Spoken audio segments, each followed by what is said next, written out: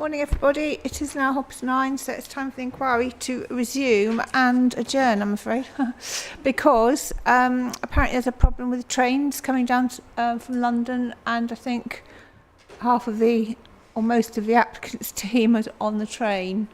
So no fault of theirs. It's Network Rail or whoever it is. Anyway, so I think they're getting about 9:15, 20 to 9, something like that. So I think to give them a chance just to settle down, we will adjourn till 10 o'clock. So I'm very sorry about that, but we'll get going then. Thank you very much.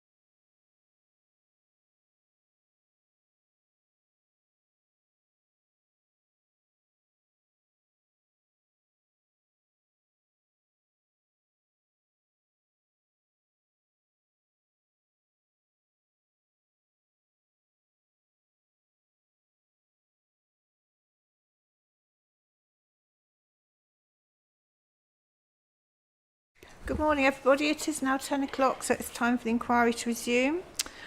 Just the usual announcement. First of all, if you could make sure you switch your mobile phones to silent, please. That would be helpful, thank you. If we hear the fire alarm, it means it is the real thing. So we go out of one of the two fire exits marked at either side of the chamber, downstairs, and we congregate in the car park, council's car park outside the building, and obviously don't come back until we're told it's safe to do so. Is everybody all right with stairs? Yep, everybody? Yep, jolly good, thank you very much. Just a couple of things before we start. First of all, thank you very much to the speedy printing and binding of the section 106. That's very much appreciated. Sorry, not the 106, the SIL schedule that I've got from, I think, the applicants. So I've got the latest version done as I asked, which was in sections which are actually easier to understand. So thank you very much for that. Now the version... The problem with having a section 106 session at this stage in the inquiry, it's not particularly usual, sometimes it happens, but it is that obviously the document is evolving.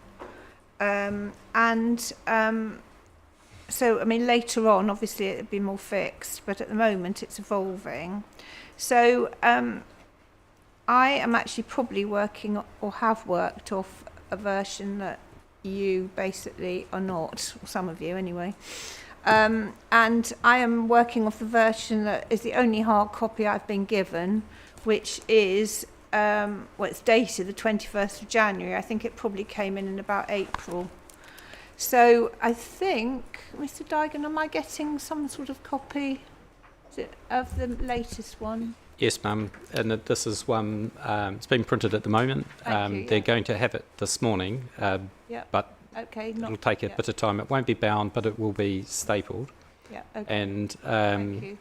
And that is the version that Town Legal sent back, whereas the since the 21st of January, Kent County Council have commented and Town Legal have come back, so there's been another couple of volleys. So the one that I'm getting printed would be kind of the most recent. And I would just note that even since that version, the council has now provided comments on a number of the schedules, so even the version that I'm printing for you isn't kind of the most up-to-date version. Okay, so, okay.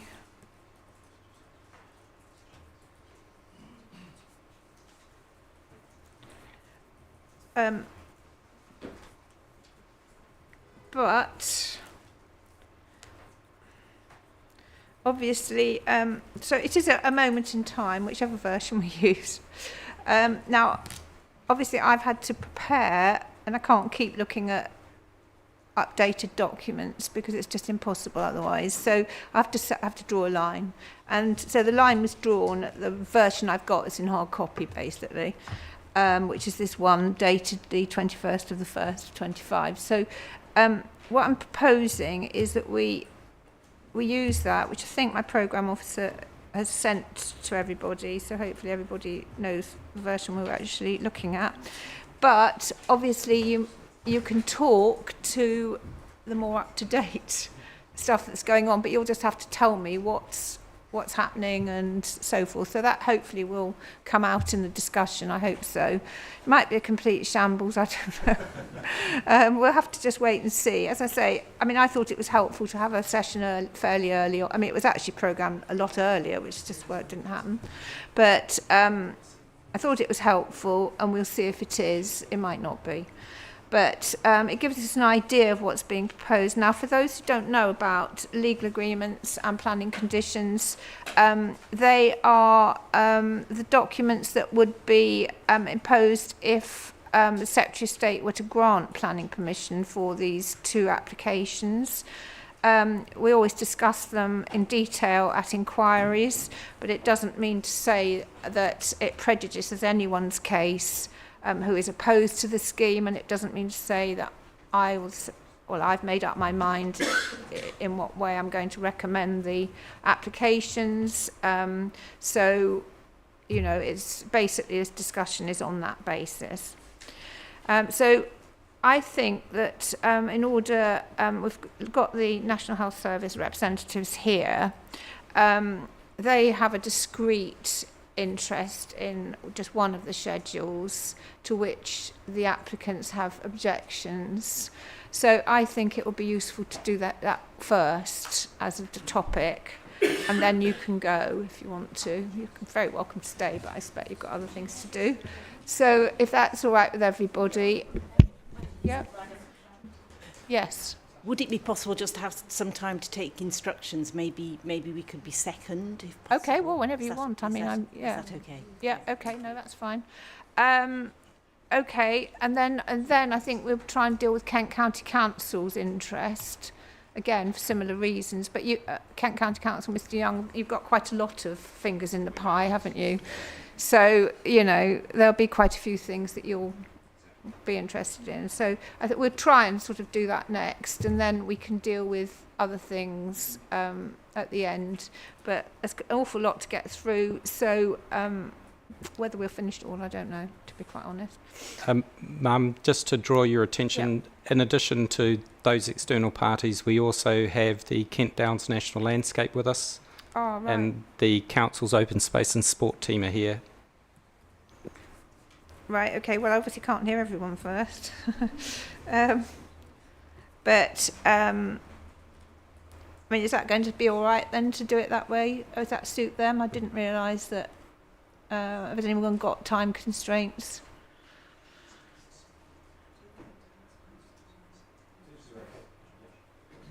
Yeah. Your order's fine, Mum.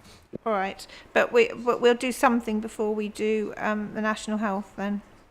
Okay, perhaps one of the Kent County Council ones. Perhaps education would be a good way to get us into the swing of things. So just before we start then, I just wanted to say, because at the end of this week we're then having a break, and then we're coming straight back, weather permitting, to the site visit. These are the two walkovers for the north and south site. As I said, I don't really mind which order we do them in, but obviously that will depend on the other things we're doing, Kent Science Park and the Frognall Farmhouse visit. So I'll leave that up to you.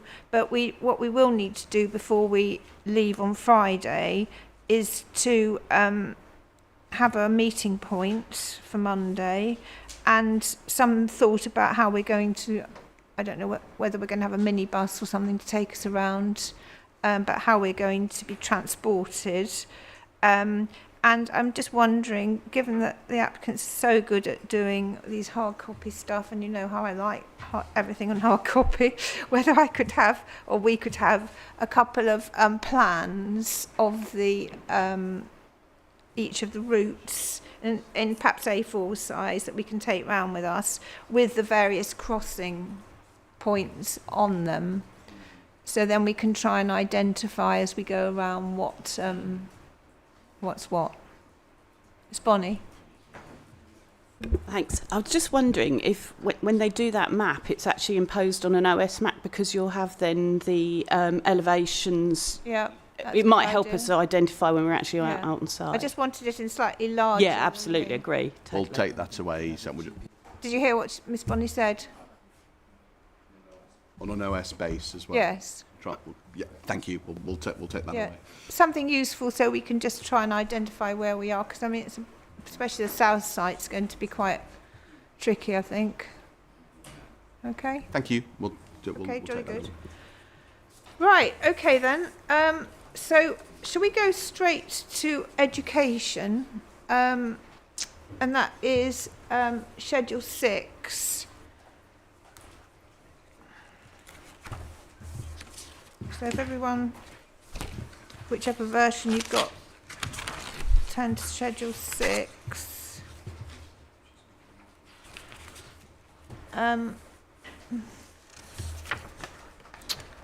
Now, just bear with me. Now, I will need to know at some stage who's speaking, the speakers and any qualifications they want me to note, and who they're representing and their position in that organisation.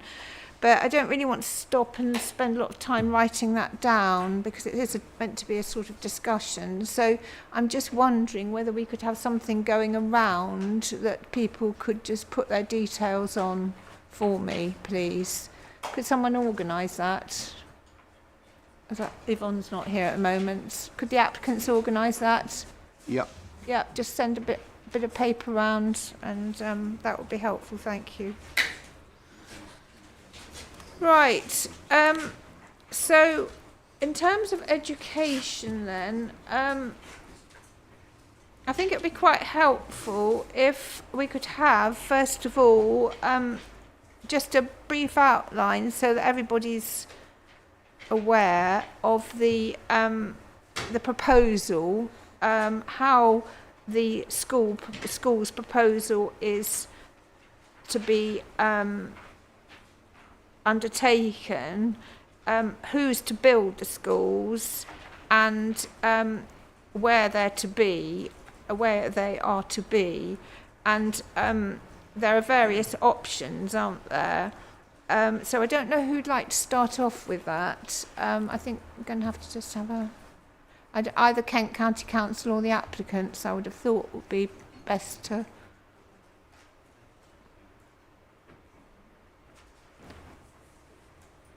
Perhaps you can just say your name as you speak, please. Morning, it's Victoria McKeegan, partner at Town Legal, solicitor acting for the applicants. Thank you. So just by way of high-level overview, there are to be 3 primary schools and 1 secondary school on the southern site, and there is to be 1 primary school on the northern site, and the locations for those are identified on the development structuring plan, which identifies parcels for the education sites that I've just referred to. Broadly speaking, and this is set out in the statement of common ground between Kent County Council and the applicant, the drafting allows for the delivery of schools on the southern site by either Kent County Council or the developer, but on the northern site there's just provision for Kent County Council to deliver that primary school. Yes, I noticed that. Why is that? Do you want me to answer that, Madam? So, Colin Finch from KCC. Colin? I was Colin Finch. Oh, sorry, Sorry, Mr. from Finch. KCC. Yes. Yeah. So the northern site doesn't fill completely a primary school, but it requires more than 1 FE, or it generates more than 1 FE of pupils. So we'll be building a 2 FE school, and that will accommodate pupils from other developments as well. So other pupils to fill it, is there would come from other developments or just from the existing population? From other developments. Thank you. Right, thank you very much. Mr. Keegan, carry on.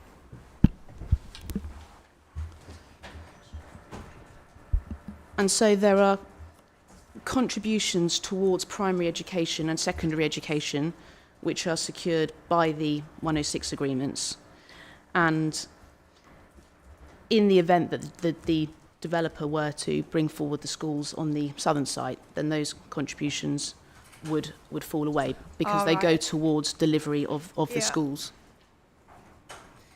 And without wanting to delve into the detailed drafting too much, essentially there are triggers set out in the 106 agreements by which the land has to be transferred to Kent County Council in the event that they are to deliver the schools, and there are specific timeframes for those which are agreed in the Statement of Common Ground in respect of the primary education land. The trigger for the secondary education land being transferred is not covered by the Statement of Common Ground, and the trigger for that is still being discussed between the parties. There are various mechanics for setting out proposals for delivery of the schools and to establish which of the developer or Kent County Council will be responsible for that. And the drafting ensures that, as a fallback, the land has to be transferred by those deadlines. If the applicant were to bring forward the schools itself earlier, then that would also be catered for. So the triggers then for the primary schools, can you, so what, could you just set them out and their justification, please? I can set them out for you, and I would have to defer You to better use the latest.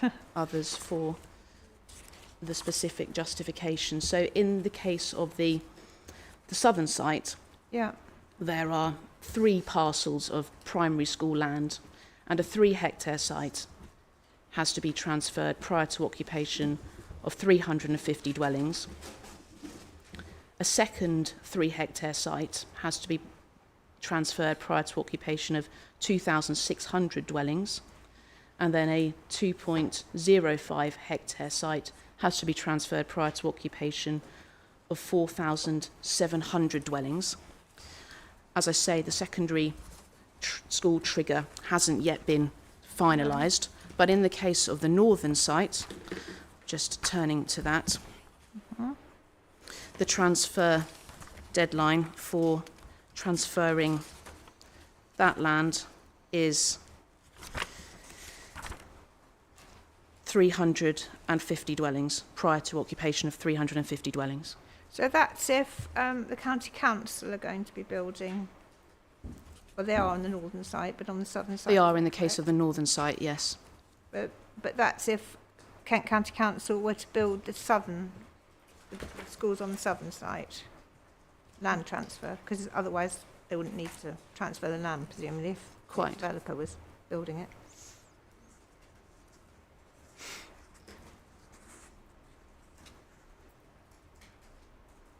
So I suppose the question is, if the developer's building it, what's the trigger for that? If the developer is to build it, and this drafting does remain subject to negotiation, the way we have envisaged it is that the owners would serve a delivery of school facility notice, which would be submitted at the same time as submission of any RMAs, reserve matters applications, for the school sites, and that would indicate whether the owners wish to deliver the schools. There would then be a period of negotiation whereby the parties would seek to enter into what we have termed a primary education or secondary education facilities agreement, and that would set out the process and the various approvals required in order for the developer to bring forward any specific education facility. And that would include timeframes for delivery and the transfer of that facility to the council in each case. But if negotiations for whatever reason may have stalled, then the backup is that that land still has to go to the council pursuant to the triggers that I've just outlined, and in that case the contributions would be paid and Kent County Council would be responsible for delivery. So there's always that fallback, but there is this mechanism which allows, in the case of the southern site, the developer to bring that forward in close collaboration with the County Council in ensuring that specifications are agreed and timeframes for delivery, etc. And as I say, the detailed mechanics of that are still being worked through between the parties. Yeah, I mean, I suppose the important thing is to make sure that the schools are available for use at a fairly early stage in the development. Obviously, there's got to be enough children to, make it a viable proposition. But where is the covenant that relates to that? So we have covenants imposed on Kent County Council in circumstances where they are to deliver the schools, which governs their delivery of the same. So they would have to submit an indicative programme to the Education Review Group, which we may come on to, setting out the proposed phasing for delivery of the school facilities and for them to secure the reserve matters approval in that case. So it's only where the developer is going to deliver the schools that they would be securing the reserve matters. And there's also provision to enter into a community use agreement, which is another important requirement. So that there isn't any trigger in terms of delivery that's linked to occupation then? Not imposed on the council, no. Well, not imposed on anybody, is there? No, you're correct. The triggers relate to the transfer of the land, and the intention is that these various strategies and agreements that we've catered for being entered into would specify the time frame for those being delivered. It's not set in stone in the 106 at present. Do you think it should be? I think that the general approach to the 106 agreement, given the scale of the development and the significant scale and time frame over which it would be delivered, means it's rather difficult at this stage to set that out. And so lots of the heads of terms cater for submission of delivery strategies, and in those delivery strategies there would be agreed triggers for the various infrastructure subject to those strategies being delivered. So the idea is to ensure that there is a robust mechanism requiring infrastructure delivery, and the strategies securing that would be submitted to the councils for approval, so they would have the ability to control that. Okay. Do Kent County Council have any comments on that? No, just to add to that, there isn't a trigger regarding occupation other than the transfer of the land, but the programming and the specification all comes down when you agree the overarching strategy and the individual strategies for the relevant phases. So that's how we see the development coming forward, and that's going to be governed by an education review group. That's how the decisions are going to be made and come forward. But, I mean, presumably, we'll come on to the phasing.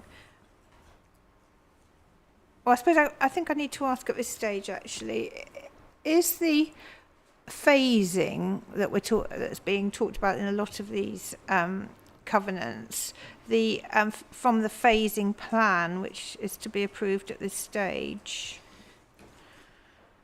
Yes, and I think this is where the evolution of the drafting is relevant to touch on.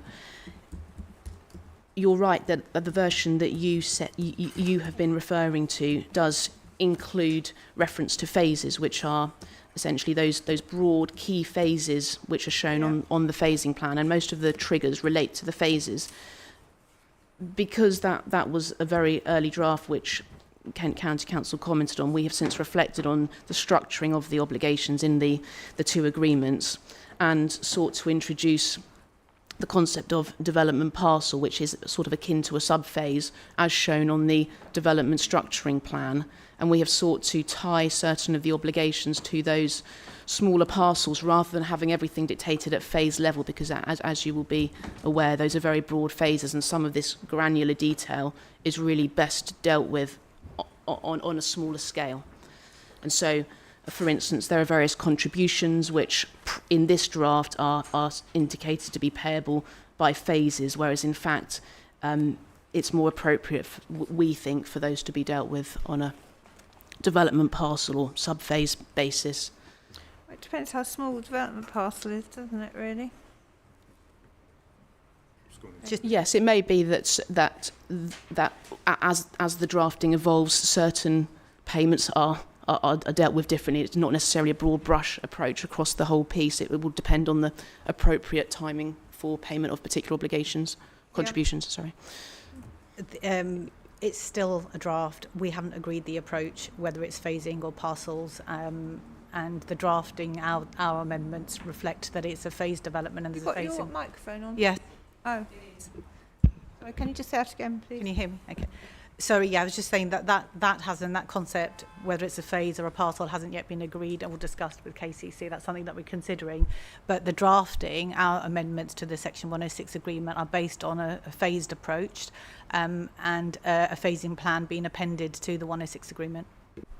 And that's the phasing plan actually that I think is one of the documents for approval, isn't it? Yes. So, right, okay, that's interesting. So, I mean, I can understand, because can we just have a look at the phasing plan, which is just for the southern site, I think, at the moment, which will be CD 8.8. 8.8. Yeah.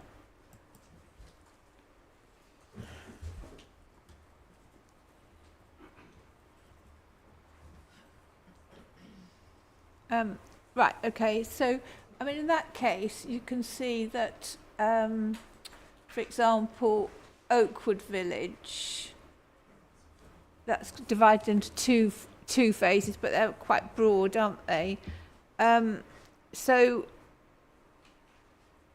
if the triggers are, and if they're divided up even more than that, if the triggers then relate to occupation of a sub-phase or something, then, you know, how does that coordinate with the school, which is there to serve the whole village, not just a small part of it? I mean, I think that would be my concern, to be quite honest. I don't know whether you want to say, Kent wants to say anything about that.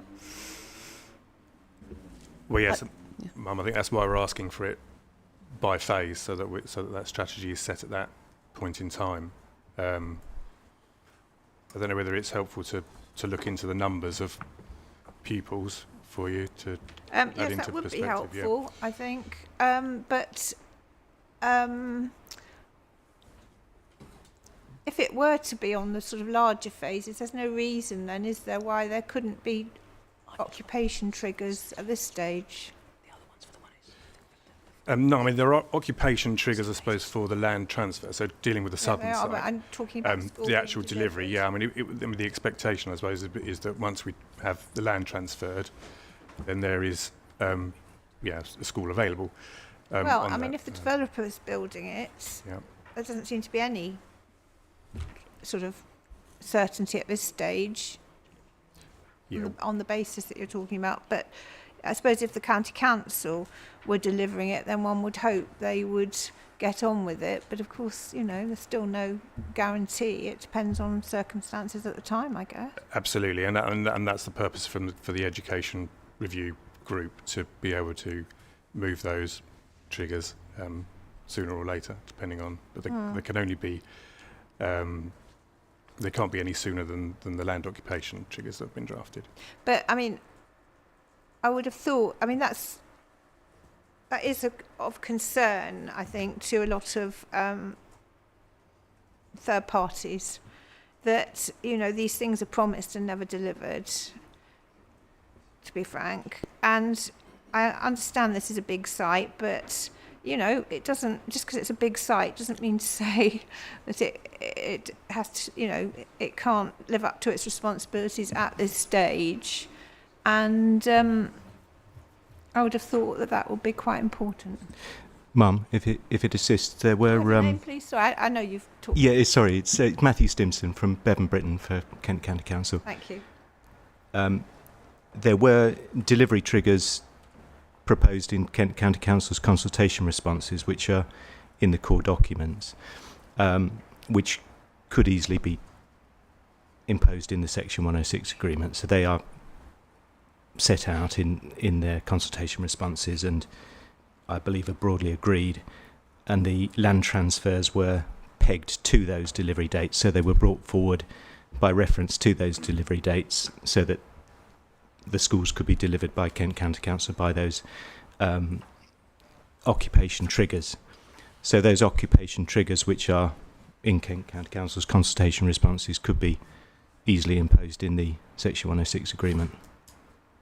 Does anybody else want to say anything about? Yes, Have we got Mr. Bell here today? No, we're unrepresented today. Okay, that's both all right. groups. That's But so I just wanted to make that clear. So thanks for that's all asking. right. Yeah. Yeah, we have as a community significant concerns around this. So outside of this inquiry, we have a site for secondary in northwest Sittingbourne that has lain undeveloped and undelivered by Persimmon Homes for years now. And this has, quite frankly, undermined KCC's ability to deliver secondary education in Sittingbourne, which is fairly fundamental. Well, it's just a school site, is it? Yeah, it's part of a housing development, but it has caused an enormous backlog, which has meant that local schools have had to be extended to make up for that provision. Plus, we've had the issue of the schools from the island well, the secondary school over there has languished. It's now been divided up into two separate academies. And that has caused a huge amount of traffic around Sittingbourne because generationally, once you get one child going to a school, it then continues for a whole generation because of the sibling policies. And what that means is that we've had an enormous amount of traffic coming over from the island every day into Sittingbourne schools, causing traffic in Sittingbourne. We've had to have those schools extended around Sittingbourne. But from a primary perspective, we have in our parishes, and we're very proud of them, small primary schools, rural primary schools that have a catchment. And those catchments stray, certainly I can speak of Rodmersham's and the others like Milstead and Breaker, stray into Sittingbourne. And this development will completely override their catchments and the draw of pupils to those schools. They are small. So we're talking 100, 200 pupils.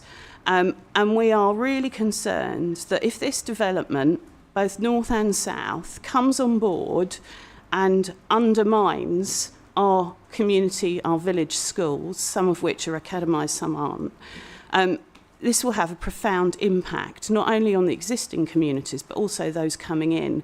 We've seen it time after time, and I've had personally so many inquiries where children are sent miles away because they cannot be accommodated within their locality. I had a child from Milstead who was being offered a school place on the Isle of Sheppey because it couldn't cope.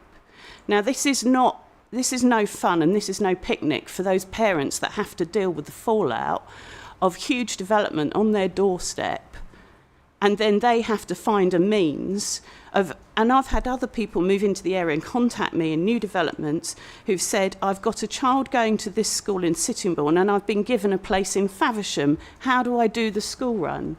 It's splitting families. And the worst thing would be that this fundamentally undermines the primary schools in the villages, which all of them are pretty much at the heart of the villages. They're not on the edge or the periphery. Tunstall's moved, but they are the heart of those communities and they sit in the middle of them. And if we have a load of development that comes along and they can't deliver the school places adequately, what's going to happen? Because in Rodmersham, we're stretched to the gills. But the community, it's a double-edged sword because it is so popular and it has expanded to absolute capacity, is that then causes a knock-on impact on the infrastructure within the village. So damage to the village greens because people are irresponsibly parking, because none of the schools have appropriate parking and drop-off points. So sorry, yeah. I understand your point then. Yeah, so it's about timing and delivery and impact on the existing school network. So what would be your wish in terms of the how the development could accommodate then? It absolutely has to be when on occupation that those schools are actually open on the time of occupation. Now I understand that obviously you've got to fill them at a on a class by class basis. But it does need to be tied in, and I have to say I'm a bit lost because there's obviously been a conversation going on between KCC and the applicants as to where that phasing lies at the moment. So okay. I'll wait, we'll have to see what falls out of this current conversation, I think, to review that. Was there somebody else who wanted to speak? Yeah, sorry, could I have your Mr. Digan afterwards? Sorry, no, gentleman at the back. Sorry, I don't know your name. Thank you. Martin Cassell, Head of Environment and Leisure at the Council, ma'am. I just wanted to pick up on the developers mentioning the community use agreement. Later on, I was going to pull it up in terms of the sports facilities contributions. We haven't, as a council, asked for contributions towards sports halls and playing pitches on the basis of those schools providing some of those facilities. Without community use agreements, you're at the behest of a head teacher deciding that their site is closed. So I just wanted to welcome the approach mentioning the community use agreements, particularly on the secondary school, obviously because they will have the sports hall provision, but certainly for grass pitches on the primary schools as well, mum. Yeah, they are in there, aren't they? Yeah. Okay, Mr. Dygan. It's just to highlight, without the community use agreements, ma'am, then we'd be seeking off-site financial contributions to build capacity in sports facilities. And the reason for mentioning it is there has been sort of a sea change from not wanting the community use agreements to now agreeing to them, and it's just to highlight if that position changes again, there is an implication in terms of financial contributions that would be required. Well, isn't it better to use the facilities that are there rather than... It is. It's just I'm trying to make sure that the other parties don't change their mind in relation to that. Oh, I see. Right, okay, fine, fair enough. Well, they're in there at the moment. Or in my version, anyway. Right, yes. Hello, Paul Townsend from Action Group. Just a quick observation about timing. So the comment was there's a trigger at 350 houses for the land to be transferred.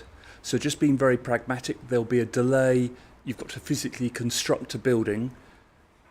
It doesn't just appear overnight. No. And the observation there is you might have 400 or 500 houses completed with people on site and no school. So it's about timing. So is there a need for having one or some of the schools much earlier?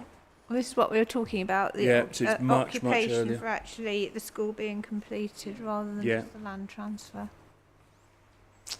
So does anybody else want to say anything about that? That's obviously something you're going to have to talk about, but I've made my position fairly clear, I think, probably. Should I come back on the numbers? Yeah, if you want to, yes. Yeah, in terms of so. Yeah. So we took the developers' indicative housing mix to calculate the expected pupil product. You don't need to go to it, but CD 15.8 is our developer contributions guide. Oh yes, I And, didn't actually. We had got that, but it was in a different place to where I thought it was going to be. So I have looked at it, but only briefly. That's fine. And CD 15.8.6 is the primary and secondary relevant appendix for that guide. So that stipulates at the moment that our pupil product ratio is 0.28 for a house and 0.07 for a flat, and that's how the pupil product's been generated. So at 350 occupation, we would expect in the region of 98 pupils for the first school, but that's taking into account, of course, the Highsted North School, the school that's associated with the northern development, so the land to the west of Tenham, has roughly just shy of 1 FE pupil spaces available. At 2,600, you're then up to 728 pupils. And at 4,700, you're up to 1,316. And overall, the three schools would generate space for 1,680 pupils. So would you look for the northern school to be delivered, site school to be delivered first then? I suppose it depends on how the yes, very much so. That would factor in as to, yes, if that school's available, then obviously there are prospective places available for before the first school on the southern site. However, if it's not, then that. So what was the first school first primary school, you gave a number there. What was So that? 350 with 98 pupils being generated from the development.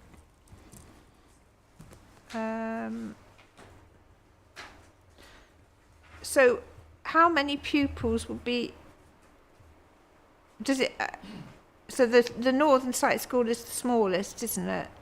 Is it two form entry, but you said there were only enough for one?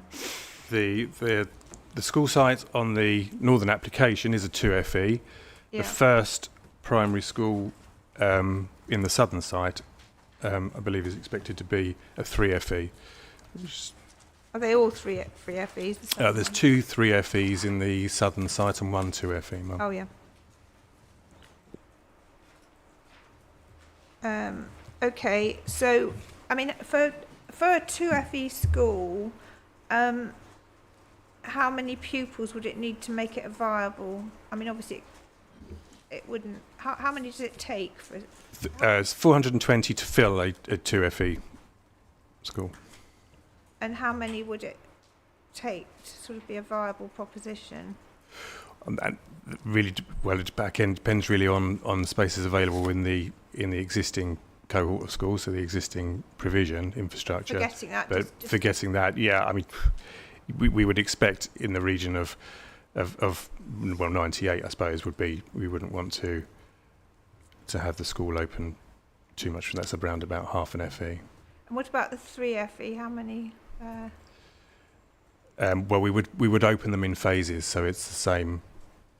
So you'd open effectively the 1 FE, and then the pupils go through. As the pupils go through the school, you increase the form of entry.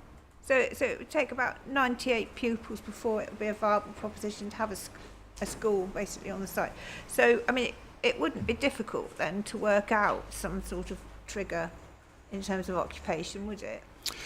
No, Mo, and as Mr. Simpson said, I think in our request letter, the request letter did state those figures as the figures that we would like the schools to be open by. I don't think that's been disputed. But it's just at the moment in the 106 relayed in a land transfer, but that needs to be picked up. I was just going to say, Madam, sorry, Sean Bashforth on Quad. Oh yes, Mr. Yeah. Yes, we'll look at those as a fallback. It does seem a sensible suggestion. So. As a fallback. Well, as a fallback, because I think the other mechanisms we are confident they will work, but actually having those triggers in there, because we'll make sure that it's delivered at those certain points. So. Okay. Right. Anything else on the triggers? Right. Just a minute. So in terms of the contributions, then, obviously you've got your development contributions guide that you pointed to. I'm presuming that you get basically a projected pupil yield, and then you use the Department of Education build cost calculator. Do you? Is that how it works? Ours uses our own build costs, but they are very similar to the DFEs. So it effectively in the region of 10.6 million for a primary school, but that was at Q1 2022. So we would expect, obviously, indexation to cover any inflationary increases. Okay. Thank you. So on the northern site, if you could just get the northern site on page, well, you probably haven't got the same page numbering as me. Let me just see.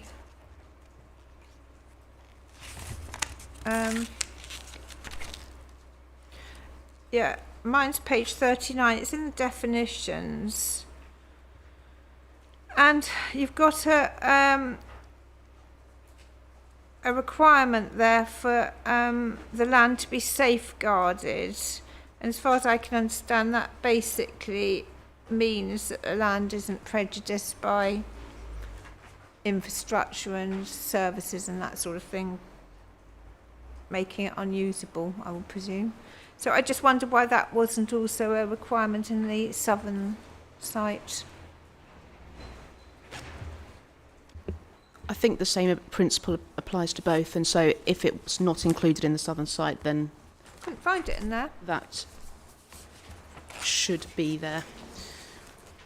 No, well, page 51 I've got on my version, but it doesn't seem to be in there, does it? Maybe it's been added now, I don't know. Has it been added now? No, oh, sorry, I thought you said it had. The intention would be for the same principles to apply, so we will ensure that that is replicated. Okay. Ma'am, sorry. Yeah. Just, I think the safeguarded definition appears at the front end of the southern agreement. It's just in a different place. Oh, does it? I believe so. Thank you. Right, okay, well, Yes, it's at 5.7, in fact.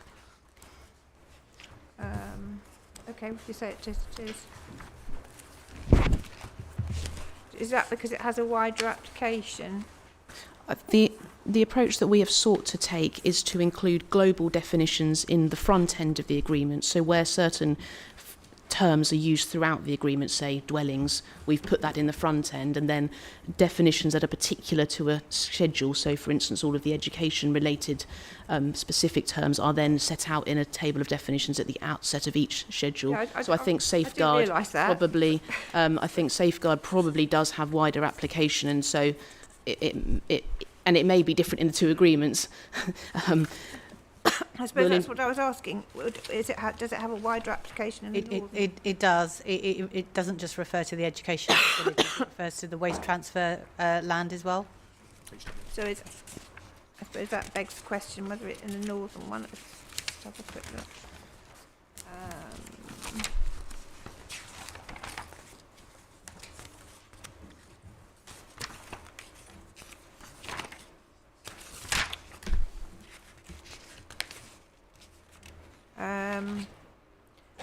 Yeah, well, it just seems to be inconsistent, that's all. Because it doesn't seem to be in the front of the northern one. But maybe it doesn't have a wider application to the northern site, I don't know. Anyway. Darla, you added it. I think you added it. This is the problem with the different versions we're working from. I think you added in the definition of safeguarded into that version in the southern. Yeah. Okay, well... Ma'am, sorry, it's probably just a product of the evolution of the drafting, and it, as these things get negotiated, a definition is inserted, then you realise it has wider application, you move as long it. as someone picks it up. That's Absolutely, the thing, and it makes sense to have it consistent between the two documents. Yeah, okay.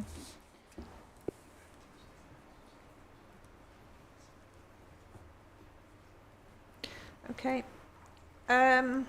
Now, this education review group, is that applied to both? Because that's certainly in the northern site, I think.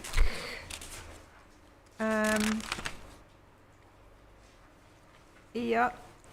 In the southern site, I couldn't find it. It does apply to both. I would have thought so. And there is a definition of education review group in both versions, both agreements. Okay.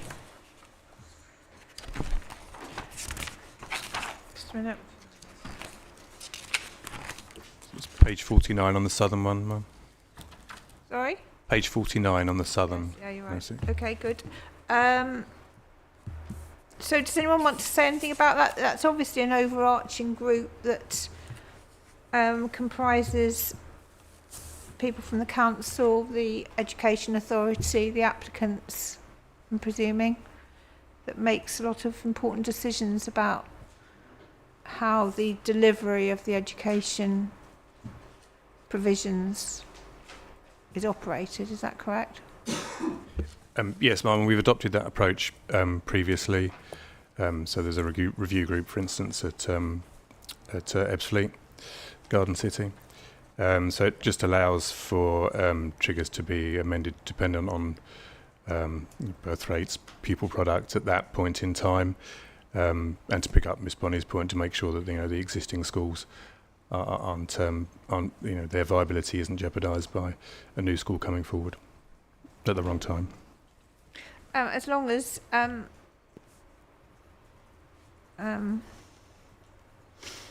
but I mean, presumably, if supposing a trigger were put in, an occupation trigger, that would not be subject to review, I'm presuming, would it? The occupation triggers would be set within the 106 at a relatively conservative level, which is why they're at the states that we've put them at. There would be flexibility were sufficiently were not enough pupils coming forward to make a new school viable for us to move those triggers back. Okay. And just to mention that the group is made up of the county council representatives and also the borough council and the applicants. I think I said that, didn't I? I think you might have mentioned that it was wider than that. Perhaps. Oh, okay. Just the 3 groups anyway. Okay. Thank you very much. Right, yes, Bonnie. So whilst we hear that the County Council and Swirl are in it, we as a community are not in it. Obviously I'm a double hatter, but I think this is actually quite important. And I am really nervous for our group and our community about the possibility of such a group making changes to any occupational and delivery of schools, i.e. creating wriggle room. And going back to your point on drafting, I'm used to seeing all the definitions at the front of an agreement rather than having to go through dozens of schedules to find definitions. And as you've quite rightly pointed out, there are different definitions according to North and South here. So I think obviously that will be sorted out in the flow. Yeah, I'm just in the agreements I've seen, I think, it's done both ways really, but quite often you do have on sort of larger schemes you have definitions in the schedules themselves. So what are you saying when you're talking about community not being in it? Are you saying they should be? Is that what you're saying? Well, it does have quite a large impact on us, and not denigrating any officers, etc. But we're at the coalface, the parish councils, of people's complaints. They normally come to us asking where to go, so we get the first-hand experience of what's going on, and etc. Okay. Have you got any comments on that?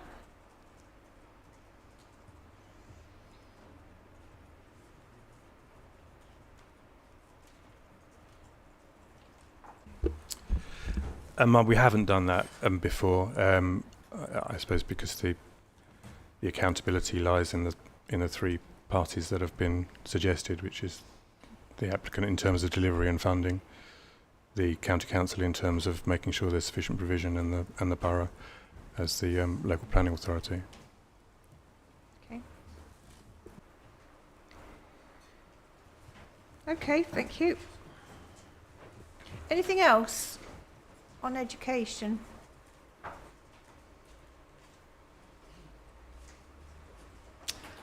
Right, thank you very much. So we're ready to talk about healthcare. Yes, thank you. I don't know if you were actually in the room when I said, but there is hopefully some sort of list going round. If you could put your details on that. You've done that. Well done. And if you could just, when you speak, I know we've got statements from 3 of you. Let me just hold on a minute. Here we are. Oh, great. Has that got everybody on it, do you think? That's the printout. It is track changed. Okay, thank you so much. Yes? If the track changes the problem, I can get it No, right, that's fine. Thank you for doing that.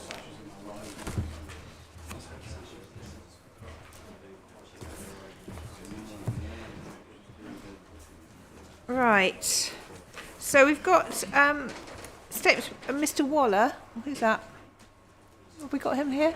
No. Yes, hello. I'm Megan Thomas KC for the NHS, and hello. Peter Cruikshank's my junior. just today here, we've got present Simon Brooks Sykes, who's sitting at the end here, who's a Deputy Director, statement from you, Strategic Estate. You've got two other statements. Neither of those gentlemen are here today. Right, okay. We've also got Liz Luxton, who's the estate's delivery lead. She doesn't speak for NHS England, but she has another statement. But obviously she's here to contribute if necessary. Thank you so much. That's great. Okay, right. So perhaps I could just summarise what I think is the situation then. So the sites would deliver a primary care facility, and that will be on the northern site. I've got a question on that at some stage. And it would be obviously a larger or smaller facility depending on whether the northern site were permitted but not the southern site. But if both of them were permitted, then it would be the larger facility, but it would be built on the northern site. Correct? That's correct. Yes. Okay. So the Just one point to note, I think that's perhaps missing one further scenario, which is that if the south site were to come forward on its own, then there would be a smaller site on that. There isn't a south site coming out on its own. There's instruction that the southern site doesn't stand on its own. Okay, that's right. Ma'am, perhaps I can assist. More recently, the NHS have wanted not so much to provide for the southern site coming forward on its own, but for an option where they may choose to have a medical facility on the southern site to service that development and another smaller one on the northern site. So it would just provide for that. Hang on a minute. No, I think that's quite If the right. southern site's not coming forward, if the Secretary of State's decide that permission is not to be granted for the southern site, then we don't have a site, do we? I don't think it could come forward on the southern site in that circumstance. In the scenario where both come forward, With both. it would be a northern, the facility would be physically on the northern Yes. side. It needs to be so that it services the Yes, residents that's what I in the area understand. properly. Yes. So we've got two scenarios. We said right at the beginning. Either three actually. Either Secretary of State refuses permission for both of them, or the Secretary of State grants both of them, or the Secretary of State grants the northern site, but there is no. But the instructions are that the applicants do not want it to be considered the southern site on its own. So that is correct. because of the road, basically. Because of the road, exactly, yeah. Right. So that's score. Yeah. I understand. Yeah. So what you said is right, obviously, that whichever scenario of approval comes about, the facility would be on the northern side. Yes. On the north, but it would be obviously bigger if it was Yes. both sites, and smaller if it was just the one. So so there's a contribution, and as far as I understand, so if it's built by the applicants, obviously there's no. I presume there's no contribution required, and there's a free transfer and lease of the facility to the ICB, Correct. Integrated Care Board. Yeah. If it's built or commissioned by the Integrated Care Board, then there would still be a free transfer of land, and there would be a sum of money, a contribution that would be roughly 11.3 million for both sites, and roughly 9.6 million for the northern site, unless those have changed. That's what was in my For northern site only, yes. it's about 1.6 million, the contribution. Yeah. I think, Oh, that's a bit different, isn't it? yes, the 9 million was the southern site only, which obviously now Oh, not I going to see. happen. I was going to say, it seemed a bit disproportionate. Yeah. That was one of No. my comments. It's only 1.6. Now, there is... The only thing that's slightly unusual about this, obviously, this is the primary care we're talking about, primary and Yeah, we'll get on to community. the acute care in a bit. If we were to... if the northern site was to come forward on its own, Yeah. what we would actually need to do is build a slightly bigger facility, because the facility that we would build, which would deal with the burden of the population from the northern site only, is below the minimum size of GP facility that we would build, that we would think is viable. So what was suggested by the applicant was that actually, no, we could actually build a bigger facility, but we only get money commensurate with the generation of residents from the northern site. And that's because there was previously a GP facility at Tainham, which you know is quite close by. Tainham, I'm not sure how we say it. Yeah. That has closed down, but obviously there are people in that area that could probably relocate to this slightly larger facility. It's gone to another centre, hasn't it? Yes, In medic Sittingbourne. care it's Yeah, called. that's it.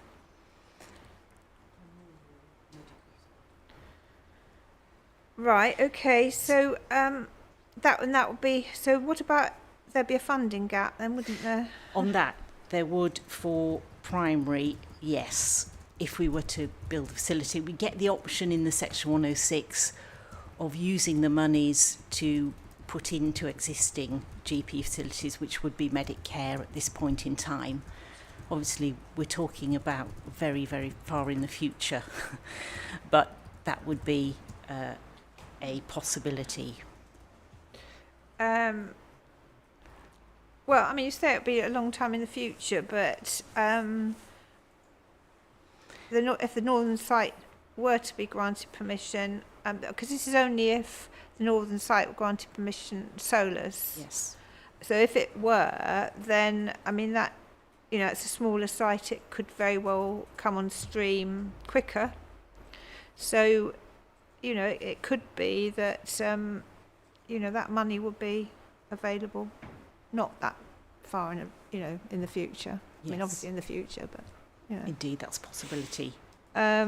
So you're saying that either. So what would happen then if there's a funding gap? How would that be filled? Well, one would look to whether you could get contributions from other developments that come forward in the gap. Section 106 contributions.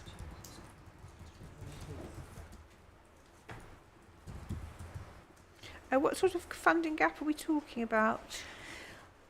In terms of money, I haven't got a figure to hand, but we are talking really about probably just building an extra story on the site. Maybe Mr. Brookside could step in there.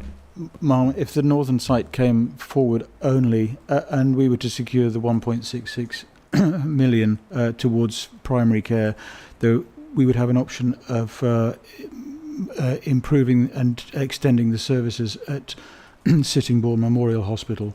It's not ideal because that hospital is about three miles away from where the site is proposed, and as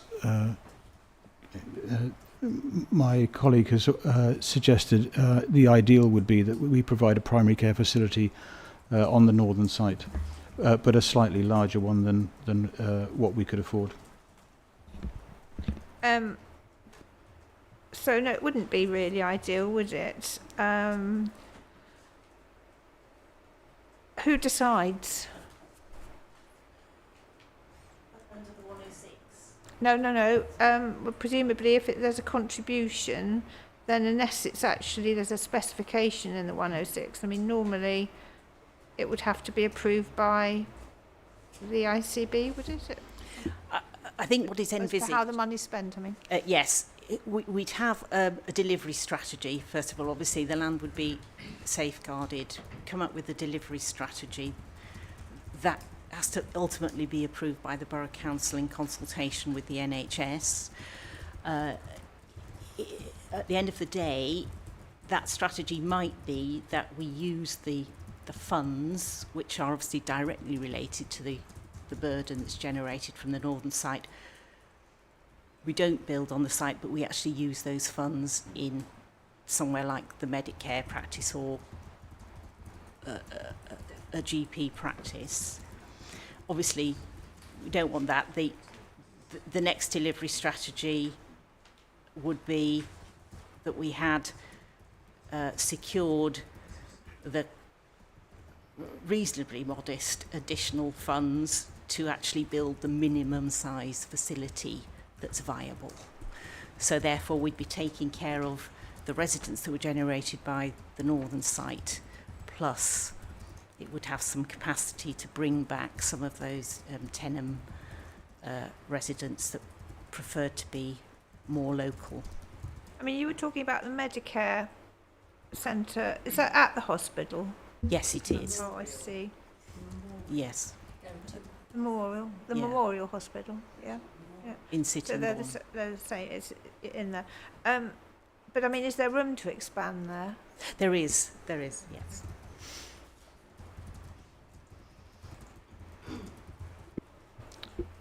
Could I highlight a couple of practical matters? Yes. If there is, so just looking at, say, the outline development specification for the mixed-use local centre on the northern site, and that provides for, in terms of the mix of uses which at the moment could be used to facilitate the healthcare facility around about 1,960 square metres. Now, if the combined application ends up being approved and the NHS are seeking the medical facilities for a larger facility on the northern site, which I think is around about 2,200 square metres, there wouldn't be enough space in the mixed-use local centre to accommodate the larger medical facility, and you would certainly have no space left over for convenience stores and so forth. So, but there is a dedicated site, isn't there? No, it's not a dedicated site. It's just that the range of uses Oh, I see. within the mixed-use centre do not preclude healthcare facilities. So where's it, if it was a larger centre, where's it proposing? If it was to be on the site, where would it go then? It's something that I've highlighted. There's not enough space at the moment proposed to accommodate it. And There would need to be some form of change of use. So, for example, flipping the business space to make it flexible and able to be used to accommodate healthcare facilities. I think that needs to be thought about, doesn't it, at this stage, really? Because is this, if it was just the northern site only, this 1,960 square metres, is that the size that accommodates not only this site but also the other uses as well? The other site. You said it had to be a bigger facility than just for the population, because population wasn't large enough. So is that the sort of size? Yeah, of course, Mr. Bashforth.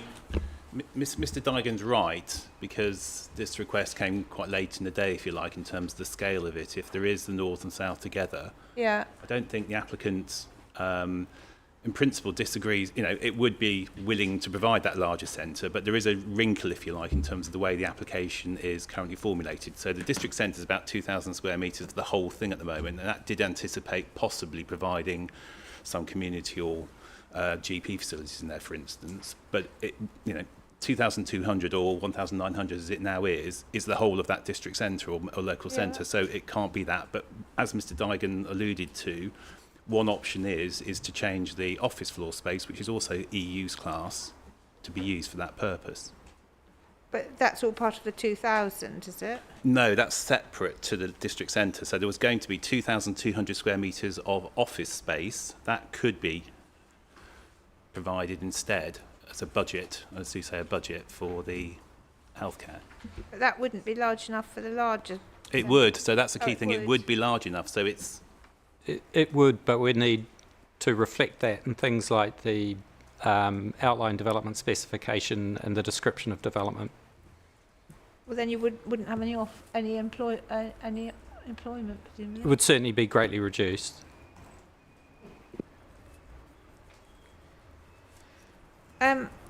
Just so I'm absolutely clear, Ms. Thomas, this, if it's just the northern site alone, you said I think it was 1,960 square metres would be needed. Is that right? For that would partly fill the people from this northern site, but also would accommodate others up to the sort of the level which is viable. Is that right?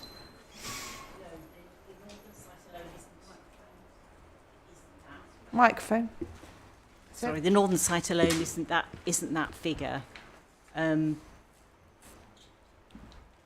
think the northern site we put forward was 840 square metres GEA and 800 square metres GIA.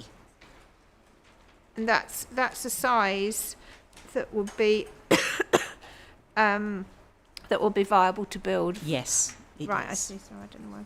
Right, okay. And then maybe the other 1960 metre square was both sites, was it? Yeah, the 19. Right. The 1980, I think you might be referring to, was north and south combined. I see. Okay. Which we'd like to be built on the northern site. So I suppose why? I suppose is, I can understand you saying that it shouldn't be right down in the southern end of the south site because people couldn't get to it from the north. But if it was sort of towards say in Oakwood Village, somewhere around there, then surely that would be more accessible for everybody, wouldn't it? Because it's a long way for some people to go right up to the north, isn't it? Well, we have looked at this, and we do have a strong preference for it being on the north because of the closure of the Tenham facility. That was really our preferred. I mean, we're reasonable. We certainly hear what you say, but we would have a preference on the northern site.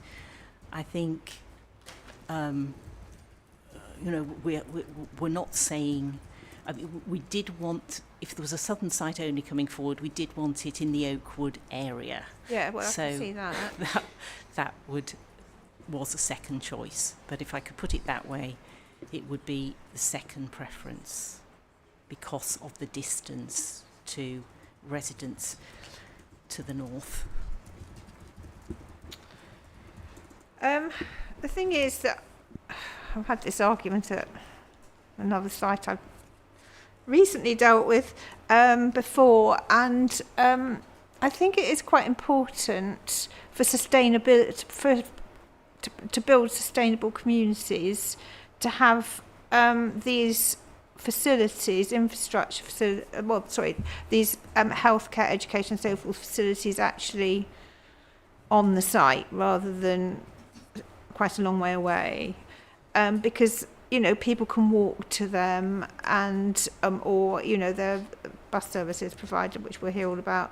But it's much more sustainable than just expanding existing practices, in my personal opinion.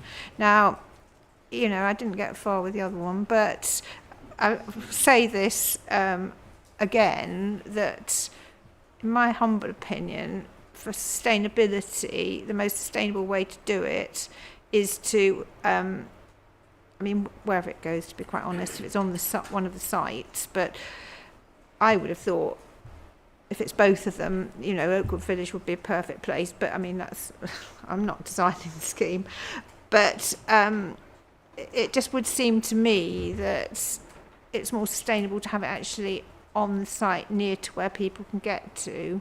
And then otherwise, if it's in the middle of Sittingbourne, they'll probably be using their cars, I think a lot of them, to go and get there. you know, just, well, that's my view anyway, Mr. Bashful. I think I agree. That's very helpful. I agree with the principle of that, and that's the way the master plan has been set up. So the mixed-use centres would be where that's where the public transport will be. That's where the other facilities, the shops, and the community facilities will be. So actually, mixed-use trips, there's public transport to them, and there's public transport to our other parts as well. But that's the way the master plan has been set up, rather than just having one big one on its own. So. And because Oakwood's north has got a centre, hasn't it? It has, yes. So all of the villages have got their own centre, depending on size. The size varies, but depending on the population. But that's the principle. There is a heart to each of those communities and villages. I do wonder the relevance of where the Tenham surgery was, you know, the one that's closed. I appreciate that might be a starting point for the NHS to be thinking about where we might want to re-provide one. But if the north and south get approved, we're talking about, you know, a very significant change in the sort of local infrastructure and where people are living, population centres and all of that. So just sort of taking, well, let's make sure it's as close to Tenham as possible as the starting point. You know, with respect, it just doesn't make any sense. Well, obviously, it would be helpful if Tenham residents would have access. I would have thought, of course, easily. Of course. But I mean, I walked to Tenham. It's not that far. Well, it's a bit of a walk, but you know, I would have thought if it was either in the local centre, which is proposed on the northern site, or Oakwood Village, it would be reasonably easy for. I mean, it would be as near for them, I would have thought, as someone right in the south site, southern site. I don't know. I mean, I'm not local, so I'm just postulating here, but you know, I think it. Yeah.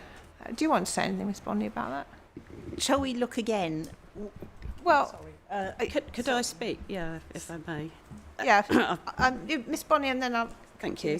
Thank you. Okay, so this is possibly the hottest topic in amongst our community and has created a considerable amount of frustration. We have a significant under-provision of GPs in Sittingbourne, and there is a thin and invisible line between Sittingbourne and Faversham in terms of how we're divided up for how care is procured, shall we say. So if we go to the Memorial Hospital, it currently has in it a minor injuries unit, a significant GP facility called the Memorial Hospital, and it has the, shall we say, temporary GP facility that closed down in Tenham, has been moved there on a temporary / 5-year basis. And what has happened around the Memorial Hospital is it's absolutely chock-a-block. And Mum, I would like you to go and visit that area, especially around school times, peak times, but also in the morning, because you have Highsted Grammar School there, you have Falston Manor Secondary School, and you have the Memorial Hospital. And what you have is a real problem around parking, to the point that I have had to call the police on several occasions along Highsted Road because people have parked because they're desperate to get to their GP appointment or hospital appointment. They can't get there. And so this, we can add in a surgery there idea is an absolutely appalling idea, if you ask our community. Just the problems they're having getting there now with adding on top of it. So I frankly, and I'll come on to my colleague here in the other group. So that's the first thing. What we've got is we've got an overload on the patient ratio, and we need to somehow attract GPs. But in Faversham, you've got a surgery there that is one of the best in Kent in terms of rankings of GP ratios. So we know that they can be recruited, but given the right facilities and in the appropriate place. For the southern side of Sittingbourne and our villages, we have to come into Sittingbourne. And in the round, the proposal here is that places like Highsted Road, there'll be changes to the flow of traffic to Highsted Road. So those villages that depend on the memorial services are going to have difficulty getting there. And in terms of public transport, we'll cover that in another area. But it is absolutely critical to our mind that there is a facility that's brought on board at the relevant time. Now then, within the red line boundaries, I pointed out to you earlier, Stones Farm wasn't completely encapsulated within one of the maps. And that is significant because if you read the section 106 for Stones Farm, the ICB's predecessor failed to ask for a single penny contribution for the Stones Farm application. And that meant that we were fundamentally disadvantaged as a community, which piled more pressure onto the GP facilities. And I'll come on to an element that goes into urgent care when we get to it as a separate section. But there is nowhere for us to go. We can't just move on to another surgery that has less patients at the moment. We have no choice. When this surgery opens, or if a surgery opens in one of these developments, I can tell you it will be overwhelmed with people from the existing population trying to join it because they cannot get an appointment. My husband, for example, phoned up for a GP appointment and is offered one in 3 weeks' time. And it is a crisis point for residents in South Sittingbourne and Sittingbourne that the NHS absolutely focuses on this and that this is in the right place and it's open and operational at the time these new residents come on board because they will be severely disadvantaged. Well, as for waiting for GP visits, I'm afraid it's not just a Sittingbourne problem. I know, but it's a national problem. But it's horrendous. And so the safety valve, if I may mention this, because we will come on to urgent treatment centres. In Sittingbourne, we are the largest town within Swale. We have a minor injuries unit with no GP prescribing facility within the minor injuries unit. So what happens is the locals are directed, when they need an urgent appointment, they are directed to the Isle of Sheppey Hospital for that appointment. Now, that is actually further to drive to than the Medway Hospital Urgent Treatment Centre. And actually, we're going to come on to the acute in a minute. Right, okay, well, Miss Thomas, you were going to say... Oh, sorry, Miss Thomas first. I'll just say that we will think about it further, but as I said, my instructions are that it would be preferred to be on the northern site. But can we think about it, given what you said about sustainability, etc.? We'll look at that would be good. Scheme. And obviously update you, because we have another date, I think, don't we, to deal with? Yeah, we do. Final. Yes. No, that would be very good. Thank you. Right, I'm going to come to you in a sec. Is there anything anyone wants to say? Ma'am, could I add something? Mr. Gearing. Thank you. So I just want to kind of make a point here that we have had long-ranging and numerous conversations with the NHS about this topic, and as a company, we're really keen to make sure that we address some of the concerns that are being raised by the local community in the site. So we have a preference for on-site delivery. For the Tenham scheme throughout, we've always discussed delivering on-site facilities as part of the Northern application that does have the additional land needed to actually make a viable surgery. And we know, and I'm sure Swale will be able to confirm, that there are numerous Section 106 agreements with contributions that are collecting for healthcare, but there's not the ability to spend that money in a local area because a site hasn't been found. So from our point of view, our preference is on site, like you mentioned, rather than off site elsewhere. Picking up on the combined approach, I agree with Mr. Simons that yes, if both schemes are approved, then we can speak to the NHS about whether Oakwood's a better location for a single surgery. But I just wanted to make clear that our preference is on site and not for moving the money off site to the Memorial Hospital or elsewhere. Okay. Yes, Mr. Tyson. Thank you. May I just re-emphasise a couple of points that Monique made? One was GP and health facilities are really, really high on the local agenda. Yeah. Really high. At all our parish council meetings, that comes as a constant theme. Second one, just giving a little bit more detail about the Memorial Hospital, which is located here, very close to us here on Bell Road very close to us here in Sittingbourne. You've talked about car transport, or accessing the site by car. The point there is it's a circular design of a hospital. The car parking is looped around the outside of the hospital. Physically, you can't extend that car parking because you are bound by other people's property on all sides, 360 degrees around that site, number one. Number two, you may be able to build the physical building up, but there's nowhere to park for the residents attending. So that's a real important one.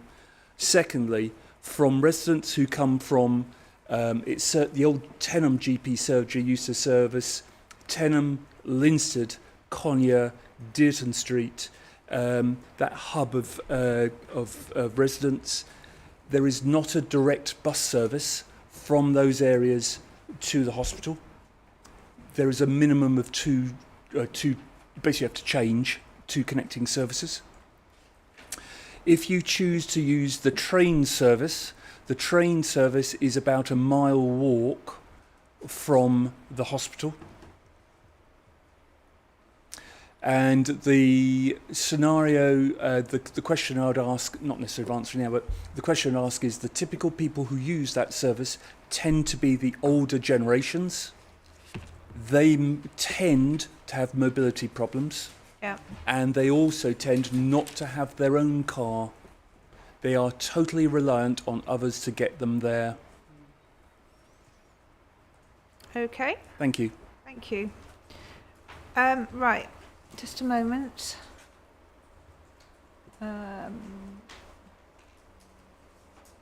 Yes, and I suppose it will be the same comments as we discussed with the schools about triggers and having some sort of occupation trigger. I can't remember whether there is or there isn't. For the actual provision, that would be a similar point, I think. Yes, we obviously would want to, if we were able to build the facility on the north site only, if that was the only thing that came forward, and we were able to build a slightly bigger facility, we would want that in place fairly soon. From memory, I think we were asking for a trigger of prior to occupation of 300 dwellings, where we'd... Is that just if it was just on its the Solus facility, or are you talking about either of them? I think we'd want it finished before the occupation of 300 dwellings Solus. Either. But we're having difficulty because we haven't got a very good phasing plan to be able to really work out numbers very easily. So there is a certain amount of estimation in this. Well, we have to some extent. Where's the... someone tell me where the northern site phasing is. Is it 3 something, isn't it?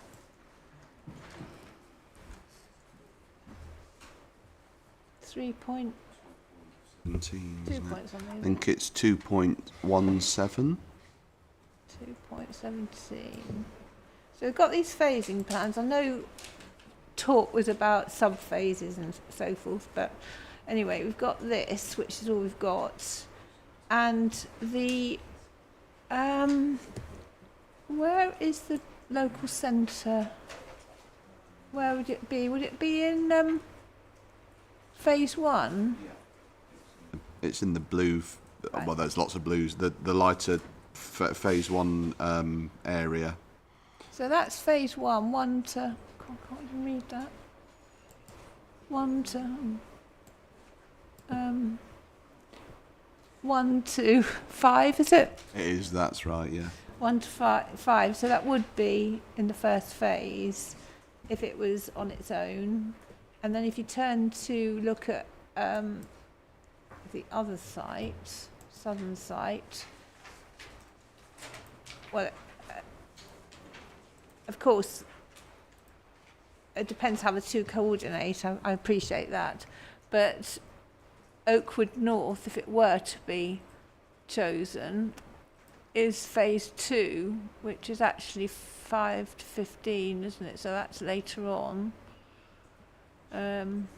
So from what you say, I mean, that is an advantage, I suppose, but depending on which, I mean, we'll talk about this. Mr. Bashforth, I don't suppose you want to say anything about, I know it'd probably be something for planning, won't it? But I haven't seen the planning evidence, so I don't know what it will be dealt with planning evidence, but we do need to overlay where the things are. If I could come back, I can answer that later, because we just want to check, because there's also a budget issue in terms of how much is in that Oakwood.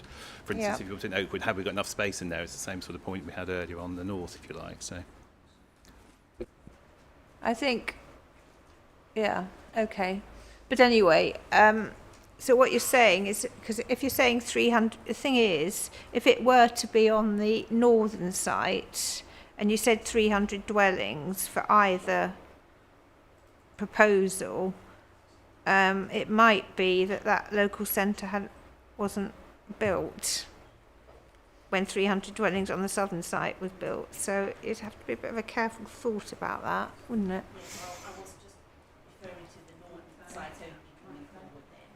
Microphone, yes. I was referring to the northern site coming forward on its own then.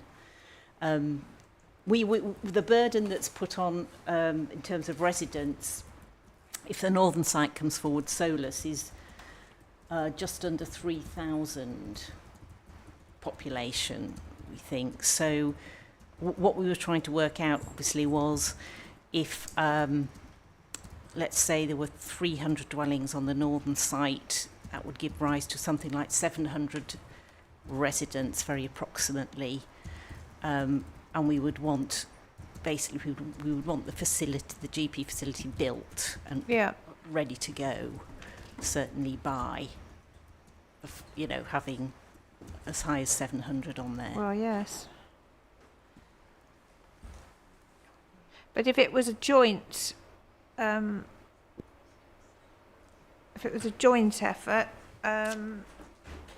to serve both sites, that would have to be carefully thought about in terms of if one was to put a dwelling trigger, if you like, for completion, it would depend where it went and how the phasing goes. Yes. Which neither of which we don't know at the moment. Yes, that was our difficulty too. So, I mean, we should know by the end, hopefully, we will know by the end of the inquiry, I'm hoping, but we don't know at the moment, and something that needs to be thought about. Yes. Ma'am, we've already heard from the councillors the pressure on existing services, and any additional growth in the demand for primary healthcare services really needs to be, we need to have a facility in place as soon as possible to cater for that additional population. So regardless of whether it's the northern site alone or a combined northern and southern, I think we would be asking very strongly for a facility to be in place, probably around the 300 dwelling unit point. I mean, the only problem is, of course, that yes, it will serve the existing population, but the developer can't be expected to, the developer meets its own demand, but it can't be expected to meet unmet demand from outside. So although the facility would accommodate existing residents in practice, one can't expect that facility to be, I suppose the ultimate would be to be in place before any of the dwellings were occupied, but there's no demand coming from, if you see what I mean, from the development, and so that would be unreasonable. That would be an unreasonable request. So there is some scope for the current facilities in Sittingbourne Hospital to be able to take a small initial growth in the population, albeit it's not ideal because, as we've already articulated, it's about 3 miles away, and Sittingbourne Memorial Hospital has its own challenges at the moment, which is why we'd ideally want a facility in place sooner rather than later to cater for the needs of this new population. Okay. Well, I think that makes it very clear. Thank you very much. Anything else on that before? Oh, let's just see if I've. Oh, yes, the contribution level. Actually, you've got concerns about that, haven't you? Because of the. I think you've got two concerns. One, you were concerned that in the calculator that was being used, you felt the household size was too large, and also you thought that the model methodology was, in your terms, rather opaque. So I don't know who wants to speak about that from the applicant's side. Hello, Mum. Sasha Gordon from Quad. Just to the point on the population, the average population size used in the model is high. It's both high compared to a national average and the existing average of the population. So as that directly relates to the square meters requested and therefore the amount of money requested, we would just like clarification on why that number has been used, if that's okay. Okay. So who's going to speak about that? Yes. We have a very robust modelling system. This is the SIDM model, madam, and all our modelling is backed up by data from the census data, NHS data that's gathered, and we consider that the population people per home, we've got 2.65 people per home, is not too high. We've taken the average population yield across all plan sizes of dwellings to be that 2.65. And then obviously we've taken something off for internal migration, people that are already there. But we've also got that from the Census 2021 data, and that's derived at local authority level anyway. So we consider it is robust, and we hope to convince the applicant of that prior to the close of the inquiry. Very well. Can I just come back on the scale of the impact it has? So 2.65 is very high. So 2.4 is a national average and 2.51 is the current average for Swale. And while those differences seem small when you're looking at those fractions, the impact it has on the model, as far as I could work out, is in the region of 3 million. So it's a significant proportion of the overall that is caused by that swing. That's just why we want to ensure that the number being assumed there is accurate. Well, I think there's more talking to be done, isn't there? Yes. Yes. Yes. All we right. We haven't had another figure put forward to us yet, and hopefully we could have a figure put forward and we can see what our differences are. Well, I would suggest that it might be better to sort of get together in person and talk about it. Yes, so that you can explain and they can explain their point of view and maybe come to some. But the other thing was, did you want to say something about the model methodology? Is there anything particularly that you're concerned about there? There was only one point really apart from the assumption on the average household size. There was a very helpful guidance note given to us which did go through the step-by-step process of the SIDM model, and I'm aware of the SIDM model, so that wasn't new information. The one element I couldn't recreate was the translation of activities, i.e. visits to the GP, to square meters. If clarity could be provided on that, then the impact of that seems, from my testing, to have potentially a 27% decrease in the outcome, so it's important to understand that step of the process. So Yes, we understand that they've asked for more steps in our calculation. We do think they exist already in the documentation we've produced, but we will obviously talk about that too. Have a meeting.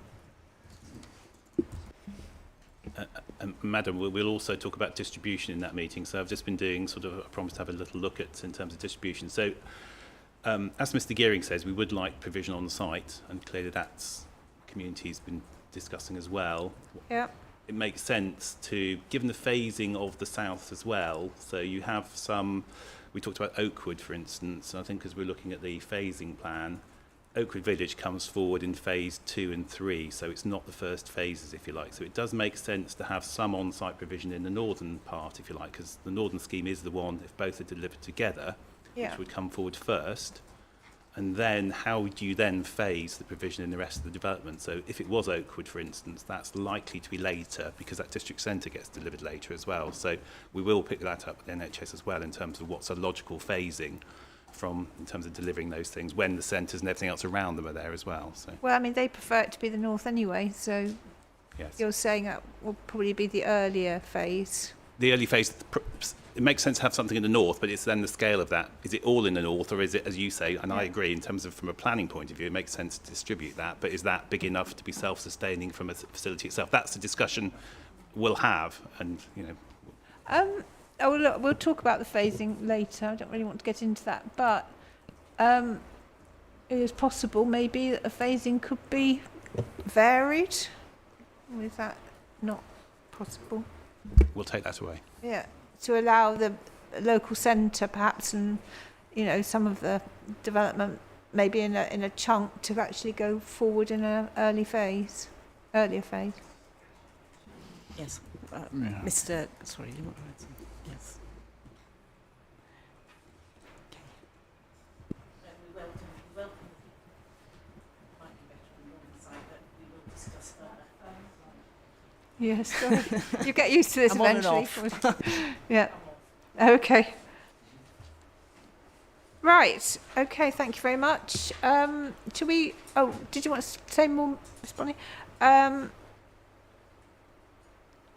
Okay. Fine. I've all my points on that. So, before we come to the acute care, I think perhaps we'll have a break. We've been going over an hour and a half now. And then we'll come back and discuss the acute care, and we'll certainly hopefully do that well before lunchtime, and then you can obviously go. Okay? I'm grateful, thank you. All right, so we will have a break until 12 o'clock. Thank you.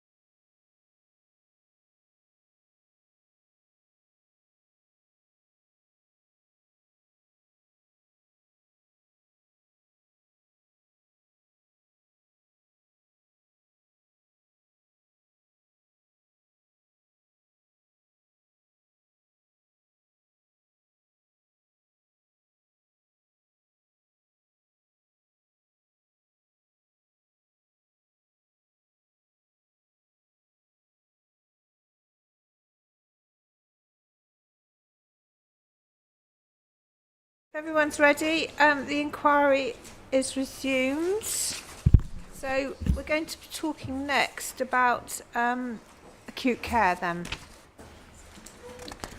And that's the second part of the healthcare contribution. So just, if I can just say what I understand, and then we'll go from there.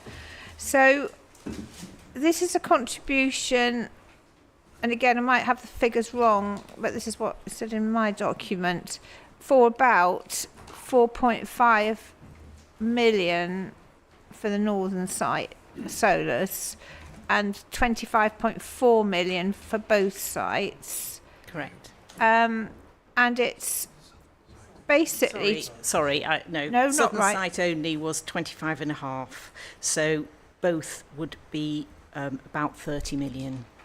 Oh, sorry, yes, yes. Yeah, you're right, sorry. It was done separately, wasn't it?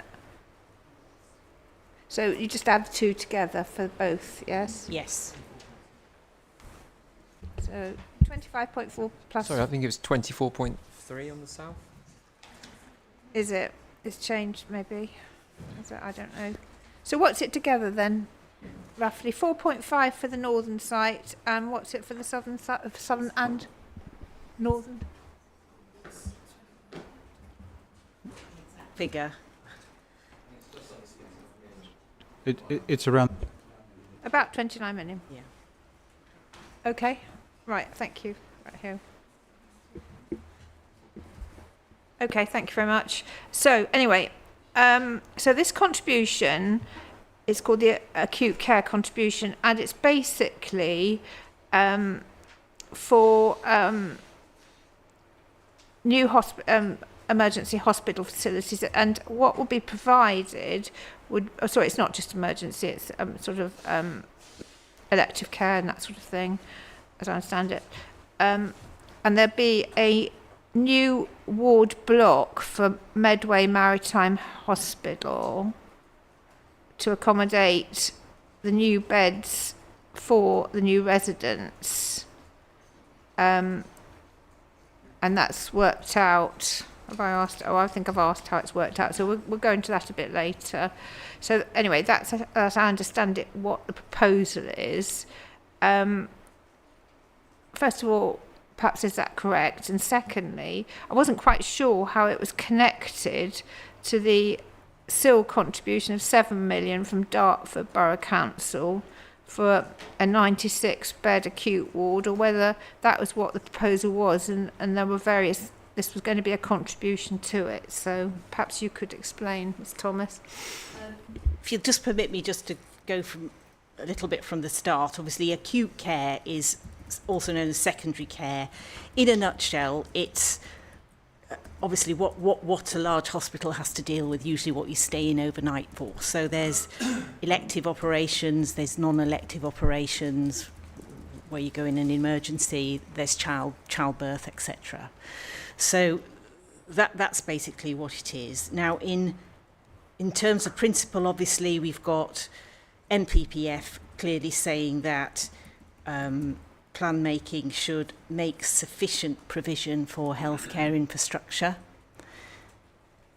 We've also got PPG saying expressly at paragraph 53 that it's necessary to secure facilities for healthcare, and it specifically says facilities needed for primary, secondary and tertiary care and the wider health and care system. That's just the principle. Obviously, that's been around since at least 2019, which obviously feeds into this point that the applicants are saying, well, you know, we didn't know about this. We say it's been in policy for a long time. So that's just the principle. So here, as you identified, if you take both sites together, we work through using our SIDM model a floor space requirement, and basically we need 63 bed spaces to be provided. So that is basically around about 10, if the northern site was to go ahead on its own, it's actually 9.41, and about 52 for the southern site. So in total, it adds up to about 63. So again, having looked through our model with all the data that we've got obviously a repository for all NHS data, and particularly in Kent and Medway, we find that people who would occupy these sites would have to go to the Medway Memorial Hospital. And Maritime. I get my M's mixed up. Medway Maritime Hospital.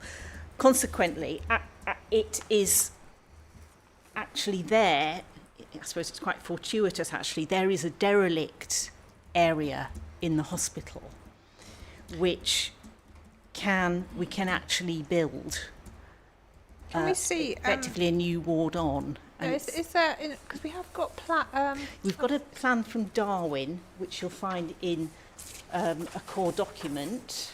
Okay. I was just wondering if Mr. Waller's statement, there was some information, quite a lot of information about this.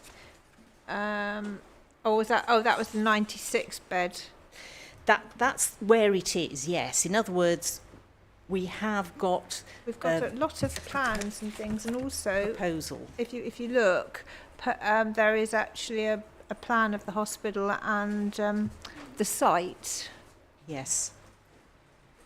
If it is this 96 bed acute ward, is that the same thing? That's a larger, obviously that would be 96. Yes, but funding was that's available. What this would go into. For that, it would. But obviously if this was the only funding, it could be built to the 62 beds. Well, you've already got 9.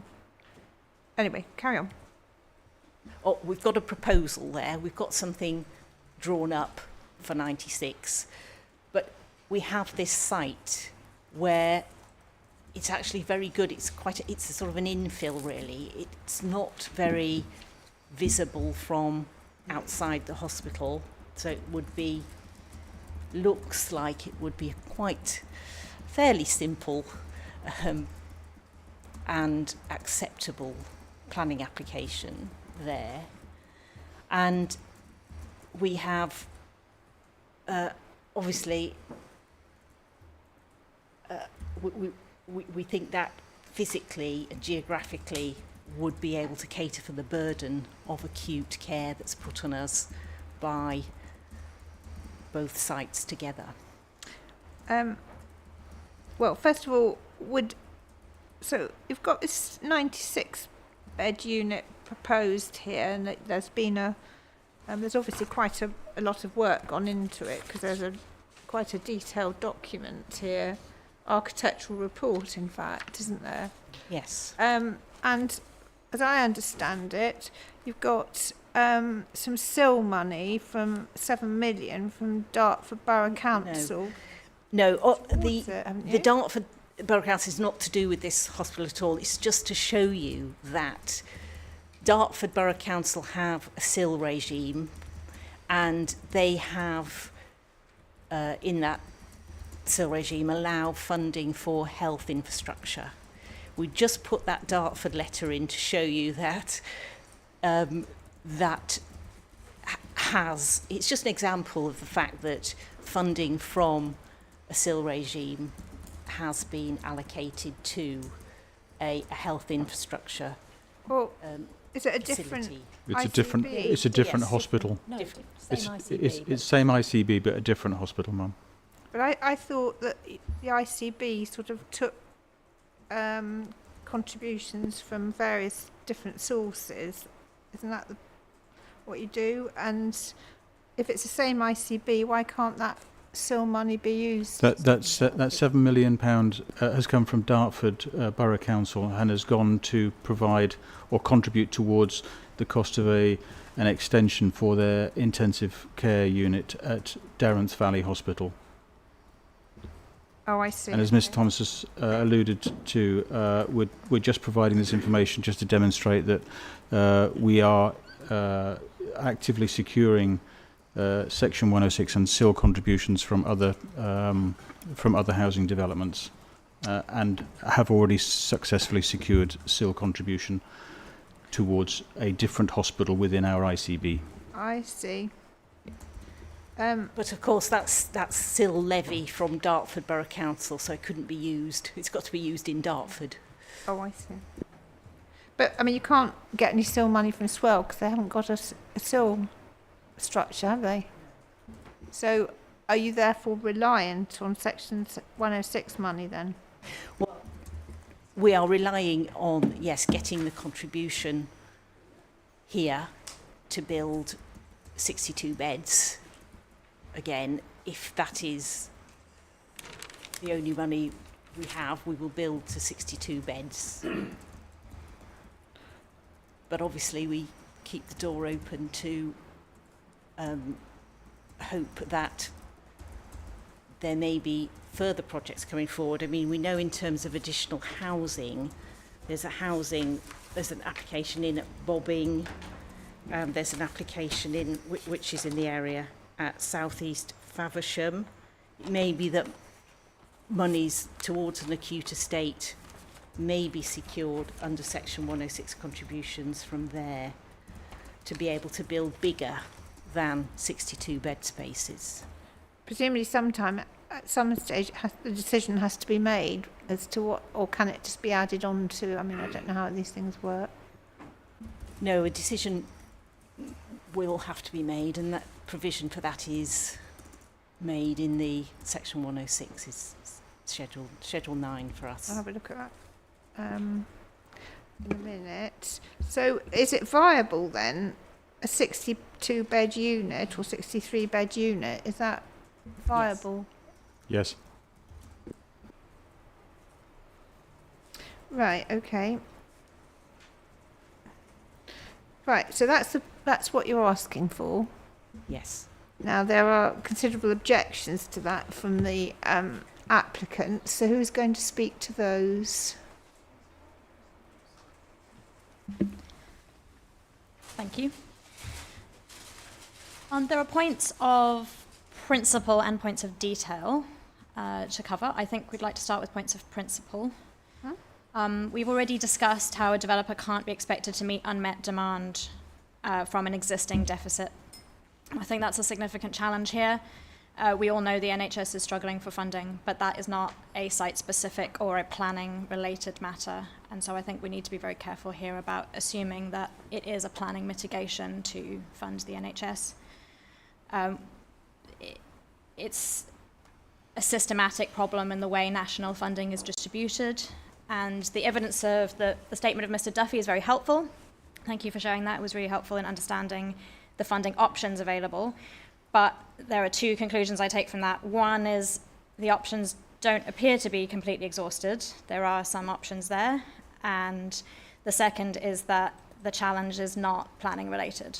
There does appear to be a systematic challenge of why the funding cannot follow population growth, especially when the population growth is responding to identified need and a national housing shortage. But, okay, so you said there's principle and detail. So I've got a few more principal points, but I'm happy to pause there if we want to discuss that. Well, you said there's a systematic challenge. Do you want to just explain that a little bit more? Yes, so Mr. Duffy says that there is available funding for things like changes in approach, so diagnostic services, digitisation programmes. There are national programmes that attract funding, and it says there's up to 25 million pots up for that. However, he then goes on to say that similar types of funding are not available for housing growth. And I would say that therefore, given that this type of housing development is top of government agenda, I would say that's a systematic failure of the national funding formula to allocate the funding here.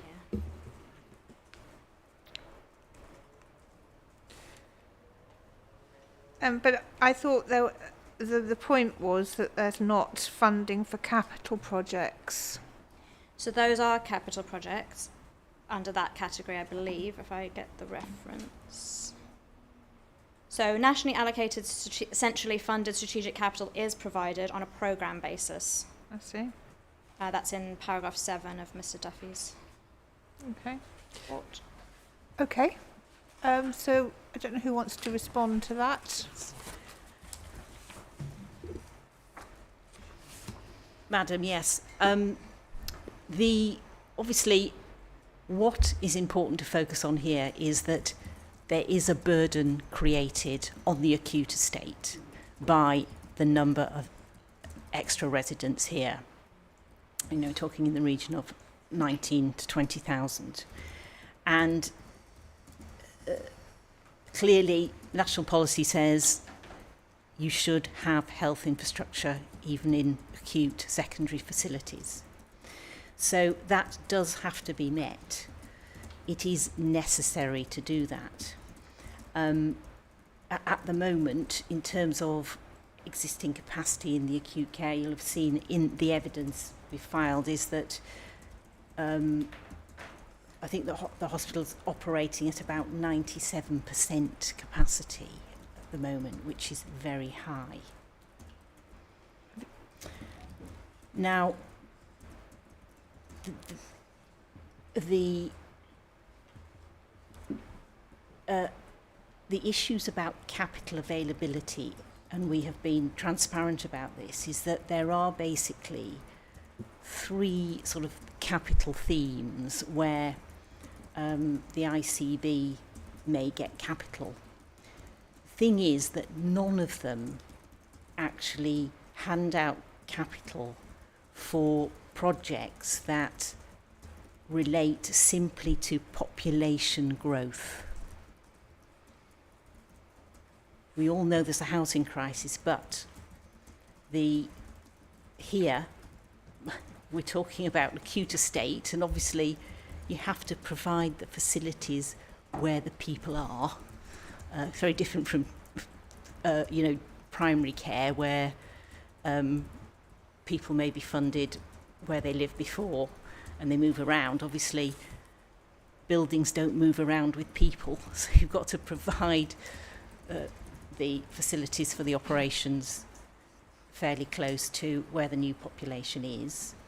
But we have these three themes of capital, and there is no reasonable prospect of getting funding to meet these 63 additional bed spaces from those capital streams, if you put it that way, because the first is really related to the new hospital programmes, and that is schemes which cost roughly, generally speaking, above £25 million.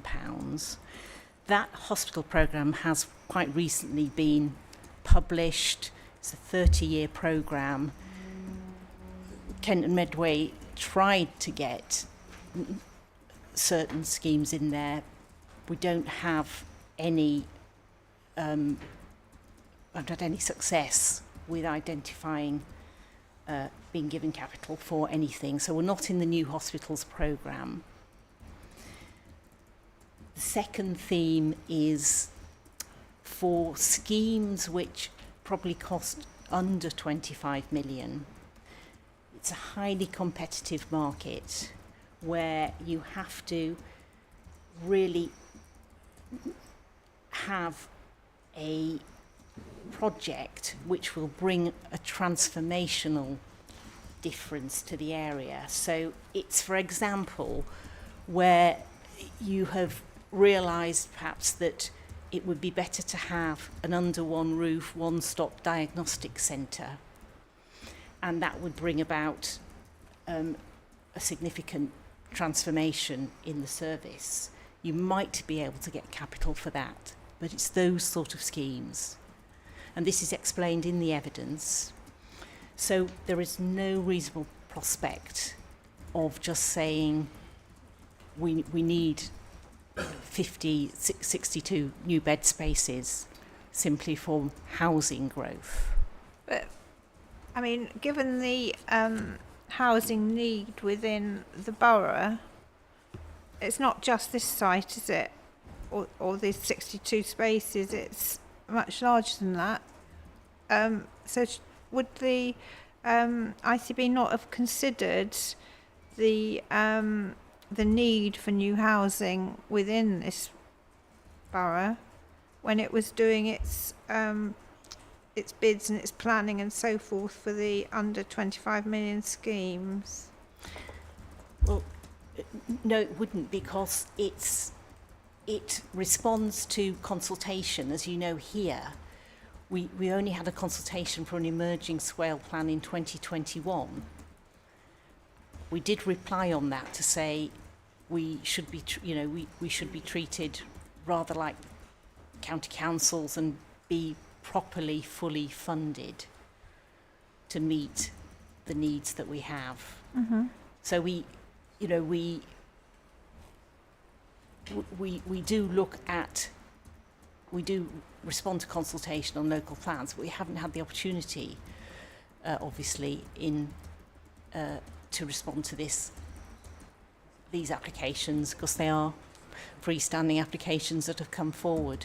Well, yes, not these. No, I appreciate that, but you've obviously had a chance to respond to the emerging swale plan, as you said, in 2021. So presumably that must have identified the need for additional facilities, and I'm presuming that if this particular scheme got permission, then there would be, and the swale plan has been put on hold, as I understand it.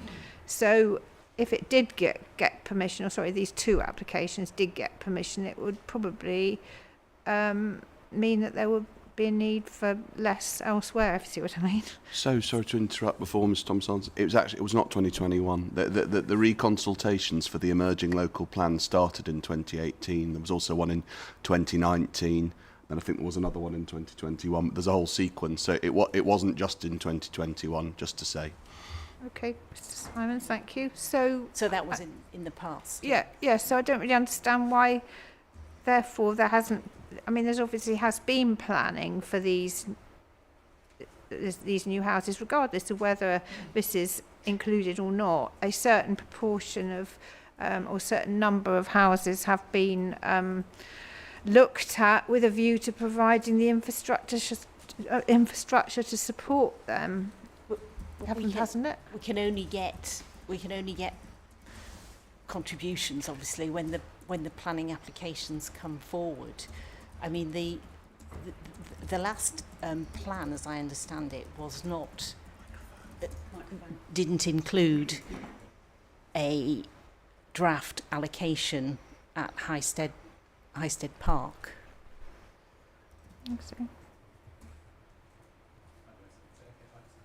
Yes, Mr. Bashforth. Just looking at some of the background documents, yes, the local plan review didn't get taken forward, but if you read the infrastructure delivery plan, it's very clear that there was quite close engagement with the NHS at that time, even to the extent of how much per home they would be paying for towards healthcare, and that was something like £350 per home. So it's very different from the figures we're looking at now, but that also got carried into the viability work that was done for that as well. So obviously that's the past, but it was, the NHS were part of that engagement, and the council were working up their evidence base on that as well. So yes, what I would say, that was the past, and that's really the point. We've now got a planning application in. We have looked at what that will cost us in terms of acute care. We have a robust model, and we've had a developer contribution guide for many years to make developers aware that they may well have to fund proper healthcare facilities. So the point for you is there a burden? Have we asked for a proportionate amount? Is our modelling robust? And have we identified something that it will be spent on? And the answer to those questions is yes. Okay. But again, with respect, there's another question, which was an anterior question, which is it necessary or not? And this is what this discussion goes to, that the NHS has known that growth is coming to Swale, in this part of Swale, for many years already. And yet, as Ms Thomas says, yet some of that was all in the past. Obviously, it can't be in the future, but there needs to be an explanation as to why, if they have failed to plan ahead for population growth, exactly why that is. And the test that Ms Thomas in the witness statements that her clients have produced sort of alludes to, I think that she referred to earlier on, is that there's no reasonable prospect, she said, of funding coming forward in other ways other than through the planning system. I can understand sort of why she puts it in that way, but again, that's really not the test. What you've got, if the NHS is going to persuade you to allow this contribution, and we'll talk in the viability evidence about what impacts that would have on other things like affordable housing, but that's parking all of that for now. If the NHS is going to persuade you that this is a still compliant request, they've got to get over the necessity threshold, and then they've got to show not that it's unlikely or whatever that there are other ways of doing this, but that they've tried and they've failed and it cannot be done. And therefore it is necessary for the planning system to pick up the baton, even though there's a national requirement on the NHS to treat people, and even though obviously we're not, creating new people, these people already exist. That's what this goes to. So it's not just about the formula. As Ms Gordon says, she's got further questions of, points of detail when we get into the quantification of the numbers. It's the necessity. Thomas, do you want to? Yes. The reason why I have really identified the no reasonable prospect test is that there is precedent for that. I mean, I know that you will have done local plans and... Long time ago. Yes. PPG, we are dealing here with an enormous, effectively a new settlement. Where you deal with those, for instance, for strategic infrastructure, the PPG says where plans are looking to plan for longer term growth through new settlements or significant extensions to existing towns, it's recognised that there may not be certainty and or the funding secured for necessary strategic infrastructure. So in those scenarios, what the government is telling the decision maker to do is to make a realistic assessment about whether the infrastructure will be funded or not. You can never be certain, but what we're saying is what we know about the capital funding streams for the NHS, there is no reasonable prospect to get money for this, what is effectively reflecting just a population growth, because our funding is limited to those sort of three streams. The third one I didn't mention is operational capital. So that's where you're basically paying for backlog maintenance, and ICBs get an allocation for that. We have an enormous backlog maintenance cost at the moment. I think it's about £440 million if we were to look at it at its widest. So that is why that's the sensible question to ask yourself. Have the NHS showed me that there is no reasonable prospect of the funding coming forward to actually build this facility that we've identified? And we say there is no reasonable prospect. We're not in the new hospital programmes. We're not going to get a large capital allocation for this new ward space. So we say it's right, it's necessary for the developer to provide it here through money. I suppose the point really is being made, is that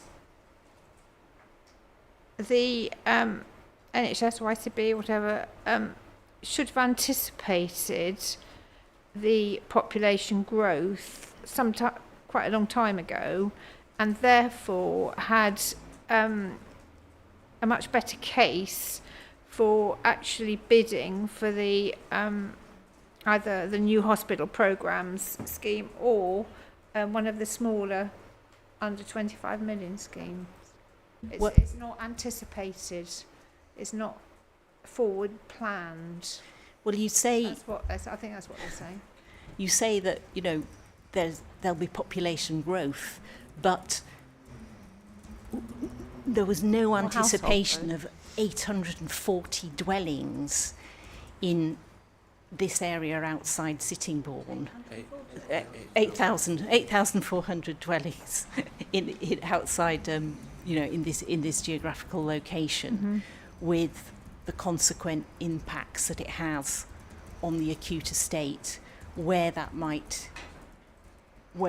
fall in terms of facilities, and that, you know, if there had been a swale plan that had been progressed, but we know we're talking about 4 years ago when we were asked in fairly general terms what infrastructure we might need, and we said, well, we take this very seriously, we'll need to be fully mitigated, but there was not much more we could say at that point in time. Again, sort of with respect, we're not talking about 4 years ago, we're talking about 6, 7 more years ago, and it's true that there's no new local plan. I mean, you know, if there was a new local plan, I suspect this inquiry wouldn't be happening, because there would have been a plan for Swales growth. But putting all of that aside, what we have got is an existing local plan that we're all going to hear more about in a few weeks' time, or whenever it is. It's got Sittingbourne as the focal point in Swale for development, as we can all go into in the planning evidence. And we've got a local housing need number at whatever it is, I can't remember what it is off the top. It's 1048 a year. And we've had, you know, standard method since 2018 in this country, and you know, the local housing need number, I'm sure, has changed, but it's not changed enormously. It's right, so it's always been over 1,000 since it came in. So we've all known for years that growth's coming to Swale. It's going to be focused on Sittingbourne, not exclusively, obviously, but it's going to be focused proportionately on Sittingbourne, because see the existing spatial strategy, and it's growing at, you know, whatever it is, over 1,000 homes a year under the government's programme. So I hear what's being said, but with respect, the idea that this has all come as some sort of massive shock that Sittingbourne's got to grow, it just doesn't stack up, which again then leads us back to the question of, has the NHS shown that even though it's got a statutory duty to provide all of these services and it's got central funding available to do it, that it's shown that it's necessary in this circumstances for the planning system to bear the burden? Yes. Thank you. So just to clarify on the streams of funding that are available, the new hospital programme was very much to replace dilapidated old hospitals, not to provide for new growth. A new hospital would take account of growth in the area, but that wasn't the prime purpose. It was to replace dilapidated footprint. The other smaller pots of funding were, as Ms Thomas has said, for specific programmes, i.e. diagnostics, elective centres, off-site, not to invest or to improve the current footprint. So I think I agree that this is not a surprise that growth is coming to this area, and we have all known about it for a long time, but that doesn't change the fact that there was no funding stream to bid for. None of those available streams would have been appropriate for this type of capital investment, and they wouldn't have got anywhere. So yes, we could have put bids in, but there would have been no funding stream to actually bid for.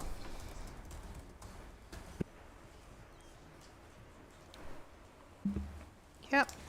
Thank you. Thank you. And I do understand that position, but I guess I would add two things to that. One is, to me, that does point to a systematic failure and not a locally specific mitigation issue. I think that's very important. And then the other is, there have been other sources of funding. We've talked about SIL. So SIL can be spent in Swale doesn't have SIL, we all know that, but SIL can be spent in an area other than the local authority in which it's collected if it serves that area. That is a plausible outcome here. And there have been other sources of funding identified, including the disposal of estates, which the Kent and Medway Estates strategy said has, sorry, just checking the numbers, realised 70.2 million and a further 8.8 identified for the future. And they have received NHS funding of £5 million, which I appreciate is relatively small in the context, but still significant for other investment in Medway. So the funding does exist. I am not putting down the challenge of receiving it and applying for it, but there's a combination there of there could be other sources, and a systematic failure is not a site-specific issue. Thomas, do you want to say something about this point that keeps cropping up about systematic failure, and also perhaps you or one of your team would like to just talk about those two specific sources? Yes. I think that term, systematic failure, is one that's been picked up from case law, which deals with revenue funding problems and not capital. So we are talking very specifically here about not having a capital stream of money. And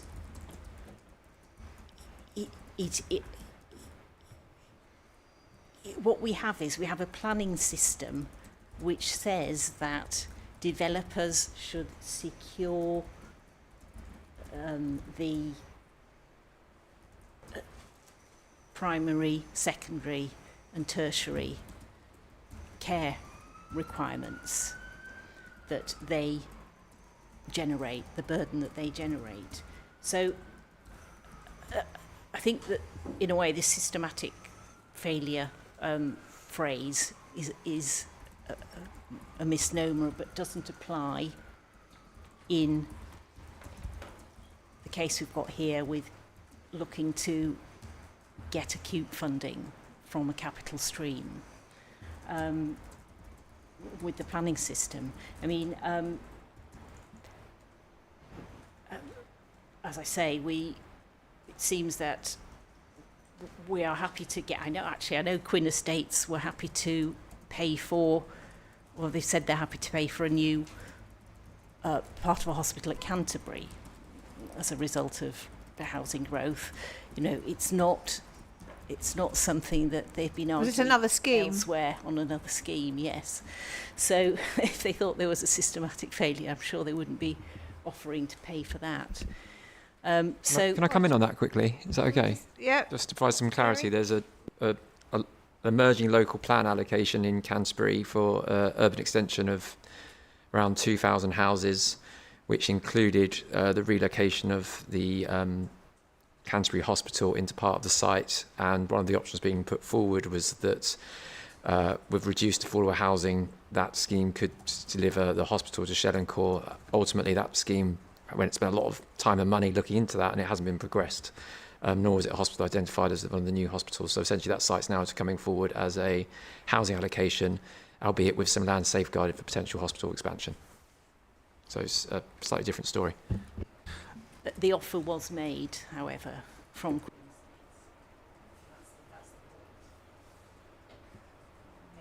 not have come forward, but the offer was made. What, an offer to? Yes, for effectively acute facilities. Okay. Ma'am, if I may just add to that, the reason why that wasn't progressed is because, as the gentleman alluded to, that particular NHS bid formed a bid under the new hospitals programme, which the IACB or the CCG at the clinical commissioning group at the time was unsuccessful in securing a place on. And as Mrs. Luxton next to me has also alluded to, the new hospitals programme is now closed to any new applications, and the largest part of the NHS capital has been allocated to the new hospitals programme for the next 15 to 20 years. Okay. Can we just touch on something to do with that? You asked about the systemic failure, or that idea about a wider systemic problem.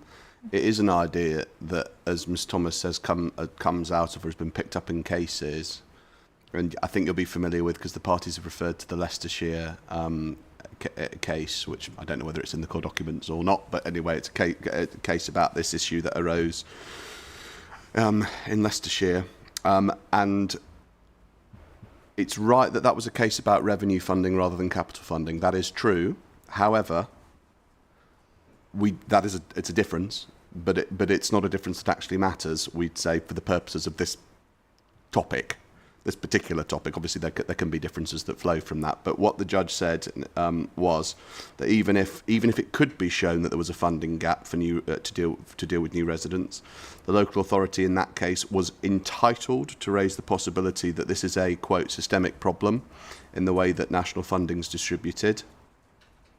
And the judge said that it struck him, this is Mr. Justice Holgate, as he was at the time, as being a, quote, perceptive contribution to a proper understanding of the issue, because, he said, if there really is a systemic problem, it may raise the question elsewhere as to whether it is appropriate to require individual development sites across the country to make 106 contributions to address that problem. And that the logic that sits behind that, which goes back to the question that we've been, Miss Gordon's first question of principle, which is about, it goes to this idea of, is it truly necessary, so Reg 122, that the planning system should bear the brunt of this funding in circumstances like the ones that we've been discussing.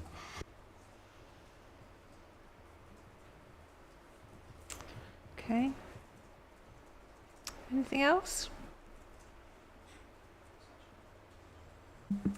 There are further points on this I would like to raise if possible, but I'm happy to... Oh, yes. Well, let's just hear from Miss Bonney first, and then you raise your other points. Thank you. So, firstly, I believe under the core foundations of the NHS you have a choice. And this is quite important because I think generically the NHS has been a tad blind to our locality. And I hark back to something I said earlier, which is understanding our, and this is the whole thing of the planning inquiry, is about our location and what happens when you need facilities and services. Now, we all know, everyone said, they're all over operating at capacity or above. Our locality, and I'll declare I am a governor of East Kent Hospital Trust, and I'm not speaking on that, and I'm not speaking to that, I'm speaking to my local population. But we sit between the Medway Hospital Trust, the Maidstone Hospital Trust, and the East Kent Hospitals Trust in terms of geography. So if we decided we needed to go to hospital, we could drive to Medway in about 20 to 25 minutes. We could drive to Maidstone in about 19 minutes. And we could drive to William Harvey in Ashford in about 25 to 35 minutes. And because of patient choice, a number of my residents, including me and my family, choose not to go to Medway. And this is pretty fundamental. This is because of the experiences we've had. Some have had amazing care, some have had absolutely diabolical care. Yesterday, a family member drove to an appointment at Medway Hospital, and the traffic onto the site tailed back towards the A2 to the point that local bus services and traffic was held up. And this is a problem around capacity. And I've seen the drawings, and I haven't got a page number here, but if we look at the permanent 96-bed acute ward that you're proposing here, and at the bottom right-hand side on your map is a roundabout, and that's where you come into the entrance of the site. Hold on a minute, let me just get the plan. It looks like that if I hold it up. Yeah, I know. Sorry. I've seen it. Yeah, it's quite a long way through the document. Oh, yeah, I've got it, yeah. Yep. Okay. So the traffic queues out of the site, round the corner in the residential streets. And I've been caught up in it a couple of weeks ago. I went to pick up a patient who'd had an operation, and I couldn't get into the site.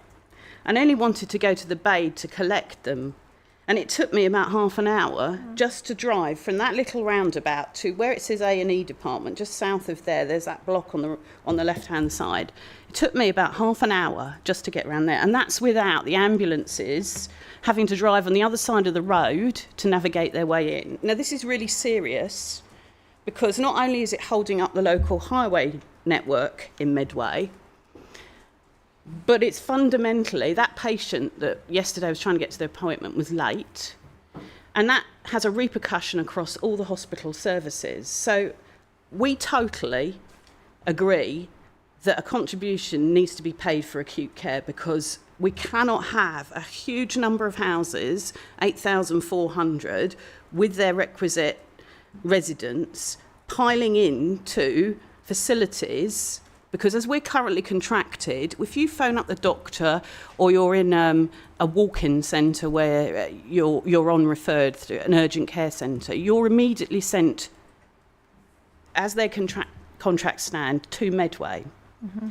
But we choose not to do that. So our nearest urgent treatment centre, if you drove, is not to actually go onto the Isle of Sheppey, which is the contracted one, is to go to Faversham as a point of choice, A, because of accessibility,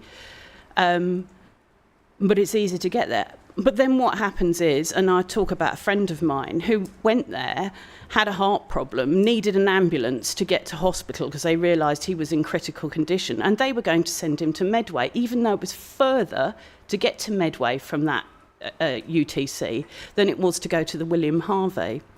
And what we're saying here is, I totally understand why the NHS are wanting this sizable contribution, for which we concur, but is it going to help those new residents if they can't get on the site of the hospital? And perhaps they may be able to give us a description of what parking facilities they're going to accommodate to upscale that, to alleviate that problem. But there is now an endemic problem within our community, and probably within the incoming community, that they will leach away from Medway to Maidstone Hospital, to William Harvey, and I have to say, I have actually hijacked an ambulance and asked them to drive back to their station, which was in Margate. So this is the reality. So whilst you all talk in theory, the practicalities of the resident community that are here now, but also the new ones who will be literally a few hundred yards away, what are they going to do, and where are they going to access those facilities? Well, nicer it would be to try and sort out all the problems that, I mean, if you're talking about getting into hospitals, my local hospital is exactly the same. You know, you have to queue to get in, and it can take half an hour. So I don't think it's just a problem here, to be honest. But what you're basically saying is that the contributions should go to possibly one of the other hospitals, or if it went here, then people might go to one of the other hospitals and there'd be ongoing problems there. I mean, that's obviously a problem that the ICB are going to have to sort out. You know, it's too much here. I think all we can consider, rather than the practicalities, because it's just not, you know, we haven't got the evidence, and I think the most that could be done would be to whether the contribution for acute care is justified or not.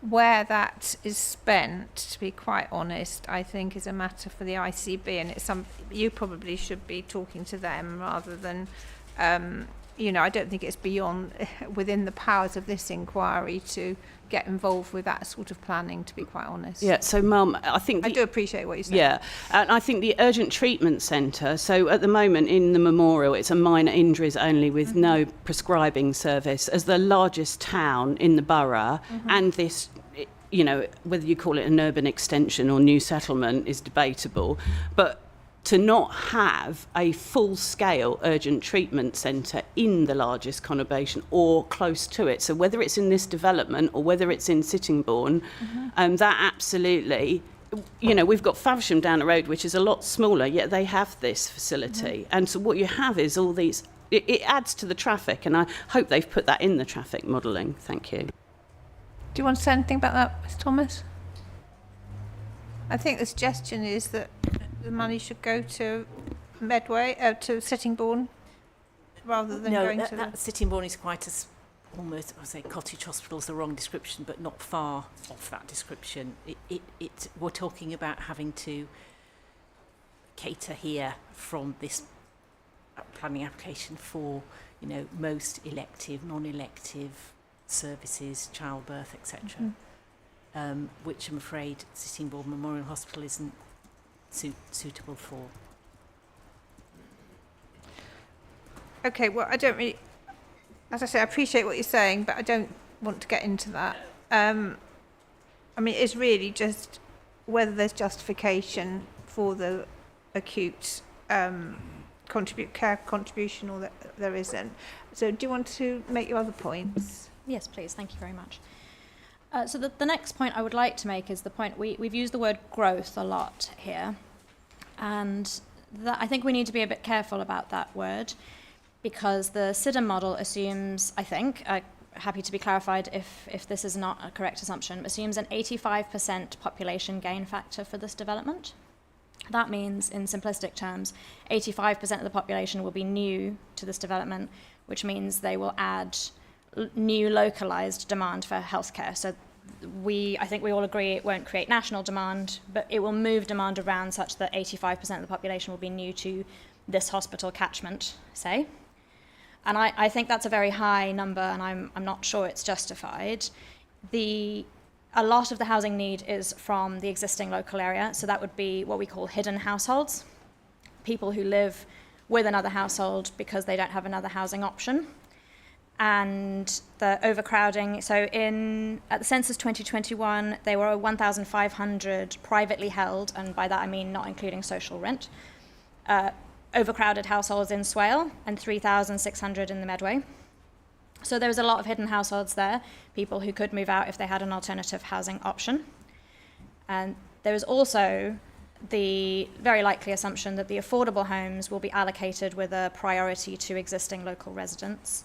I'll defer to other colleagues to talk about what the position on the affordable percentage is, but I believe it will be over 15% currently modelled, which means that even on the affordable population, there will be more than the 15% residents who are existing in the area. Have you got any idea what you think that a new population, what percentage it should be? Yeah, it is it's a challenging thing to do. I'm not denying the challenge of calculating this. If you look at previous migration statistics, 71% of people who moved to Swale either already lived in Swale or lived in the neighbouring districts. So that would be a starting point. I would say that probably in this context of a housing development on this scale, that would affect trend positions. But you could maybe be thinking about somewhere in the region of 50 or 60 would be potentially plausible. Do you want to, I mean, Ms. Thomas, do you want to, or one of the others? Could I just come back? All of our modelling for both primary and secondary care is foundation is hard and fast data points, and for the net migration population gain calculations, we've used census data from 2021 and the standards derived from NHS Kent and Medway ICB level standard data and utilising data for the MSOA in 75th percentile of highest growth areas based on VOA council tax rateable units for the previous 3 years. That's from 2019 to 2021. So if you would like us to rerun the model using a data source that we can both agree on, we're happy to rerun the model. But as it currently stands, our modelling is based on MSOA data and census data, and is quite clearly data based. What's MSOA? Mid-layer super output area. It's a small statistical a neighbourhood, if you like.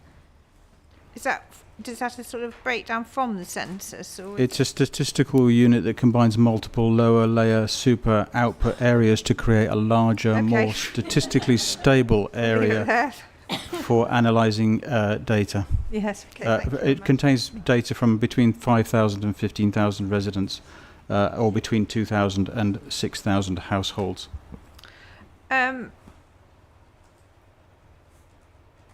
So, what do you think to that? So it's hard to comment on the detail, and the methodology sounds sound from that level of detail. I guess I would be interested to understand why there was such a big difference between the 71% who move at a local authority level, how this that methodology changes that picture quite so much.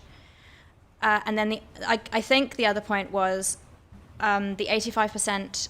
I think is within Swale, so not counting the fact that the hospital, if we're talking about the Maritime Hospital, is a wider catchment. So, for example, the current methodology saying people new to Swale may have moved from the Medway to this development, but they would already be captured in the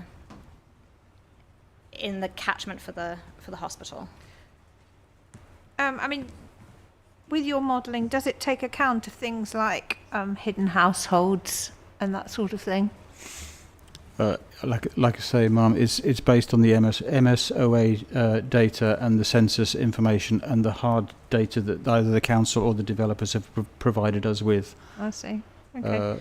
If there's a different agreeable data source that they wish us to model our outputs on, we're more than happy to take Maybe a that will be fresh something view. that I know you object in principle, but that might be something that you could take up. I think we can obviously listen and see what this. I think there's a few kind of just headline from a planning point of view. Again, we touched on this already. This isn't all people suddenly migrating to this new settlement. It's all a subset of the standard methodology and those homes that are planned for the area. So, you know, the local plan was doing that, but we're going to do that. And again, if you look at some of the evidence base that the council have produced, so the strategic housing assessment, again, it's important to look at how the local housing market works as well, because it's not all about people necessarily coming into the area, it's about how they move around here. And Swale's quite interesting in terms of, it's quite self-contained in terms of the local housing market, in terms of Swale itself, but it also says Medway and Canterbury as well. So again, how does that overlay on top of the actual NHS area as well? It just doesn't feel credible to us that it can be 85% of these people are new to the area when you've got quite a localised housing market. You've got growing housing need, and most of those people are going to be from the local area. It just doesn't feel like 85% of them are going to be from the wider area, from new. Anybody want to say? Unless I can understand your hidden housing point, and that is a point, and so you know there is an allowance made for internal migration, but even if they are from the local area, unless you've knocked down the house they were living in before, surely it's an increase in the population. Would you like me to come back on that? Yeah. So I think with the hidden household point in particular, there is limited backfill because backfill I being get the that. term, I get because the idea is that people would move out of a home and the remainder of their former household stays in the former house. Yeah. Backfill is a point, but I think given the scale of overcrowding and hidden households, I think it has been overestimated in this. So are you suggesting that 71% is all hidden households? No, I'm not. No. I'm not, to be clear. But I think a larger proportion of it is than has been assumed with the 85. But is there evidence to back that up? We can look into it. It is challenging. I opened by saying it's challenging. I'm not saying that there is a clear-cut way of doing this. I think there is a position of 85% and there is a position somewhere more around 50, and I think the data shows it's closer to the lower mark. Well, I would suggest that maybe you're going to be talking anyway, aren't you, about the other contributions. So maybe there might be some scope for talking about this. I mean,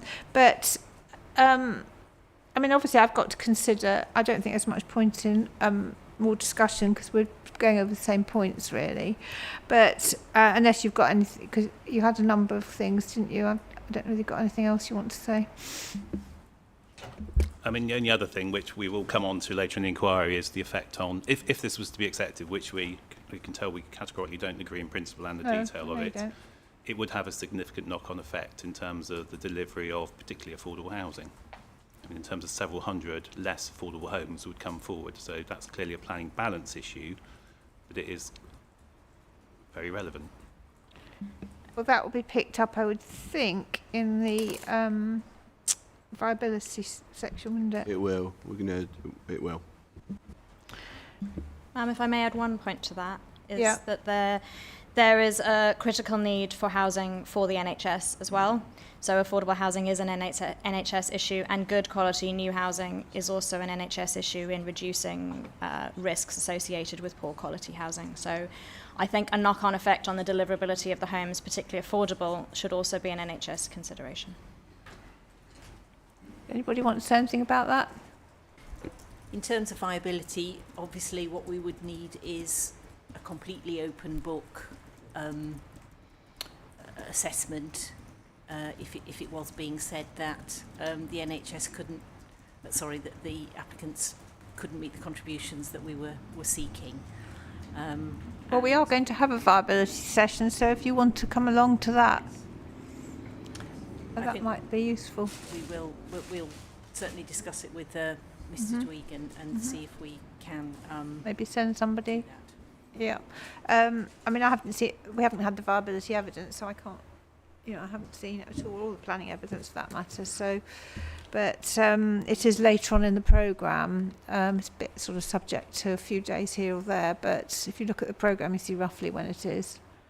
And what we'll be doing in that evidence is explaining, because in the end this is going to be a blue pencil question for you, obviously, and I say obviously, I don't know whether it is obvious, it will be presented to you as a judgment for you to make a recommendation onto the Secretary of State, and one way or the other on acute care, and indeed on the National Landscape contribution that we'll come to hopefully later on today. And in either event, the viability evidence will explain what the consequences are, because there will be a impact, one way or the other, on contributions towards affordable housing. Well, no doubt that can be challenged if. Oh yeah, of course it can. No, I'm just saying that'll be what our evidence explains in due course. That'll be subject to scrutiny and all the rest of it. Yeah.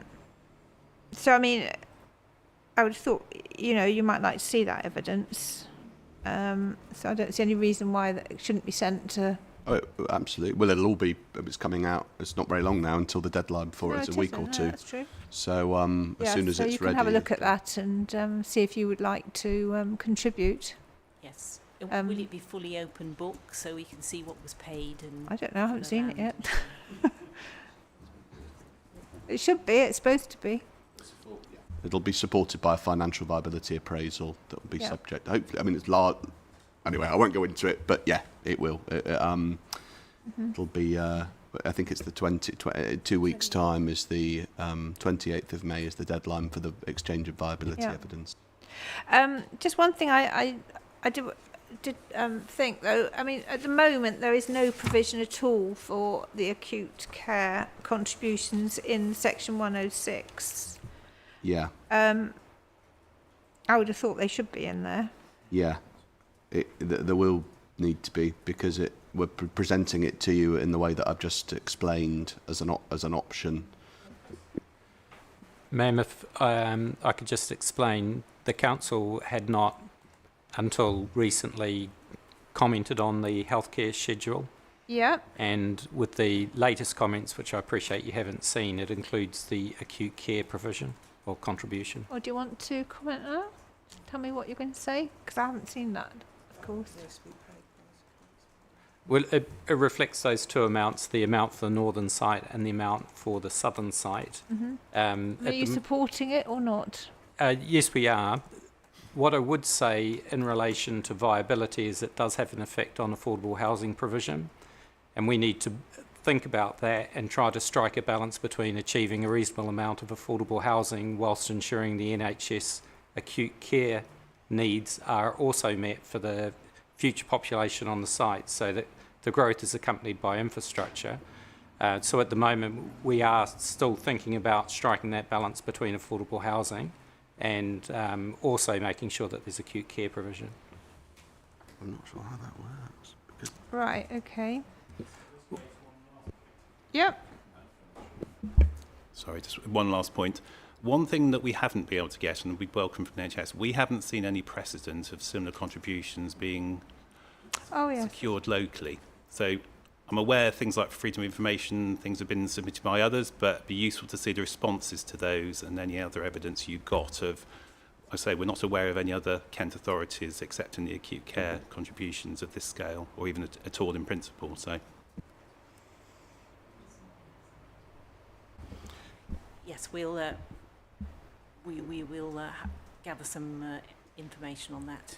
We have a number of requests that are in the pipeline for recent planning applications across Kent and Medway, and the only example we have that is directly relatable is the £7 million of SIL contribution that we've successfully secured for Dartford Hospital.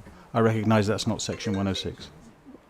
No, I mean, that's obviously SIL is a different matter. Why hasn't Swale got a SIL?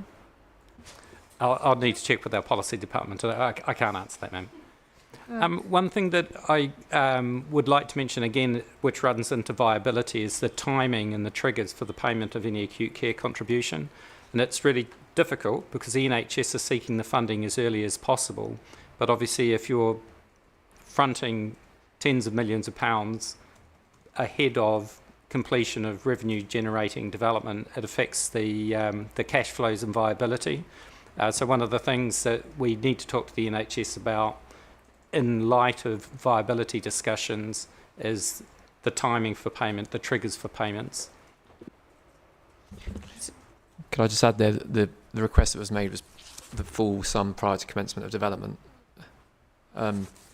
Just to also, I just wanted to clarify a couple of points. I think the NHS's barrister mentioned there's been a long-standing contributions guide, but there has been a long-standing contributions guide that's never mentioned acute care. The most recent guide was published in March 2025, so during the inquiry that is the first time it's mentioned acute care, and that does reference back to viability, as Mr. Digan mentioned. There was also mention of the Darwin Group report, which I see is notes dated 5th of June 2024. That report was only shared with us approximately last month.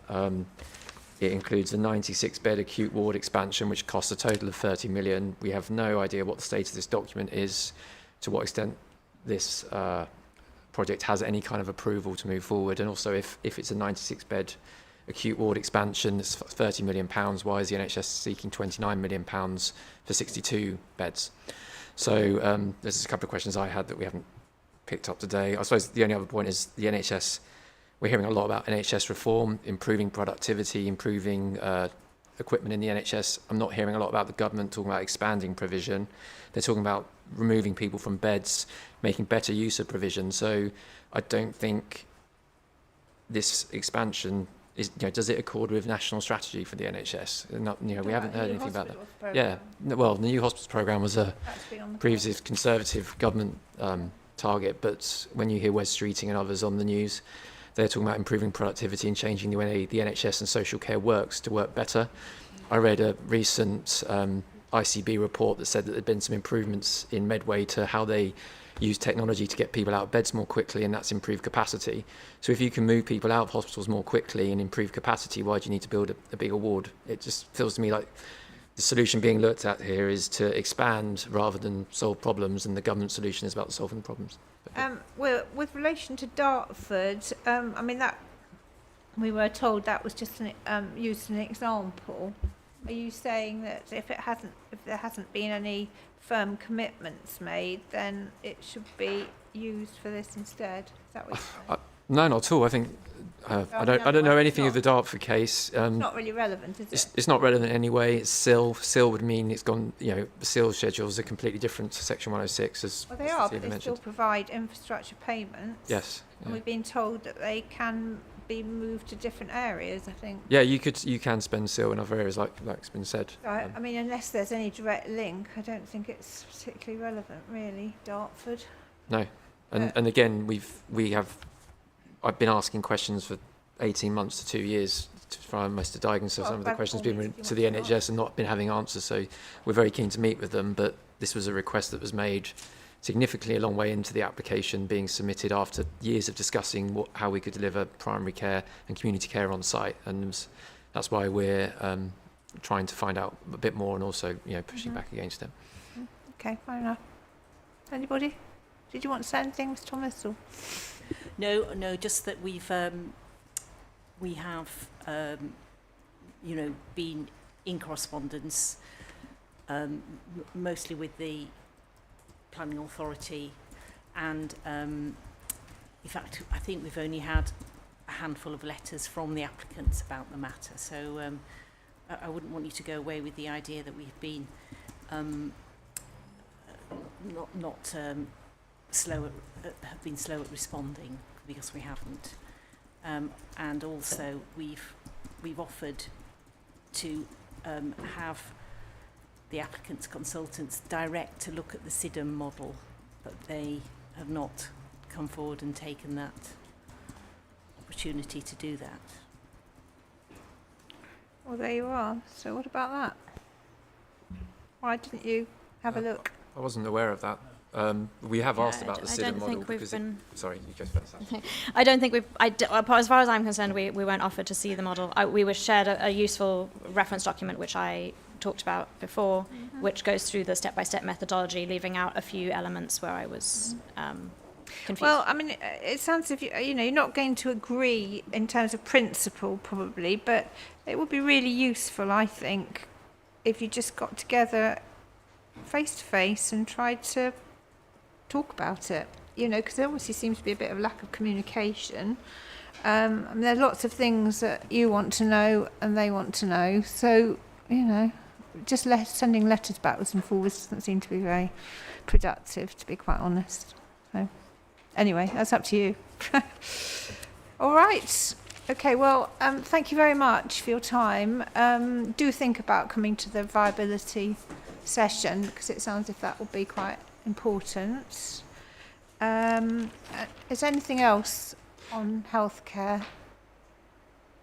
Well, we're just going to ask before we break for lunch as to get us a flavour as to how you might want to think about ordering the afternoon.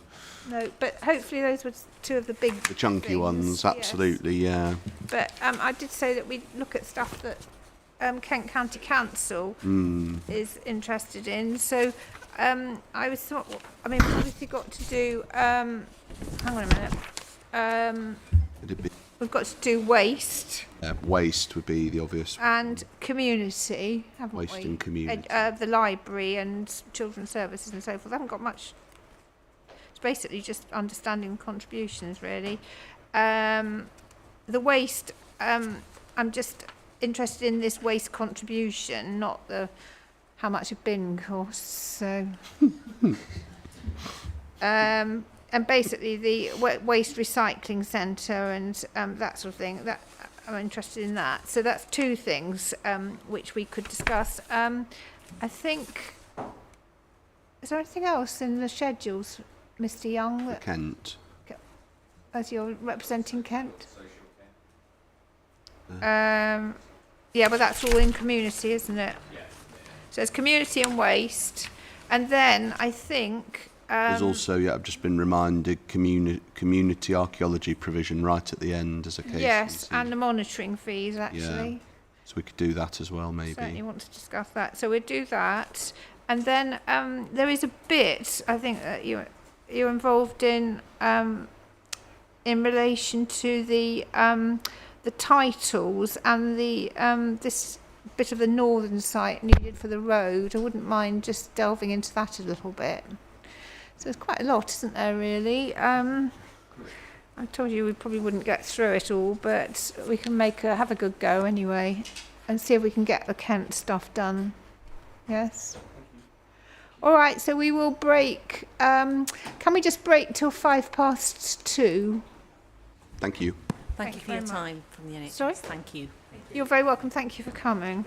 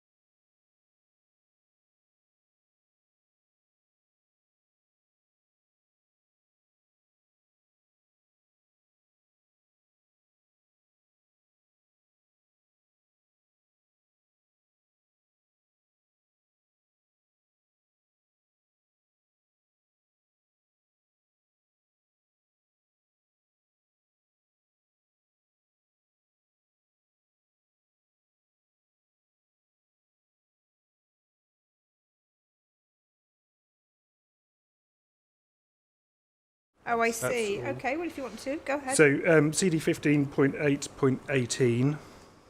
Sorry, CD.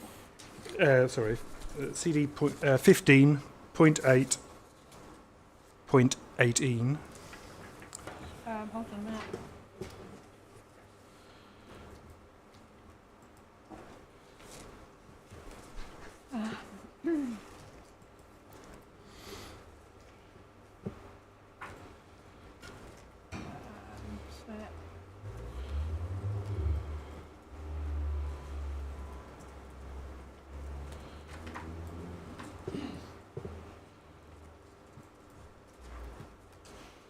Yep. Yep. Thank you, Mark. Page 4 of that, PDF page 4 of that document,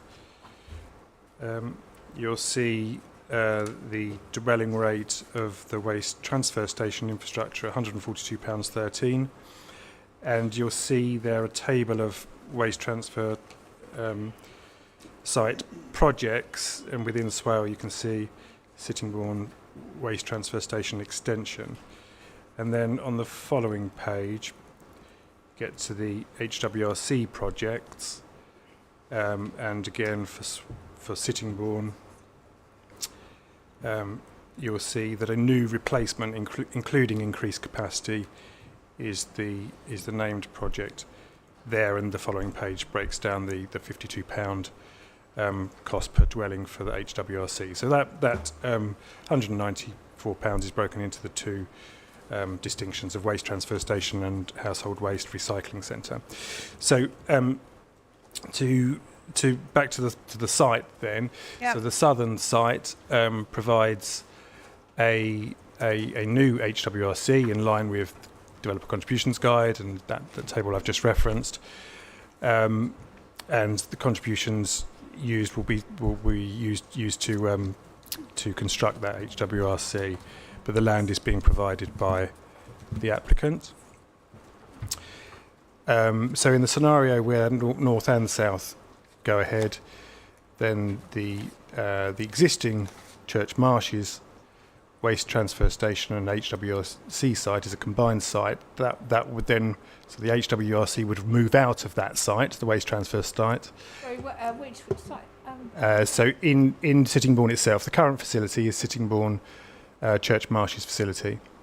That you won't find that in the document, I don't think, but that's the current provision for the area, is in a site. What's it called again? The Church Marshes. So the intention is to relocate the HWRC to this application, to a site in this application, and therefore you can expand the waste transfer station on its existing location. Is that because the existing site's too small to expand? Exactly right. So we're having to move the HWRC out, provide a new one at the Highsted Parks southern application, and that facilitates the expansion of the existing WTS. And that would be paid. So Kent County Council would do that, but that will be paid for by the contribution. That's correct. Okay. The land being gifted. Okay. In the instance of the northern site coming forward alone, yeah, then the intention would be that funding would be used to expand where we can within the remits of the existing plot for the WTS and existing HWRCs, but that's not a preferred solution. So that would be expanding Church Marshes. It would, or another facility. So there's a facility at Faversham and a facility at Sheerness, but it's to increase the capacity borough-wide.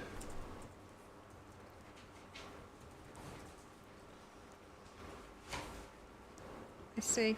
That's what there's room, is there, to expand sufficiently? Well, I suppose the site is generating obviously significantly less than the combined application. Oh, so, yes. But yeah, I mean, we were looking to work with the borough to try and find another site. Were this application not to be awarded and a new local plan was to come forward, we'd still be looking for a new site for an HWRC within that forthcoming local plan, assuming money is not if both sites were developed. No, because we would already have one. Thank you.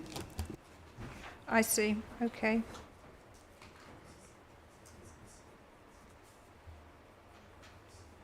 Mr. Duggan, do you want to comment? It was just to make sure the detailed wording of the schedule provides for what's being proposed, as opposed to another option where the waste recycling centre on the southern site is not provided. Yes. Yes, I had actually got that as a query because it talks about alternative development, doesn't it? Of which there is no definition, so I wasn't quite sure. It's just a question of clarification. I understand the heads of terms. I'm not raising an objection to the head of terms. It's just what's reflected in the detailed schedule. As you know, the council has gone back very recently. You haven't seen our comments on the schedule, but they reflect that query. Right, I don't know who wants to speak to this. I think it's best if KCC speak to this, since they inserted that drafting in the schedule about the alternative development, but I don't think it actually goes to the concern that Swale have raised. It's a totally different point, as I understand it. Yes, it's really just designed to safeguard the household waste recycling centre site, and to ensure it's not the delivery is not prejudiced. So, as I say, as we sort of preface all of this, the drafting is being developed, but the principle is that once the site has been identified, which is intended to be early in the process, and the boundaries are fixed. Okay. That if proposals then come forward, reserve matters or alternative reserve matters for the relevant development parcels, that they shouldn't prejudice the delivery of the site that's been identified. Well, I thought a site had been identified on the parameter plan. It's identified in its broad location, but as with all of the sites, the precise boundaries have not been fixed, and it's not an issue in the inquiry, but there was some sensitivity initially about the location, the precise location of the household waste recycling centre, owing to the ability to obtain a permit in the location.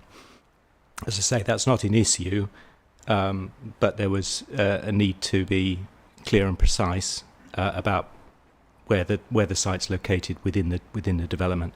So we have a broad location on the parameter plans, but obviously not precise boundaries.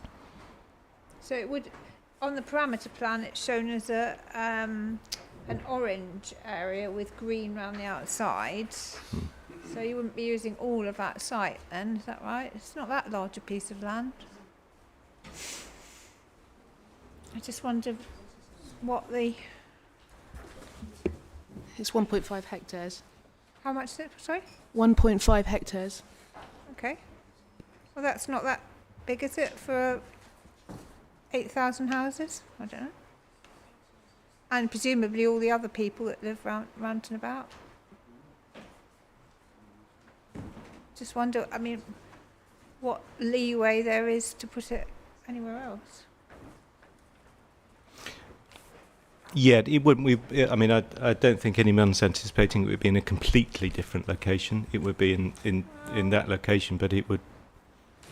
I think, obviously, sensitive enough as it is, and I can imagine anybody living around there will feel a bit nervous about when it talks about the alternative development.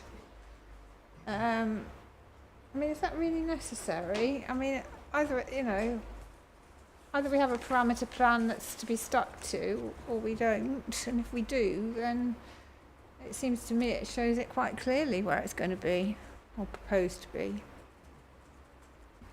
That's the council's view. If it's shown in the parameter plan, then that would be within that parameter, somewhere within that parameter, but not elsewhere. I mean, otherwise we wouldn't have made we haven't made an assessment of it being located elsewhere. We're not proposing to put it anywhere, obviously.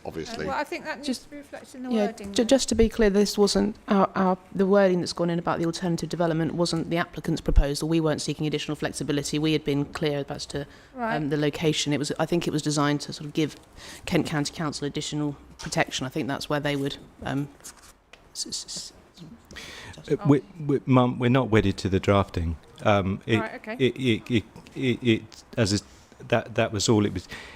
It's not intended to alter the location of that alternative development. Is not an alternative location for the household waste recycling centre.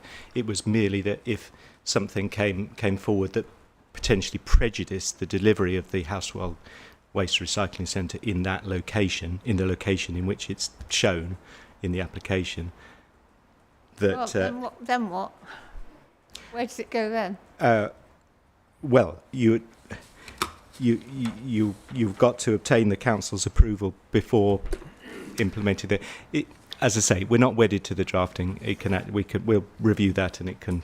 I don't think it can come out. If it's confusing, it doesn't serve its purpose. Alternative development isn't specified what that means.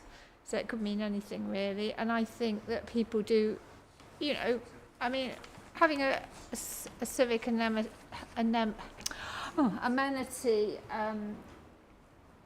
a tip basically. I mean that's what it is, isn't it? In near where you live isn't probably ideal for everybody. So at least people should be, if planning permission were to be granted, people should know. I think be clear where it is proposed, and then if obviously they object, they write in and object, and we consider that. But which I'm sure people have. But I don't think there should be a leeway for any sort of doubt, really. That's fine. Just so you know, the reason for it is that there's a groundwater source near there. Yeah. Okay. And that is, and it will require permits, and the permits. Our investigations indicate there's no issue, there's no problem, but that's an abundance of caution. But your point is fully understood, which is it shouldn't be anywhere else, particularly with the parameters plan. So as we've already indicated, as Mr. Simpson's indicated, we'll drop that element of it. If it can't go ahead because of lack of a permit, then it can't go ahead. But it shouldn't be somewhere else on the site, should it? No. No. Thank you.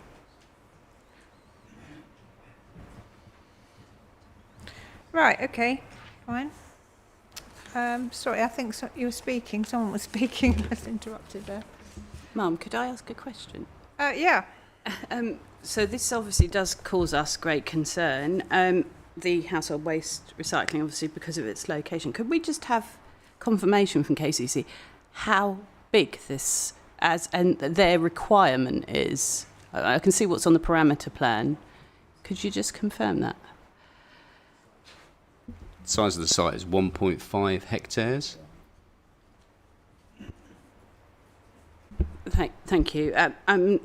And why? Because we obviously covered it in ecology, but there'll also need to be made provision because of its proximity to the ancient woodland, consideration for that. And I think that might have an impact on costs. And whether that needs to be included in that. Presumably KCC are just footing the bill here for everything with the gifting of land. Well, there's a contribution, isn't there? Yeah, the ancient woodland is where it is, and the waste transfer is, and I don't think there's an intention to sort of mix the two uses up. Well, it's right next. There's a green boundary around it, isn't there? We did go over this in ecology. The specific point about the interaction between the ancient woodland and the waste recycling centre. And as you'll remember, as you've just said, there's areas of woodland and indeed new landscape buffering and everything around the edge, all shown in the parameters, which have been spoken about by Mr. Baxter. I mean, I don't know whether. Is the 1.5 hectares? Would it mean that all that space would be? I've no idea really. Whether that would all be used up, or would it be a proportion of that for a civic amenity site of this serving this sort of? Well, that's the area we've identified as being the appropriate area that we need. We're not micromanaging all the detail of this now, and so that's the size. When that's the size, that's the size. Okay. We're not going to be mixing it up with the ancient woodland. There'll be buffers, obviously. I don't understand the point, I'm afraid. Oh, okay, all right. Ma'am, just a query from our open space manager. Yep. I think this is probably with, so it's Martin Cassell, Head of Environment and Leisure at the Council. So this is with my environment hat on rather than my leisure hat today.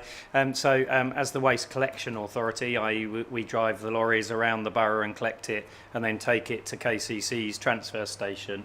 I was slightly concerned about if it's not possible in that location. So we support KCC's view that we need to take the HWRC out of the Church Marshes site to create the capacity. Clearly this development will mean I need to run more refuse trucks around the borough, and that will be more visits to that transfer station with waste. So it's absolutely critical for the waste collection service for that capacity to be created. So if the location wasn't suitable for the HWRC on the southern site, we still need to create that capacity at the transfer station for our lorries to go into. Okay, but I think we've established, haven't we, that that is the site. Yes, just to be completely clear, there's no suggestion from us that it's anywhere else other than that. It's simply some drafting that KCC added in to try and ensure that there was no prejudicial effect on the site in that location from an environmental permit not being obtained, as I understand it. But there's no suggestion it's being moved elsewhere. It was actually about adding an additional protection for Kent County Council. Yeah, that's absolutely right. And we're not going to get into the detail of routes taken by lorry drivers. I mean, we're here to just deal with the land uses, and that's the land use. We've told you the area. That's the area. Yeah, and the deed's going to be amended to take that out. Right. Okay. Just to say, just before we move on, we think we're just measuring it, but the actual orange area, as it were, as a whole, is over 2 hectares. So, and of course, as Mr. Young's just said, the ask, as it were, is at 1.5 hectares. So there is the area is more than large enough, if you like, to accommodate everything that the Kent are asking for. Good. Okay. All right. Thank you very much. Okay. So.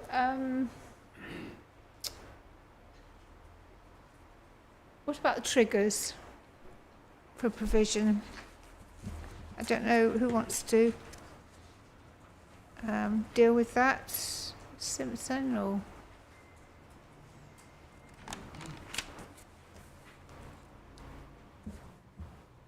We haven't yet had a detailed discussion with Kent County Council around the timeframe for delivery of this, but it is something that we're intending to specify in the 106 agreement and have a specific trigger point. So that's to come later, is it? Yeah, it's not like schools where there might be a particularly important significance for the trigger. There are existing waste facilities, but it's the scale of this proposal that leads to this requirement. So, but as we say, we'll reach a suitable accommodation on the threshold trigger. And that will be in the deed, will it?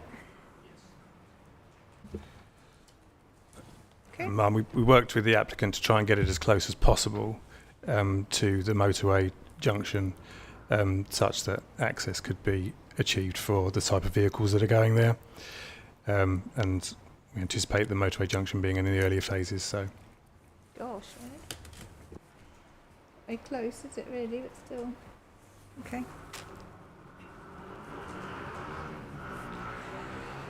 Right, thank you very much.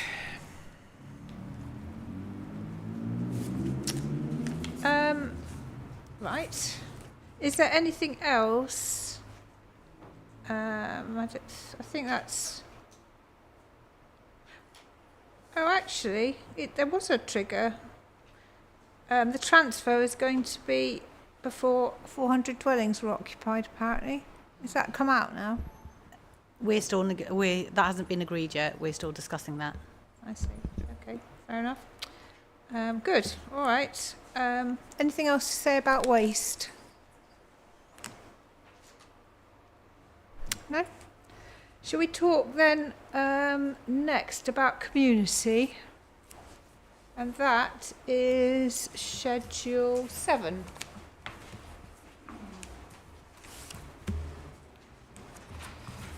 So just bear.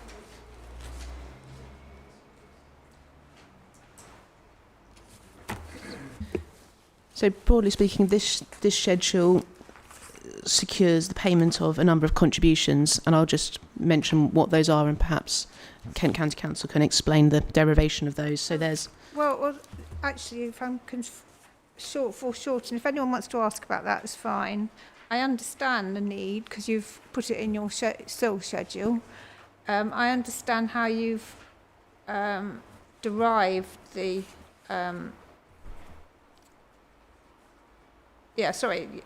the need for it. Yeah, what I would like to know specifically is how the sums are worked out, i.e. per dwelling cost, because that's not clear from your development contributions document. Well, I couldn't find it anyway. And whether the triggers are reasonable and justified. So if you want to carry on now on that. Lady from Town Legal. I can't remember your name. I'm so sorry. It's Victoria from Town Legal. Oh yes. I'm perhaps not actually best placed to cover that point, so I might just pass that to Kent. If that's okay. Okay. Yes, happy to, Mum. I don't know if there's anything specific you wanted to have a look at. The breakdown of contributions is in the developer contributions guide in the appropriate appendices for each section. But 4 of them. Library, integrated children's services, social care and community learning. If you could point me to where I can find... Certainly, yeah. So again, back to our friend, the developer contributions guide, CD 15.8. So to take libraries first. Hold on a minute.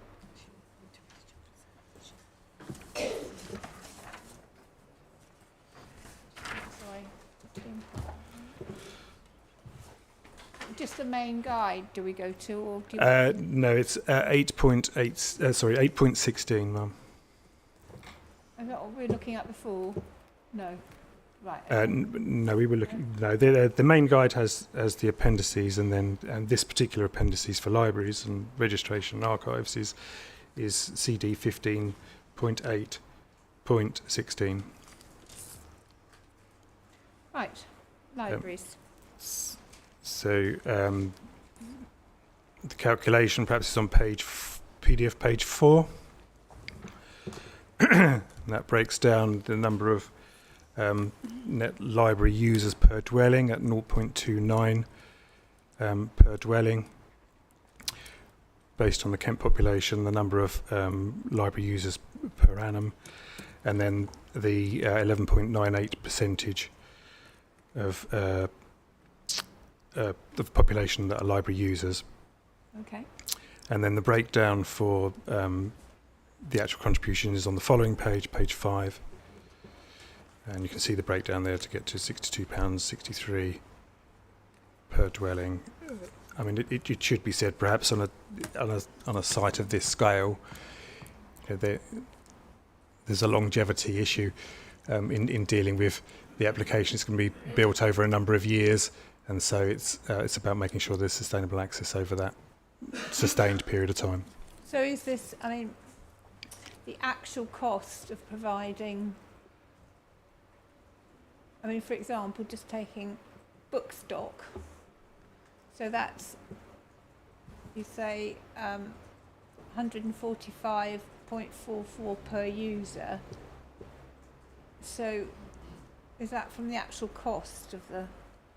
That's correct. Yeah, and then it's then broken down further on the page above to show that it's sort of 0.29 of users per dwelling. Okay. Yep. Thank you. Next one, integrated children's services. Sorry, I've got a point. Sorry, Mum. Just to point out that our rural communities currently have a mobile library provision, And I suppose what we're concerned at is that those villages that currently have that provision, we don't lose those. I know this is money into the new thing, but does that mean the new provision of these library facilities will impact that? Mr. Finch? No, it doesn't. No, not at all. And I think probably perhaps I didn't articulate it clearly enough, but in terms of the longevity of there'll be different needs at different times, and it may well be actually that the mobile service needs to be extended for an initial period of time, and that the contributions therefore used towards that mobile facility. But we anticipate that things will change over the life course of the development of this size naturally. Does that answer your question? Okay.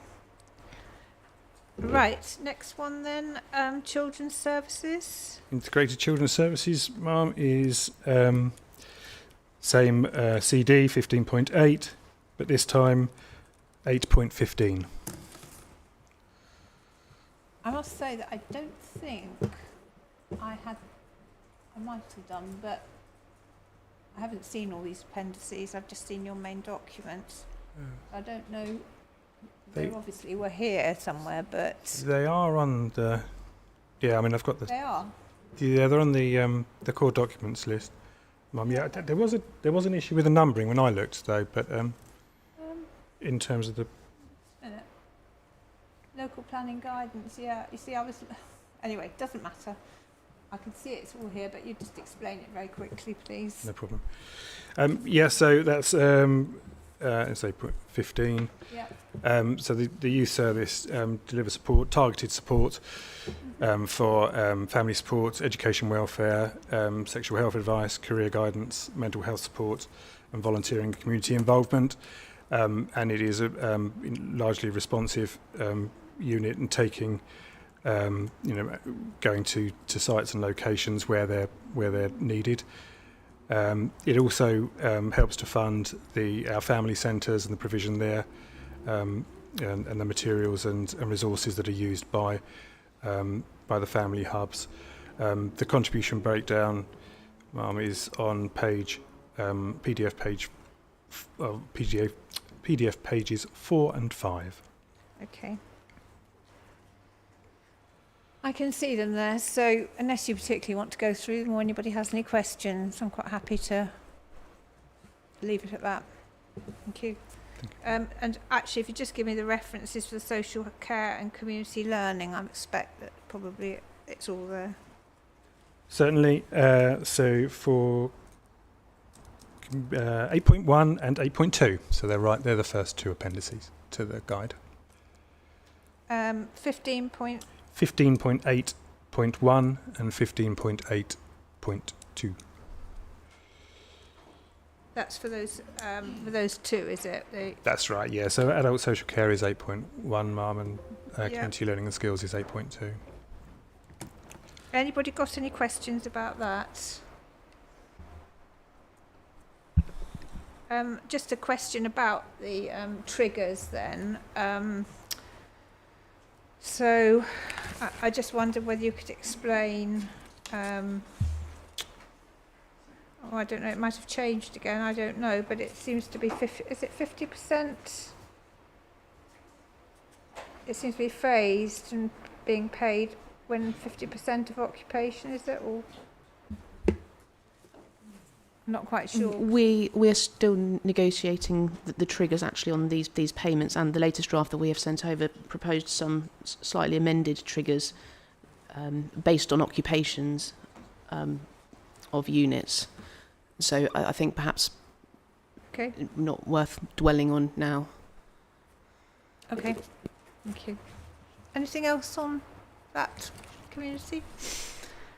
Right, so I don't think there's any other schedules that Kent County Council are involved in, is there?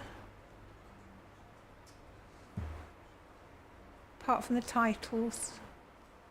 There's the archaeology situation. Oh, the archaeology, yes, thank you, Mr. Simons. Yeah, community archaeology provision. I don't know where that's not in here, is it? In response, in particular to the evidence from Mr. Mason that we heard last week, I think now, which I assume is what you're picking up there, our first thought was that that could be dealt with by condition and had been dealt with by condition in another scheme in Kent. So perhaps one to be picked up with a council. I'm happy to look into that. I'll talk with Mr. Mason from KCC and see whether it's best dealt with by condition. So just Unless KCC had a view on it. No, that's. I think that's fine. Yeah. Mr. Mason, you said was quite happy at that. No, madam, apologies. I assumed by the point on the agenda it was a reference to Mr. Mason's evidence on the way that the community could be involved in the archaeological process. And when we thought about that, we found an example from another permission in Kent where a condition was attached requiring a scheme for community archaeological provision. We'd only discussed that amongst ourselves in response to seeing your agenda. So in the first instance, we would be raising that with both councils to see if that would satisfactorily address the position. Okay. Ma'am, sorry. Yes. Because I think I raised a few points around that. I think it was around community, but it was also around when stuff is found, where it goes, how it gets stored. I think what we learnt from that part of the inquiry is that there's quite a substantial amount of archaeology across the sites, and that actually this could be quite a serious undertaking. So I actually think this can't be dealt with by condition. It will need some sort of provision for it. So apologies, just to clarify separately, before we heard Mr. Mason's evidence about the way that members of the public can be involved, the proposal already was for conditions to deal with archaeological mitigation strategy, which would include what happens to the finds and how they're dealt with. This was a separate suggestion to deal with community aspects, which might be, I think in the session we talked about information boards, or Mr. Mason talked about a successful open day that he ran on another site, that kind of thing that involves the public. So it would be an additional condition beyond the technical matters that would already be dealt with. I'm not sure I agree with that, and I don't think the group will agree with that. I think there is an opportunity here where there are community facilities to actually bring something together and create something better that could maybe combine elements of those sorts of things. So you could have a community centre with, some, I don't know, sort of history centre. We've got a local history centre, society, etc., who I think would love a permanent home, and I think that would be quite a suitable thing to maybe have a look at.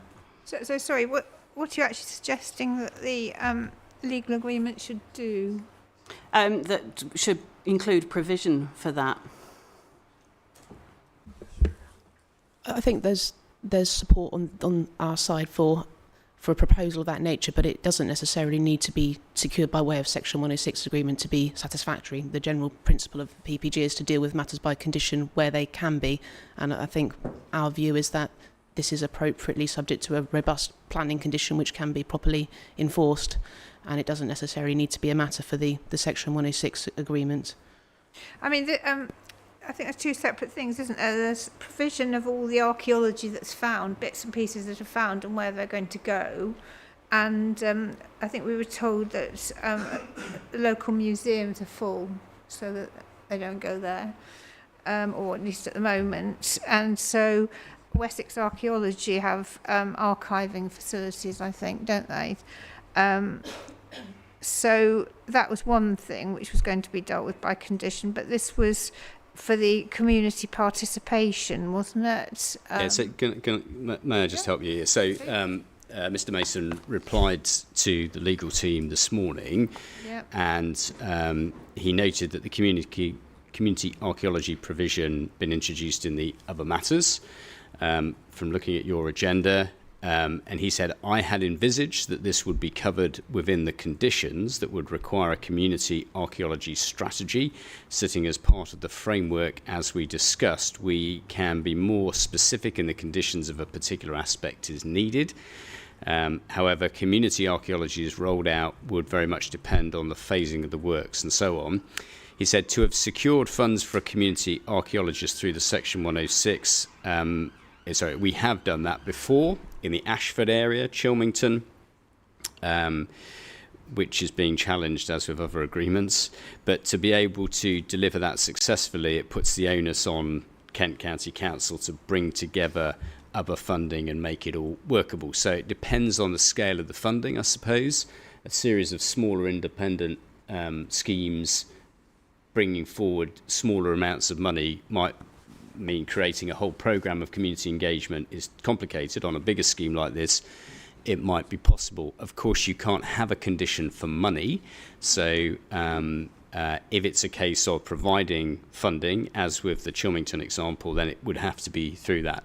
All I would say is we know the archaeology evidence came late, and that's not a criticism. It's just, it was called in. And so this is a work in progress, but we're absolutely aware of the best way to deliver this. We've made clear we want to have community archaeology. I don't think the applicant is opposing that.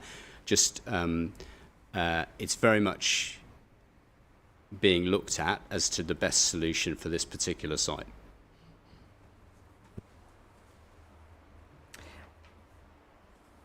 Okay, well, obviously that's got to be discussed, hasn't it, between County Council and the applicants. And if funding is to be provided, as you say, generally speaking, it should be through the Section 106, although...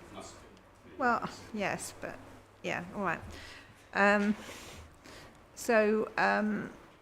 think we'd have to leave it there for the moment and see what the results of your discussions are, really.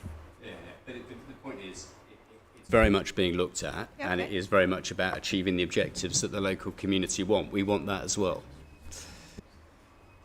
Okay, Councillor Bonny? That's fine. So long as we have some awareness of what your discussion is, because obviously we're not part of it. We can have another discussion on no. 106. That's fine. Look, I take that point on board. You would like to know where we're going with those discussions, and we'll involve you. Okay. Now.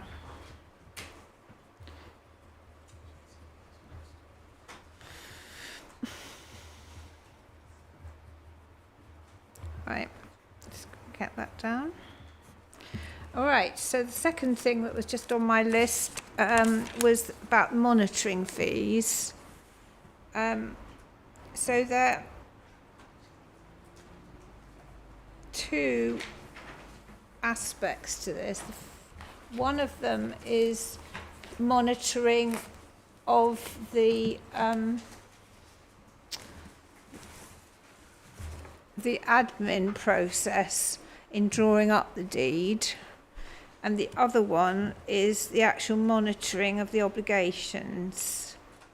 So they are slightly different. So talking about the monitoring of the obligations, as far as I can see at the moment, I'm not sure whether there's unless it's in the last one, whether there is actually any provision for that, is there?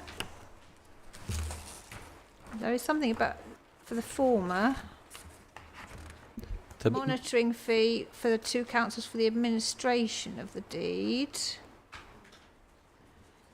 but not monitoring of the obligations, as I understand it. I think that they are actually both catered for. I might not have the same reference number as you, but if you're looking at the... Let's look at the most recent one, if you can tell me where it would be. Yep. Are you in the southern version? The one that Mr. Dugan gave me and assured me it's the latest draft or more. Oh no, not quite, I think, he said. Assuming we're on the southern agreement, because there are the numbering will be slightly different in the two. Oh, which is south? I've got them the wrong way round. No. This is north, isn't it, with Panton and Grey and all? the addresses on here. So Well, oh, that's weird. Right. Okay. Well. let's see, this is that's the Okay. Thank you. Right. So which site are you looking at?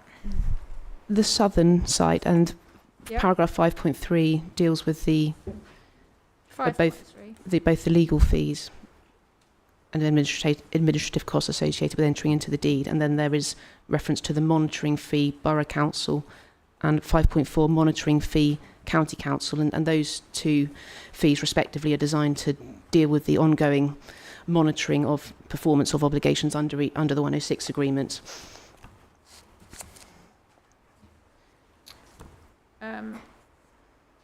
So 5.4 is the borough council one, isn't it? Oh no, for both of them. I see.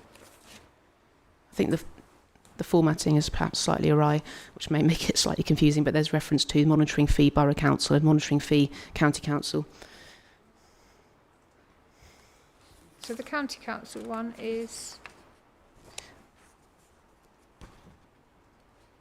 We had square bracketed the quantum in these drafts, but in the SIL compliance schedule, a figure has now been agreed, which is linked to triggers of obligations, because that is when, I suppose, work is generated on behalf of the councils in reviewing what is submitted pursuant to the 106 agreements, and that is £300 per obligation trigger. So an exercise will need to be done in calculating what that amounts to once the 106s are in final form. And is that for both county and? Yes. So I thought the £300 per trigger is just for the county, for county obligations. I mean, 5.4 on page 16 of the Southern Deed only relates to the. Oh, sorry. Okay. Yeah. So you're saying the £300 per obligation is for the county. What about district then? I'm not sure that has. I had understood that there had been discussions about that figure.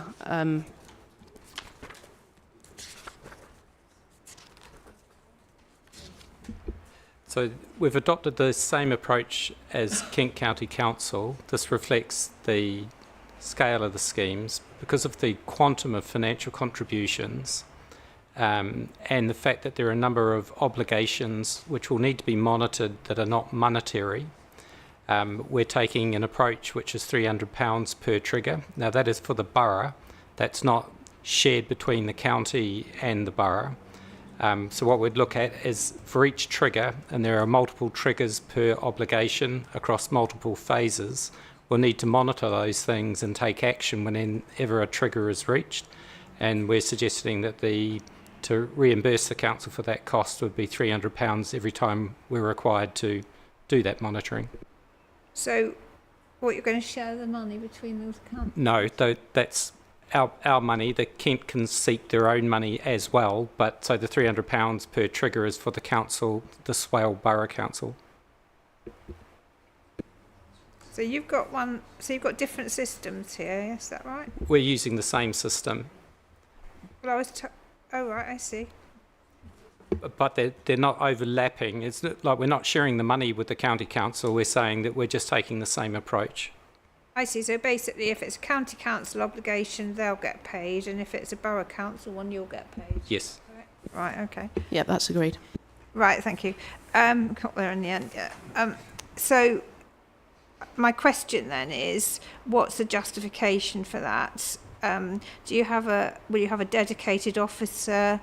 Is it related to officer time, or how is it? And I'd have to ask both county and the district. Sorry, the borough.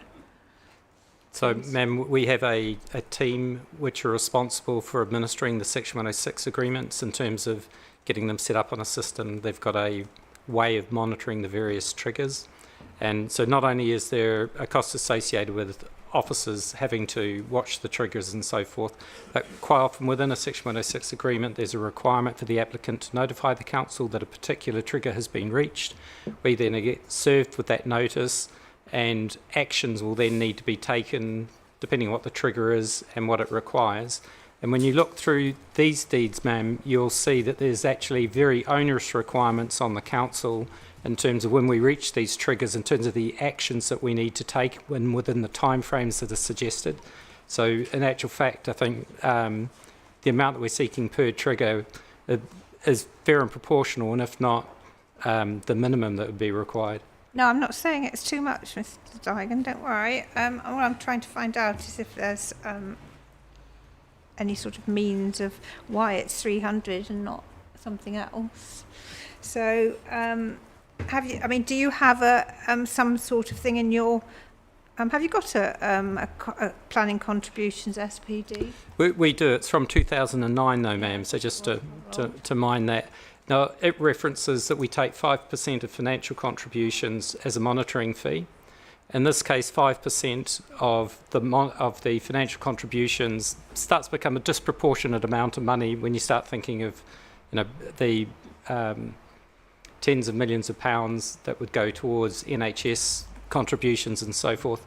The other thing that worries us is that just taking monitoring fees for financial contributions ignores the monitoring that we'll have to do for the non-monetary obligations.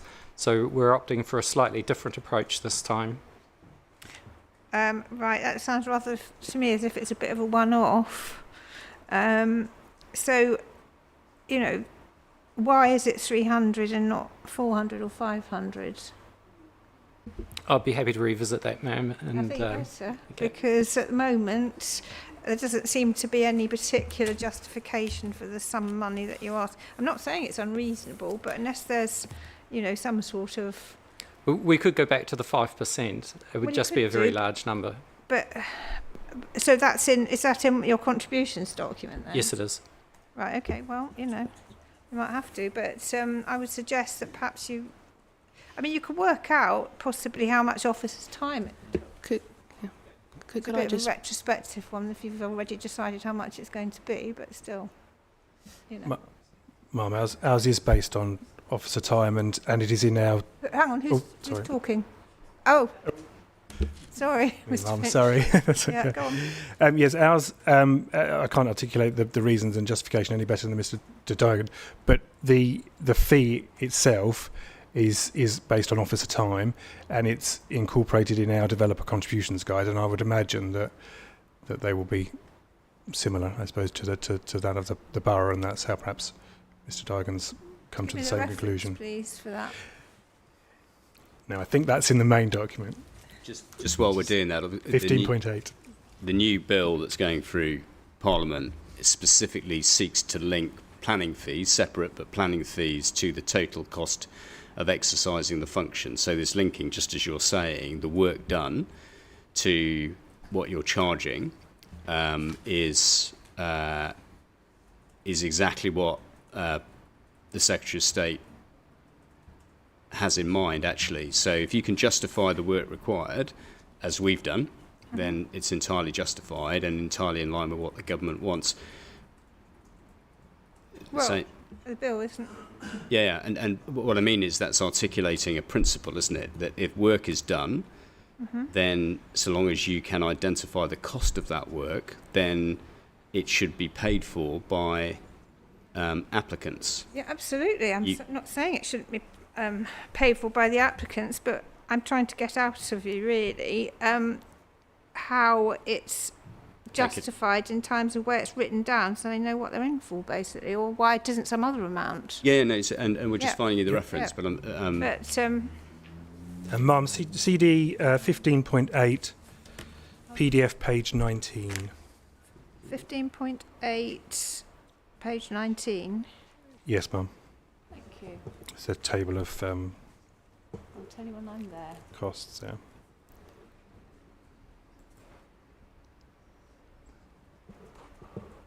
Yep.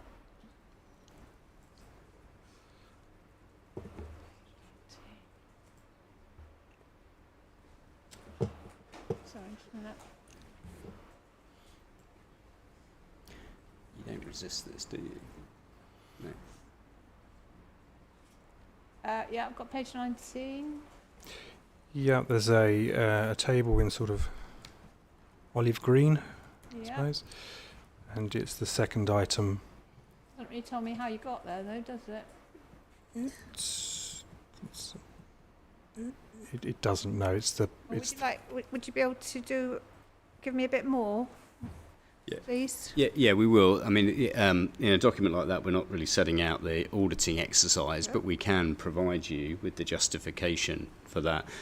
And just to say, I mean, the applicant isn't resisting this, obviously. You just want to be certain about it, and there have been instances where inspectors have rejected monitoring fees. We all know that, and it's probably just because of myself. just because it's the lack of evidence. But Yeah. yes, this applicant has been perfectly fine about that. I would say, while we're having this discussion, that from my client's point of view, this particular applicant has been good about delivering what they say they're going to deliver. We've heard about others today. I make absolutely no comment on that. But this applicant, as far as my clients are concerned, delivers what they say they're going to deliver. They haven't delivered it yet, have they? No, they haven't, but they have done some other sites before this one. Oh, I see. Referring to other sites. Yeah, fair enough. Ma'am, just on that same document, paragraph 5.12.13, which is PDF page 28, does go into a little bit more. Oh, does it? Does it tell me what I want to know? It goes into the Wait, what, page 18 did you say? page 28. Sorry. Oh, sorry. It goes into the justification, perhaps not so deep on the breakdown.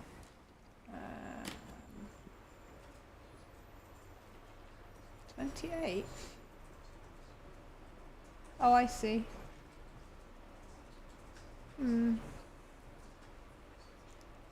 Doesn't really tell me much more, though, does it?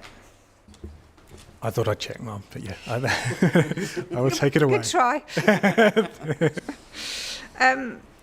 Okay, well, I'll leave it with you. You know the information I want, so I don't really want to labour that. And same with the council, please.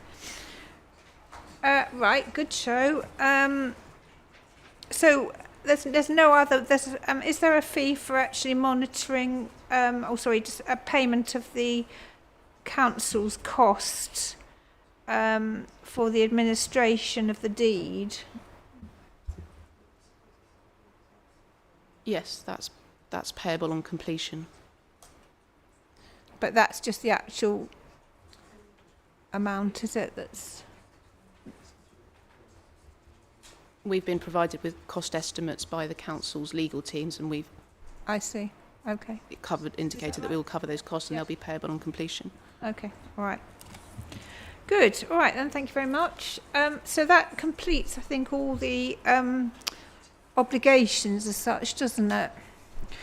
So the next thing I just wanted to touch on, just so that we deal with all of Kent County Council's interest in this, is the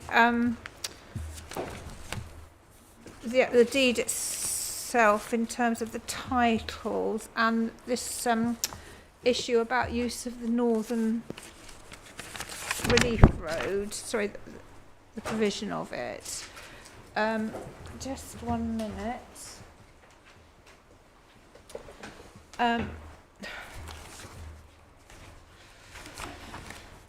So this is just what I understand. If I can say what I understand, and you can tell me if it's correct.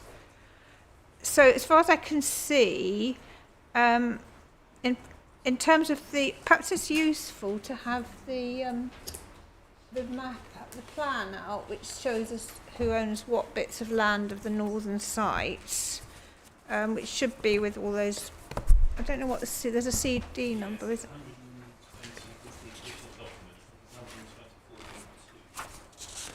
But you've very kindly given it to me in hard copy. So I just want to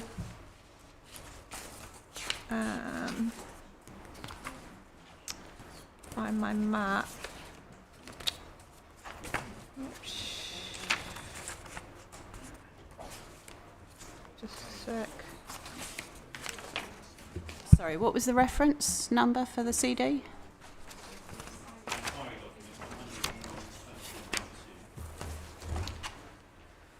So is it not 100.17.1? That's the inquiry document number, which is the one I... No, forget that. That isn't the one I want.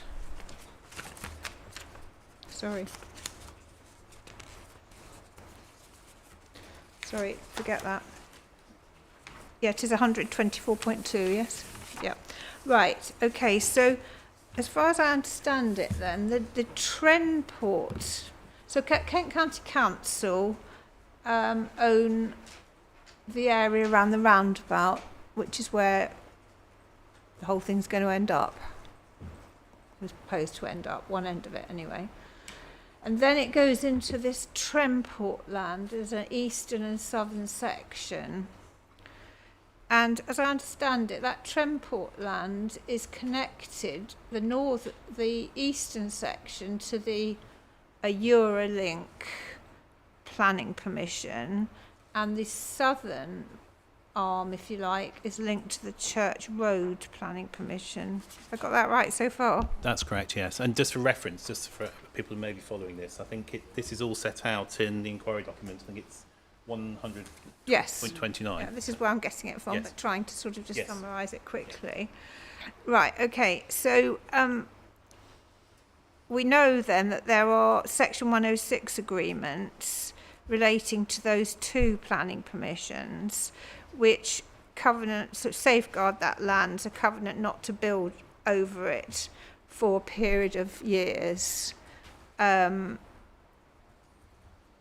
So that should be sufficient if planning permission were to be granted for that section of the Northern Relief Road to be constructed on that particular area of land.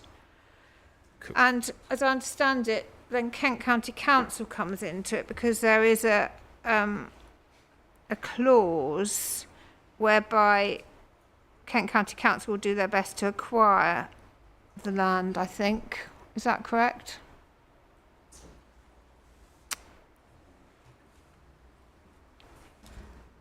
Yeah, there's two Section 106 agreements for the safeguarding land, and the 2013 agreement, it does reasonable endeavours to acquire the land. The 2023 agreement, the provisions are similar, but they're slightly different in terms of how notices are served and how the land is transferred.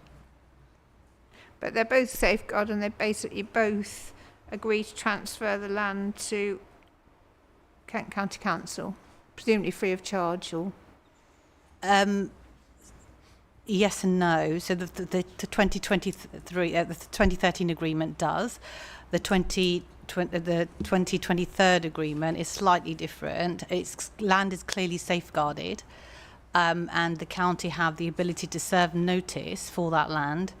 And the intention is that land would be transferred, but the obligations are not clearly expressed in that way. But it's clear the reason for the agreement that was entered into, it's safeguarding, and it's for that particular purpose. And so that's where it comes into the fact that they can't actually build on that land, I think, for 20 years or however long it is. Yeah, the time limits on both of them are slightly different. Yeah. The 2013 agreement, I think it's trying to think the end date. There's an end date for the 2013 agreement. There is the 2023 agreement. There's no end date per se, but it's actually linked to their planning permission. Yeah. But I mean, I think nobody's sort of raising the issue that wouldn't be sufficient if planning permission were granted for this to be sorted out. So when it gets to the railway, could someone just explain to me what happens when it gets to the railway? Because obviously National Rail must come into it then, do they? So what's the score there? Who builds the bridge, and how's it done? And it must be cost quite a lot of money, I should imagine. Who's going to pay for it? Shall I jump in? Sorry, go on. So we've had detailed discussions with Network Rail over a number of years, and I think the appendix to the note covers some of those discussions and the agreements that we've entered into with them. So essentially it would bridge over the railway line.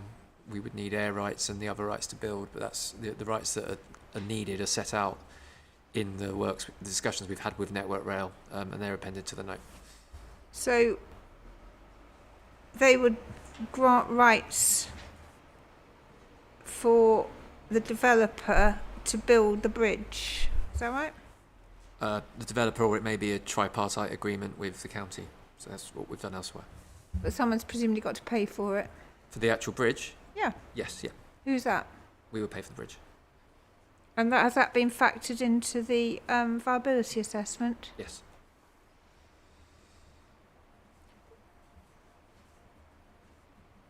Okay.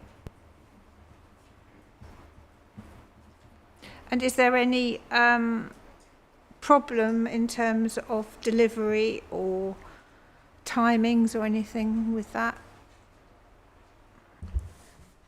I mean, is there actually an agreement with them, with National Rail? Essentially, the agreement we've got is an agreement that sets out the agreements that we need and the processes we have to go to. So,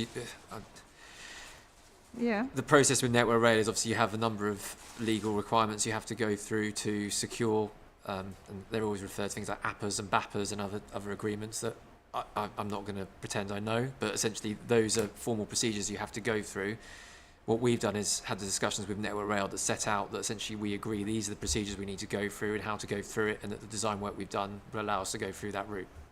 At this stage, that's as far as we could go. So would there be some sort of either a Grampian condition or something in the deed to require that was done before development commenced? I think Victoria or KCC can advise here, but essentially that we've drafted the Section 106 to cover off those requirements for the formal approvals to be in place and other measures in place before construction can commence. But I'll pass over to KCC. Yeah, that's correct. We're treating the bridge as part of the road for the purposes of the drafting that's appended to this note that we're discussing. So that would form part of the Grampian condition, which requires us to deliver the road prior to occupation of the dwellings, and also to secure the land prior to commencement. That bridge is wrapped up as part of that. Hang on, the Grampian would require the road, including the bridge, prior to occupation. Yes. And what was the other thing you said? It would require the land that is necessary to secure delivery of the road prior to commencement of development. Okay. Anybody want to say anything about that? Just to check, have you seen, you know, the Network Rail letters are in the documents? Yeah, it's not really, because I thought it would all be part of highways. Just to give you the references, no, not at all. So 100.29.5 is one letter, and 100.29.5.1 is another. And you'll see, I mean, there's lots of detail in there, but in the second of the references that I gave you, you'll see it ends by them saying that this approval that the letter conveys is the final step in gaining an agreement in principle to the proposed use of the footprint of the land. Okay. Thank you. Yeah.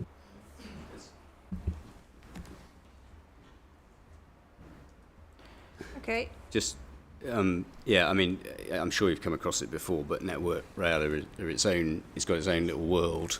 And so there's a certificate of approval for stage 1, the business clearance. You have to go through all these processes. There's no indication, in fact, contraindication. There's no indication there'll be a problem. In fact, it's all been discussed in detail. It's all been considered. They've gone through the right stages, but you can't get them to do more than that until you've got the planning permission. So Quinn have done all that they need to do, and we're satisfied with what they've done. Oh, I think with the Grampian and so forth, it would Yeah, that would be probably all right from that point of view. Okay. Anything on that bit anybody wants to raise? On an unrelated note, I've got the Kent Downs National Landscape here and our Open Spaces team. Yep. And it's just if you felt that you wouldn't be getting to those items today, I might be able to release them from the inquiry. Well, we're not going to spend very much longer on this, so we could go to that next if you want. Yeah. We've got to be out of here by 5, by the way, I think. All right, so can we just carry on with our journey across the northern site then? So the final piece in the jigsaw is the pink land, which is, for want of a better phrase, the Stones farmland, which I understand, so by the deed of novation, is going to be the council's going to take, as far as I understand.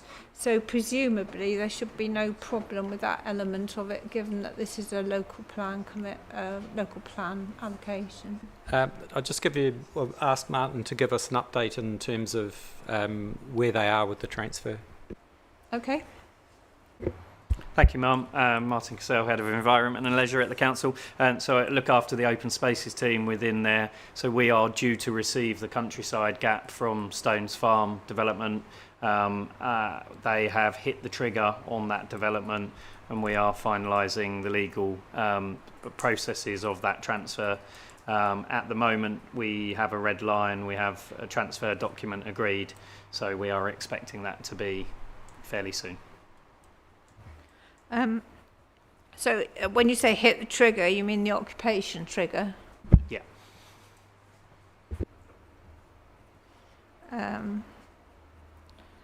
So then it will be that land will be transferred to the council fairly soon. Swale Borough Council, yeah. Mm-hmm. Okay.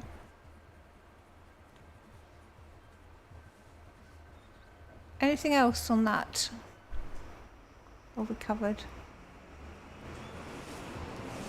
Okay, thank you very much.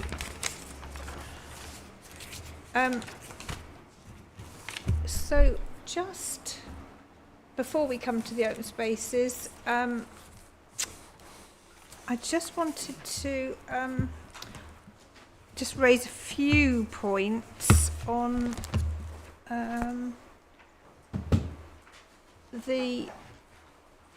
I think we've got, so we haven't got a guarantor anymore, have we? That's been knocked out as far as I can see. That's still under discussion. It's in the last markup it's been taken out, but we are discussing that separately with the developers team.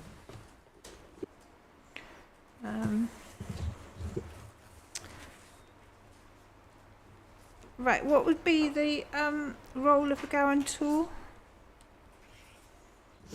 It's just to make sure that there's always, I guess, somebody on the hook, call it the master developer, to ensure that the development comes forward, the infrastructure comes forward in time. So there's always somebody responsible. As you know, with Section 106 agreements, when you part with the site, that's it.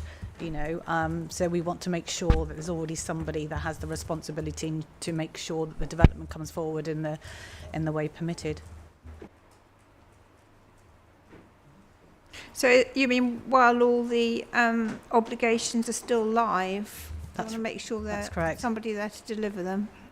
So would that cover if Quinn Developments go, unfortunately ceases to be? So I can only speak about county obligations, and the intention is that with the Grampian obligation for the delivery of the road, that comes first. So the developers will be under an obligation to secure all the land, make sure there's a Section 278 agreement in place, and the relevant bond for the cost of those works. So that comes up front. And then the proposal is, and it hasn't yet been agreed, and it's something that we do need to discuss in terms of county obligations. Prior to commencement of each phase, the county would be seeking a financial bond from the developer for the amount up to those contributions / obligations.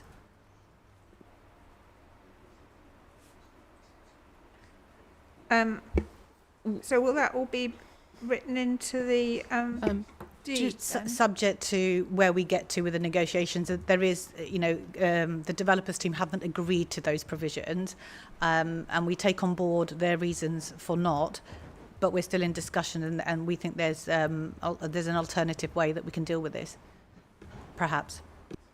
Yes, just to be clear, that's certainly not agreed by the applicant's team, and we think that there are significant challenges in terms of viability and feasibility with such an approach, and so we are working with Kent County Council to explore and understand their concerns further and understand whether there's an alternative way of addressing those. The position overall is, we have to live in the real world, and we have to look at issues around raising money, raising funding, lending. Your concern is absolutely, you identify, the correct concern, which is that what if the company cease trading for whatever reason? Unlikely as that is, lawyers are there to deal with the what if. But equally, we mustn't make it so onerous and so difficult that developers can't build. So we're working through that issue to find a satisfactory conclusion. But as has already been said, with such a large development with phasing and triggers, then it's not going to be that, which the community is concerned would be, that you get 8,500 houses and not a single school or a single open space. That's not going to happen because it's going to be phased, and that couldn't happen. It's about effectively just protecting the position on each phase. Yeah. And clearly there are significant enforcement powers granted to councils in respect of 106s, which in my experience are most commonly relied on, and so this is an additional layer of protection that Kent County Council are seeking, which would be potentially at great cost and possibly also impractical for our client to secure a guarantee of the nature sought. So that's why we're keen to discuss alternative options. Okay. Yeah, and on our side, you can see that the council is being advised by commercial, private sector clients. So we know solicitors. So we know what the issues are. We're not there with our fingers in our ears, going, we're not listening. There's only one solution. We're looking to resolve the issue in a practical way that is commercially realistic. Okay. I mean, do the Borough Council have similar concerns? In terms of deliverability, yes, we do, but there's slightly different in that Kent have got their mindset on the highway works. Then you've got the junction and the bridge over the railway line, Northern Relief Road, and so forth, as well as significant infrastructure in terms of schools. So yes, we do, and in fact we have spoken with Kent County Council and looked at what they're trying to secure, and to a degree they're probably ahead of us in terms of grappling with some of those issues, and we'll continue to work with them. It's very fair. I mean, let's be frank about it. We've got more skin in the game, and that's why we're looking at viability, because we're talking about schools, we're talking about roads that are Kent roads, so we're looking at this really, really carefully. Sure you are. Yeah. Okay. Thank you very much. Mum, Yeah. just on when you were talking about the titles on the north, are you interested only in who owns the land, not those that have an interest in the land? Well, the legal agreement has to, or perhaps I'll ask a friend to get into the law actually, so probably get it wrong. So I don't know whether you want to, or the Borough Council's. Right, but why I say this is I'm aware of a number of parties who occupy land and have done long term. Mm-hmm. I'm not sure whether they necessarily have formal lease agreements in place. Mm-hmm. And if I cite a couple of examples, so there's some that we believe may have agricultural tenancies, and why this is important, because obviously it's about deliverability and what may need to happen in the meantime. and whether people have actually acquired land rights during that time. So, you know, we're aware of, there's obviously a shooting club, and I can't remember their details. We have the Challenger group in the chalk pits. There's people with equestrian fields. There's others that have the back of the Rodmersham there, where some of the community sports facilities are going, have long-term, I assume, holdings there. But it's just to be clear so that we all understand what the issues may be. Who wants to answer that? We've done a very thorough title review exercise, and we've set out all of the interests that are shown on the land registry within the red lines in the tables that we have submitted. And so we're working on the basis of that as the evidence for the appropriate titles to bind into the 106 agreement. Because it has extended, hasn't it? I've noticed that quite a lot of people have been included who weren't in there originally. For example, the Panton interest wasn't in there before. Lots of people now seem to be included in the land. I think the position that we consider reflects the tables that was submitted, setting out the title, are reflected in the latest draft. Yeah, they might be. I'm just saying they've changed. There is a slight change, and what the change reflects what we have set out in the title schedule. So those are the documents to rely on, so to speak, in terms of the final title exercise, because it was a large and detailed exercise we had to go through, and hence there was a degree of movement in the parties that we had set out as being. Okay. Could we just cross-reference what's on the application form with the spelling as well? Yeah, if you want to. Because I think the spelling of one of the parties is actually different to the spelling on the section 106. So I know it's really, which? I think it was one of the Atwood names that in the application form it's spelled 1T, and on the section 106 it's with 2. Atwoods. Yeah, I think there is. Atwood Farm. I can't remember which one it is. Thank you for pointing that out. I think we will certainly, the 106s are long documents and certainly require a thorough proofread before they're entered into, so we will ensure that we do pick up points like that, but thank you for raising it. Okay. Bonnie? Yep. Okay. So just very quickly then, I don't know if there's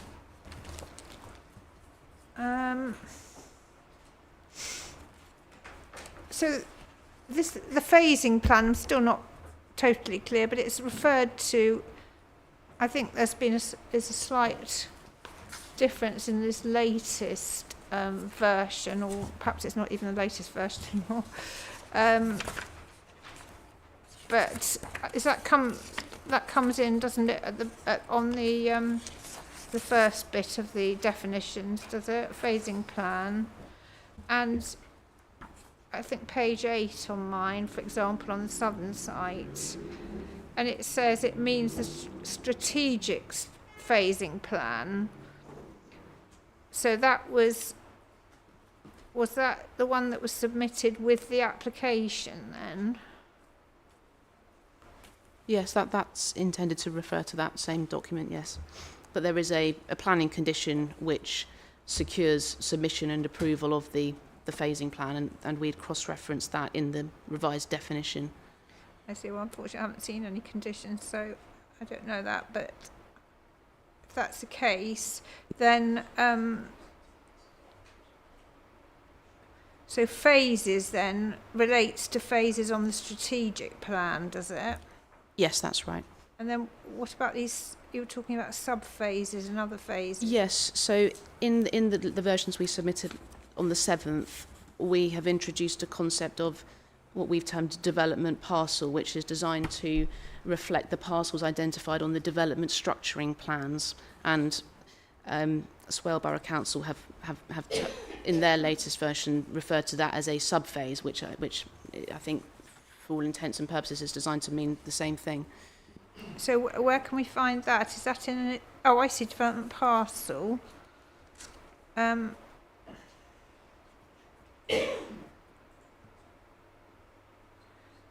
so it says, as shown for indicative purposes on the strategic phasing delivery plan, as submitted from time to time, pursuant to condition 5 of planning provision. I don't know what that says again, but I'm not really quite sure. Sounds a bit. What does that mean?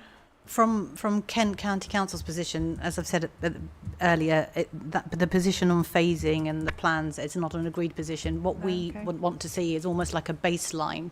So the phasing plan, whether you call it the strategic plan or whatever it is that was submitted with the application, that's the plan that we want to be appended to the 106, because that's the obligations are triggering from that, and appreciating that that phasing plan may change, but if it does change, then that's in consultation with the authorities, and then we can work our way. But that's the intention. But that's something that we need to negotiate and sort of bottom out with the developers team. I mean, to be quite honest, if their plans fixed, it's a bit like the civic amenity site. You know, if they're fixed, there shouldn't be really provisions for them to be changed unless, you know, you go through a sort of proper process. I agree, but it's not unusual for phasing plans to change. Well, it might not be unusual, particularly with but this size of well, I'm not advocating it does, by the way. I'm just saying that we do want a baseline position. We want it referred to in the 106 agreement.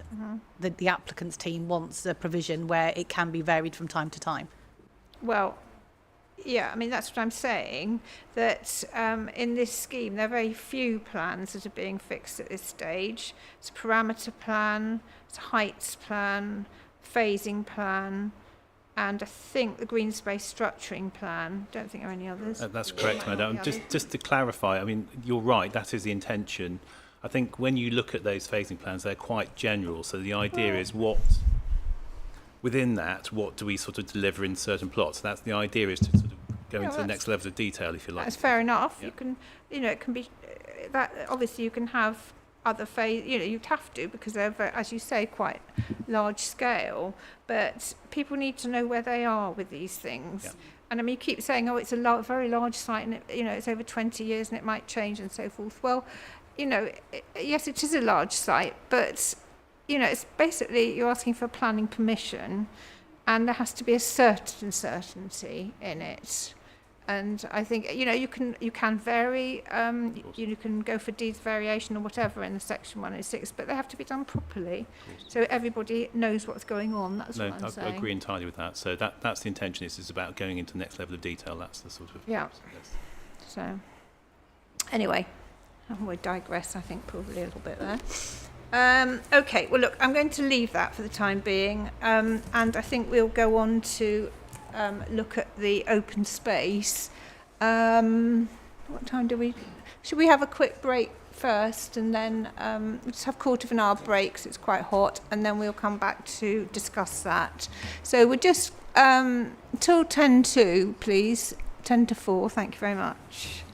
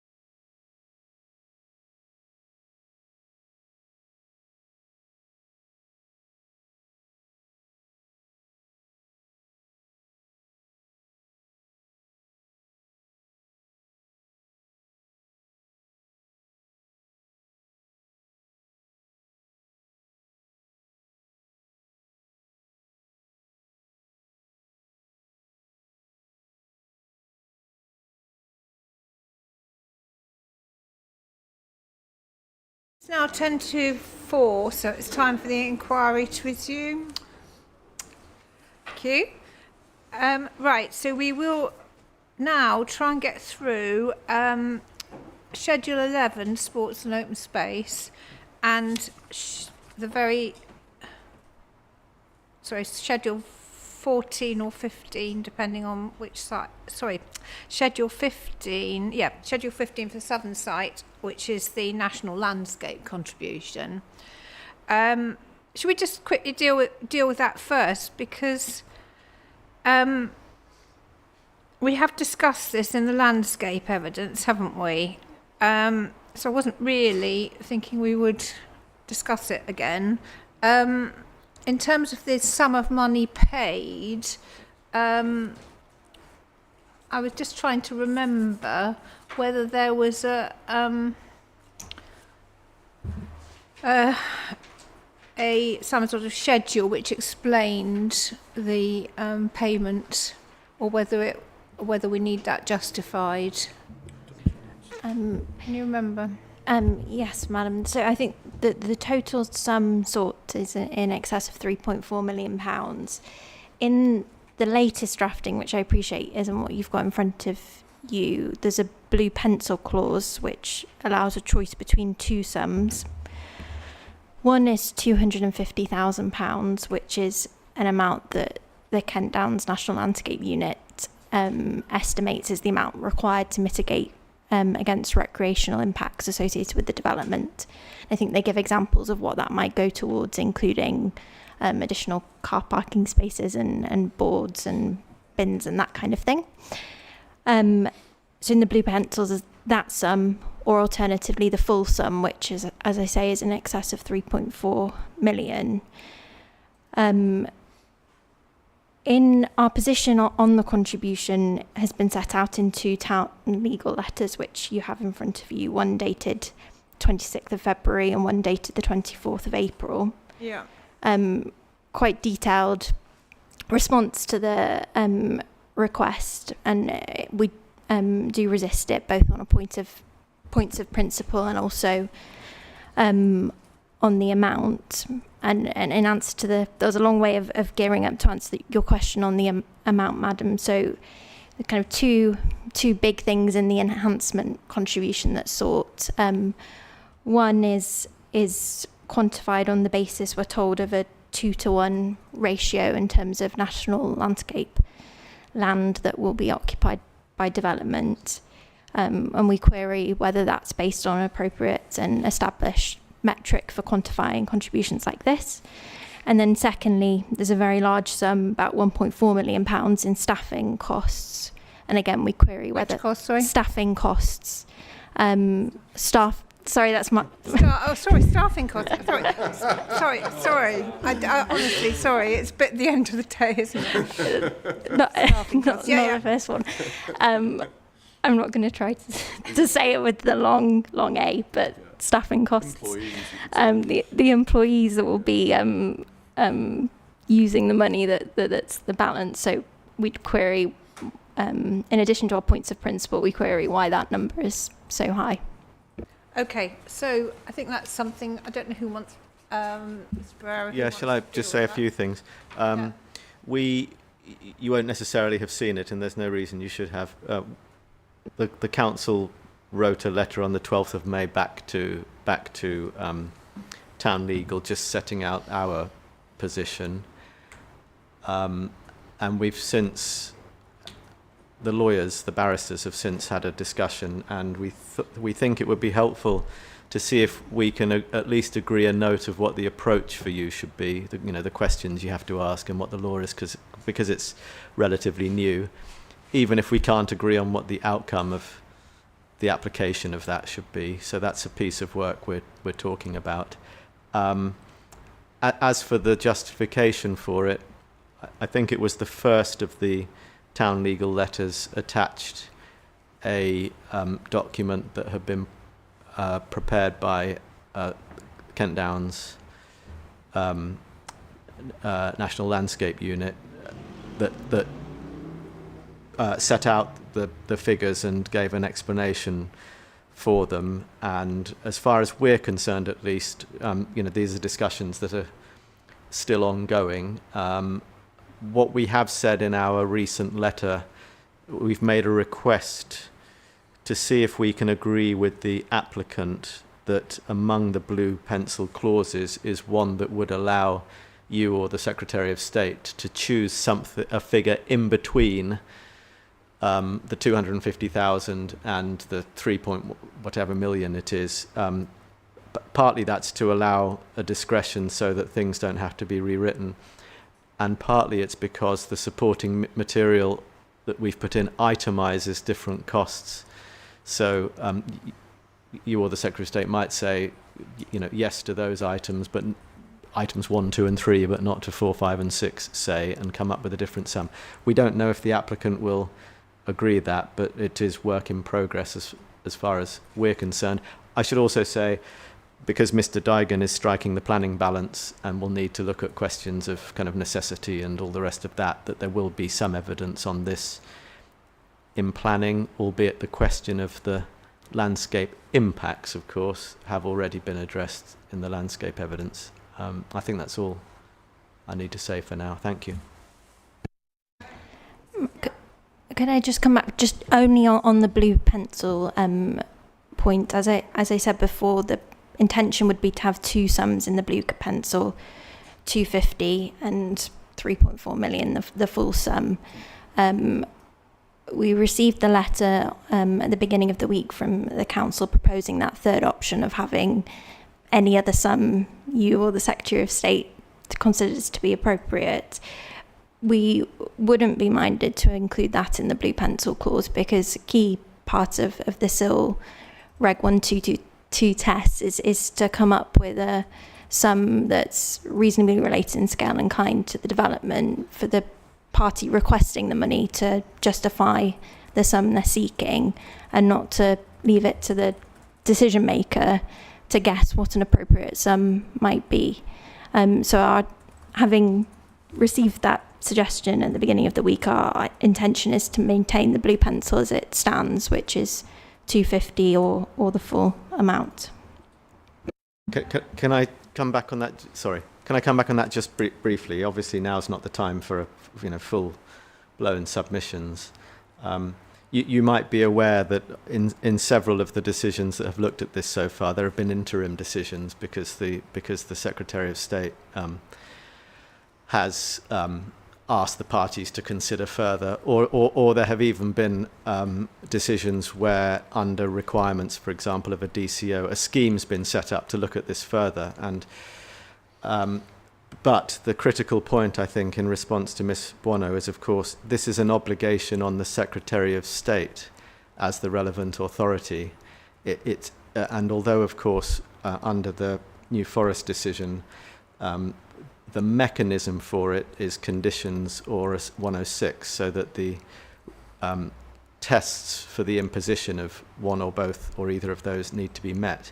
The obligation is actually on the decision maker to discharge the duty. It's not on the planning authority to persuade the decision maker about the duty, or indeed on the applicant to dissuade. We'll each have our views, but the obligation is on the Secretary of State to discharge the duty, and that is the context in which we are putting forward the third option, as it's been described, of allowing the Secretary of State to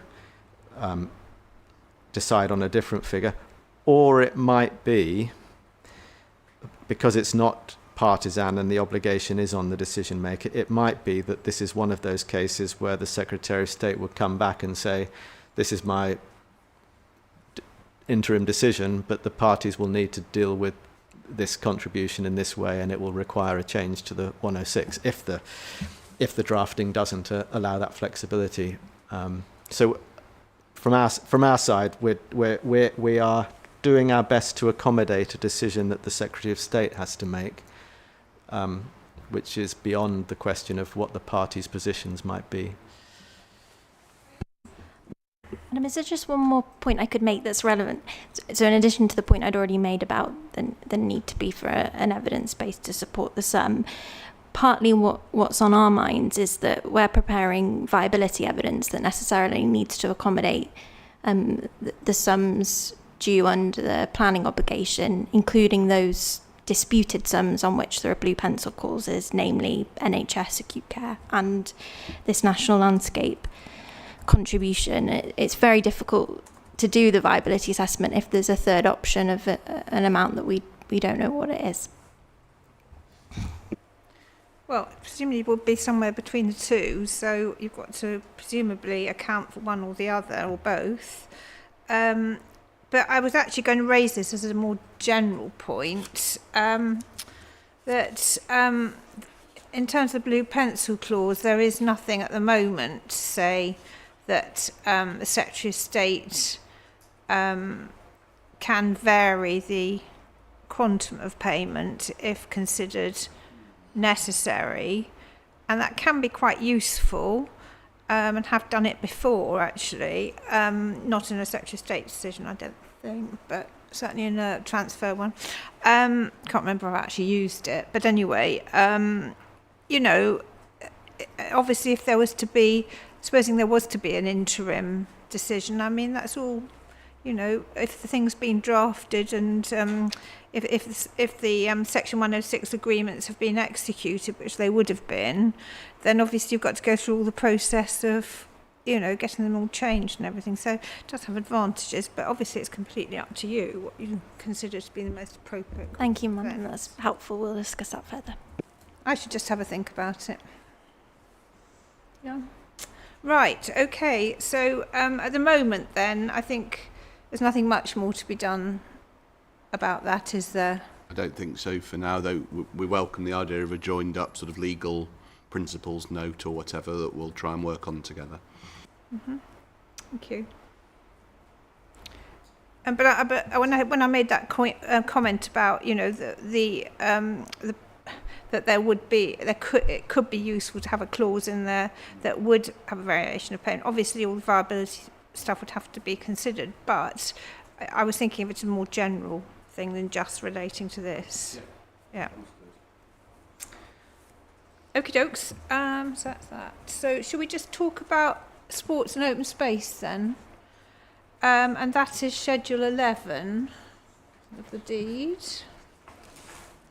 And this is a really, I would say, a very important schedule because it includes all of the things like the delivery of the proposed country park, the open spaces, and play spaces and all the other sports facilities and so forth. So it's obviously a very important, well, they're all important, but this is particularly important in my opinion.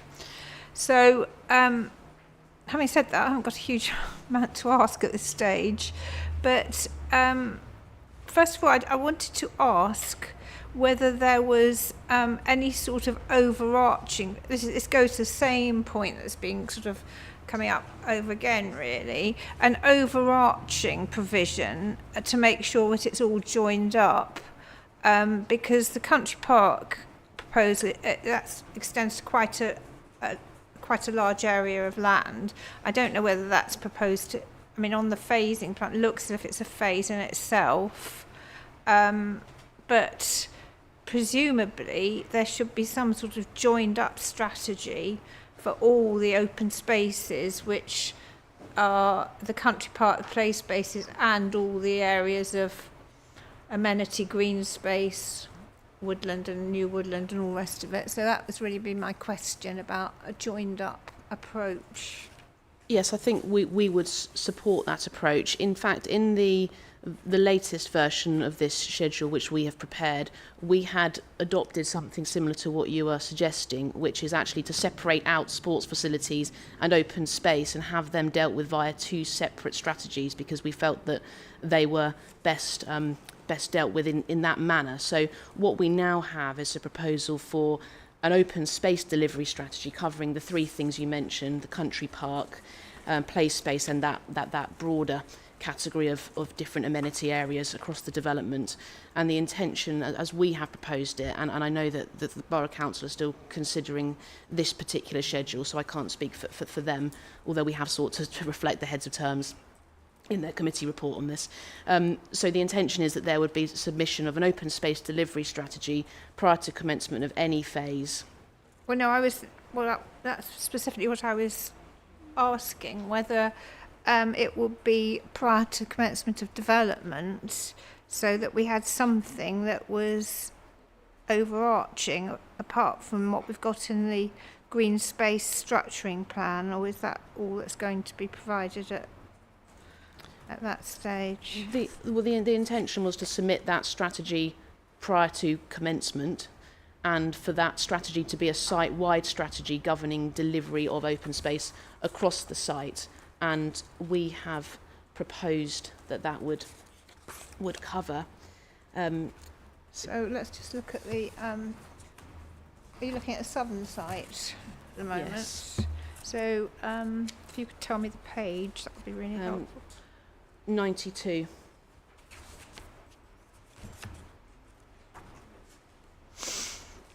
Okay. So this is Oh no, I'm in highways here. So you must be on a different. Sorry, you must be. Sorry, I misinterpreted. I suggested that you were referring to the version that I said I'd marked up. So you must be on the. Oh, sorry. Well, I was just looking at. I thought you said the latest version. Yes, that on mine is 92. I'm just. Oh, I might have them the wrong way round. Just a moment. Wait a minute. Just a sec. Schedule 11. Yeah. Hang on. I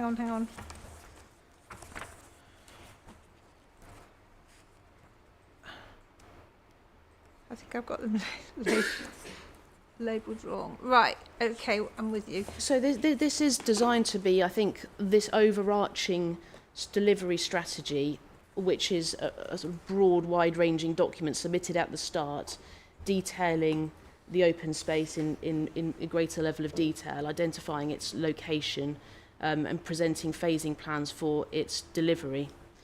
And then we have a similar delivery strategy for the sports facilities, which is now separated out. But this is well, the sports facility relates to a phase. And the open space delivery doesn't.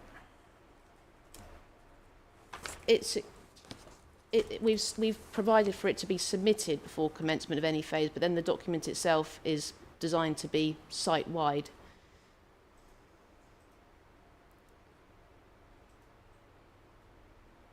Within the relevant phase, it says, so that implies that it's, doesn't it? That it's to be delivered to. The strategy relates to that phase, doesn't it?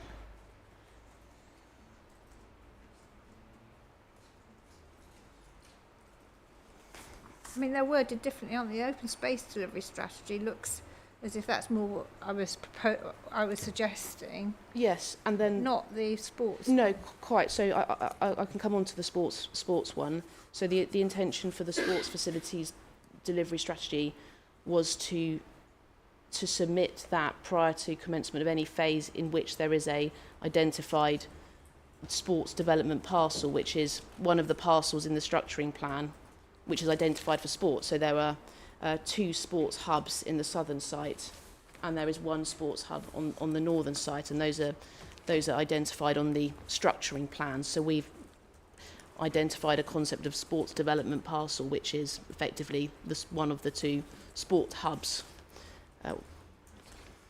And so there would be a delivery strategy for the sports facilities in those hubs. Well, you could read it either way, couldn't you? With all due respect. So the delivery strategy means a delivery strategy submitted by the owners to the council for the delivery of the sports facilities within the relevant phase.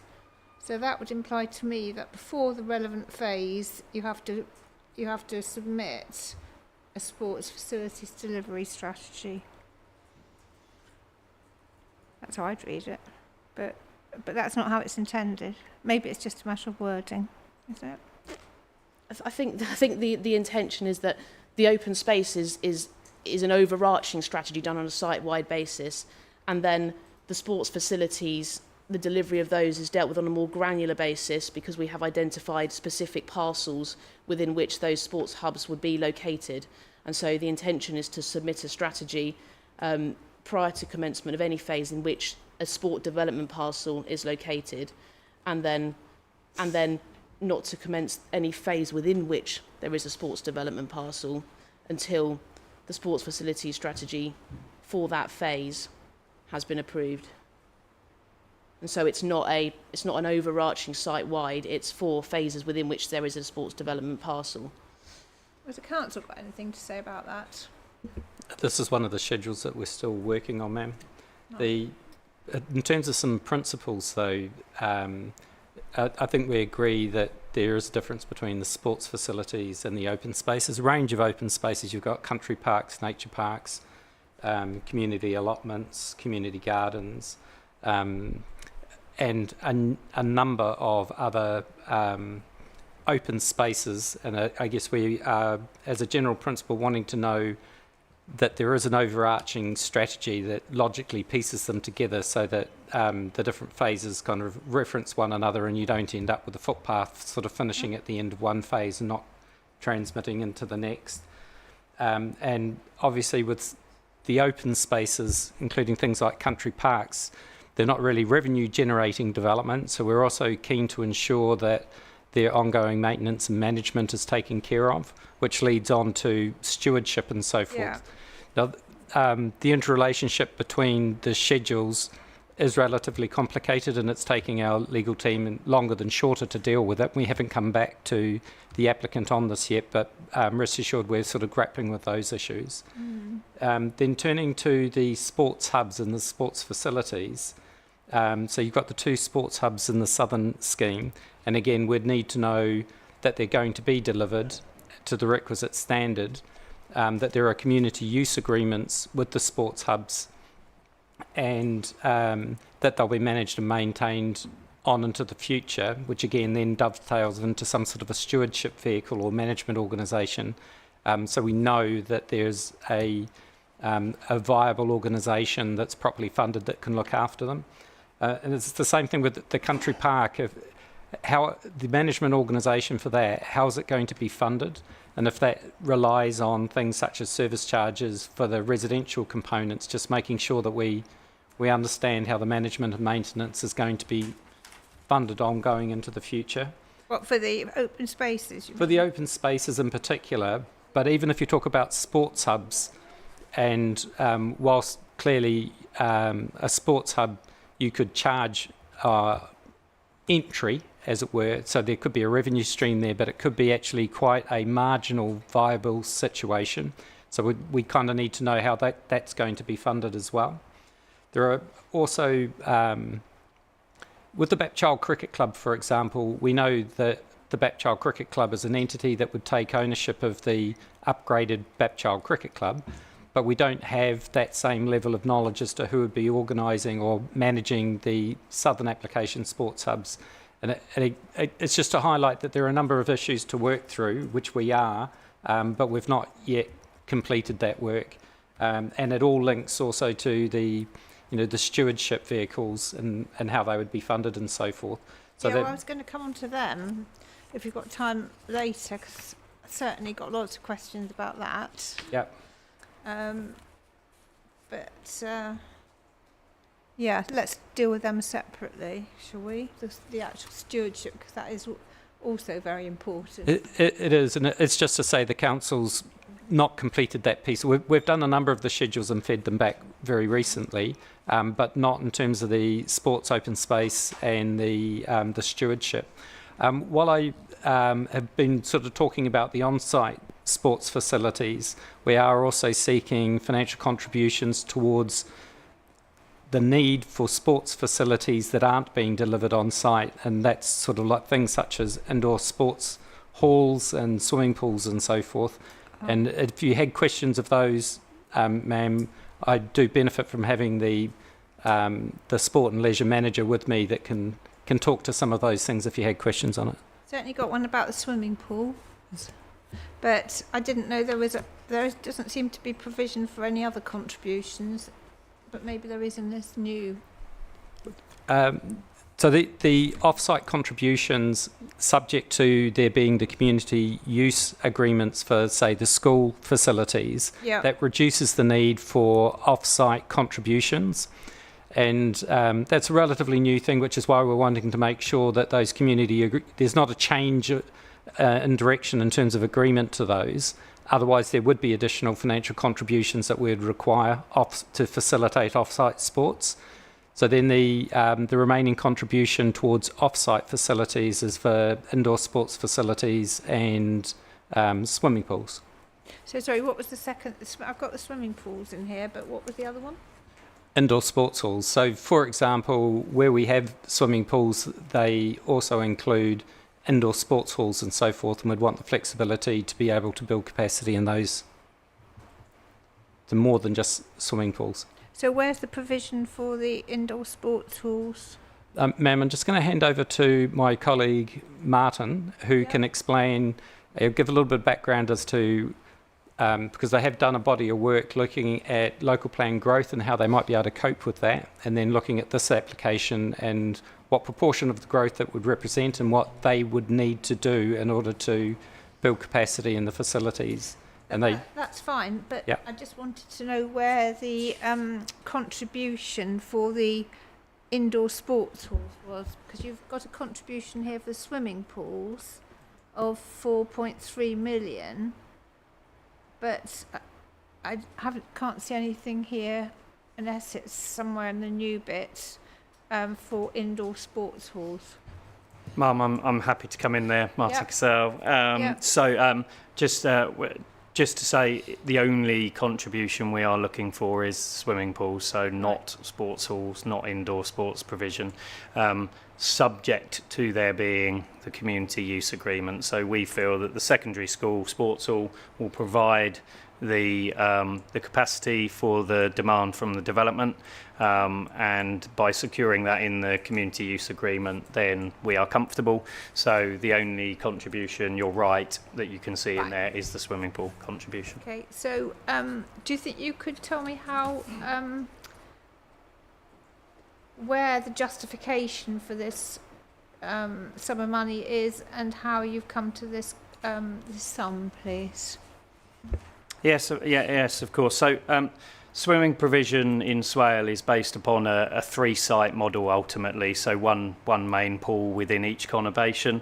That allows us to provide fair geographical spread across the borough. It's the most strategically and operationally sustainable model.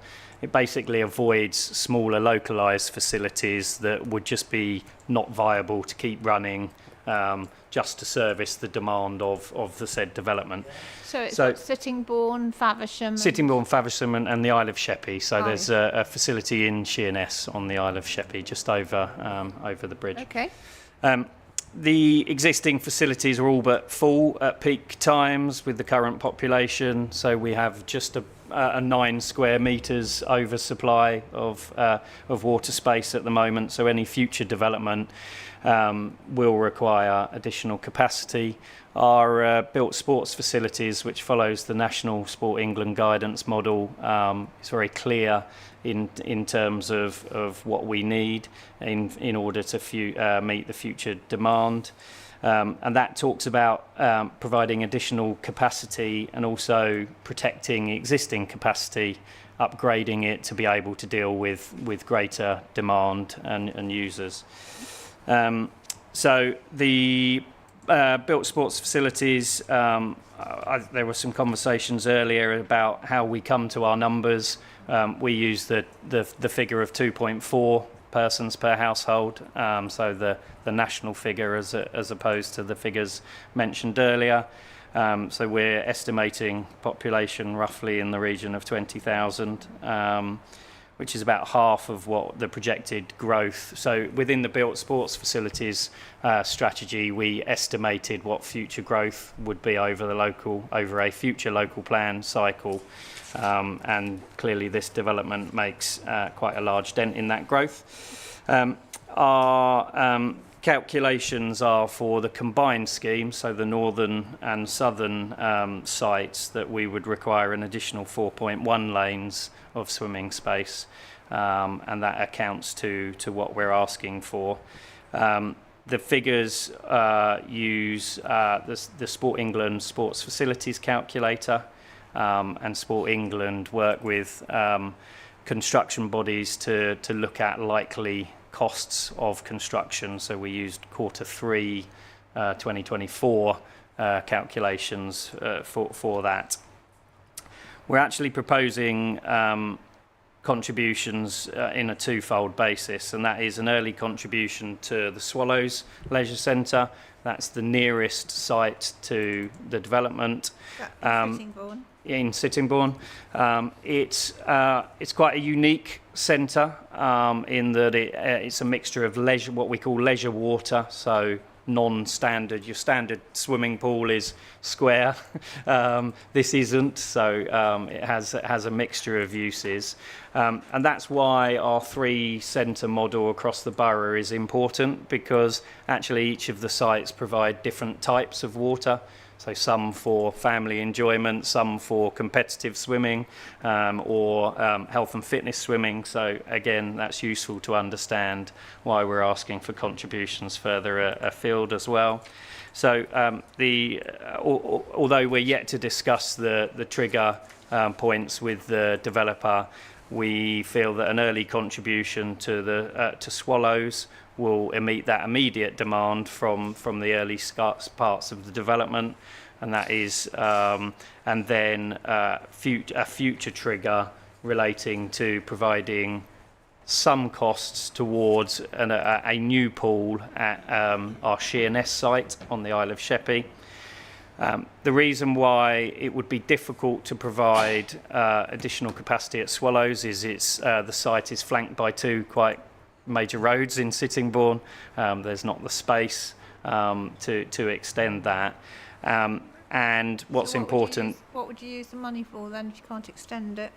This is about changes to wet side changing provision to be able to deal with additional users at the same time, and its improvement to the pool plant and the air handling systems to allow greater loader capacity to be dealt with during the day.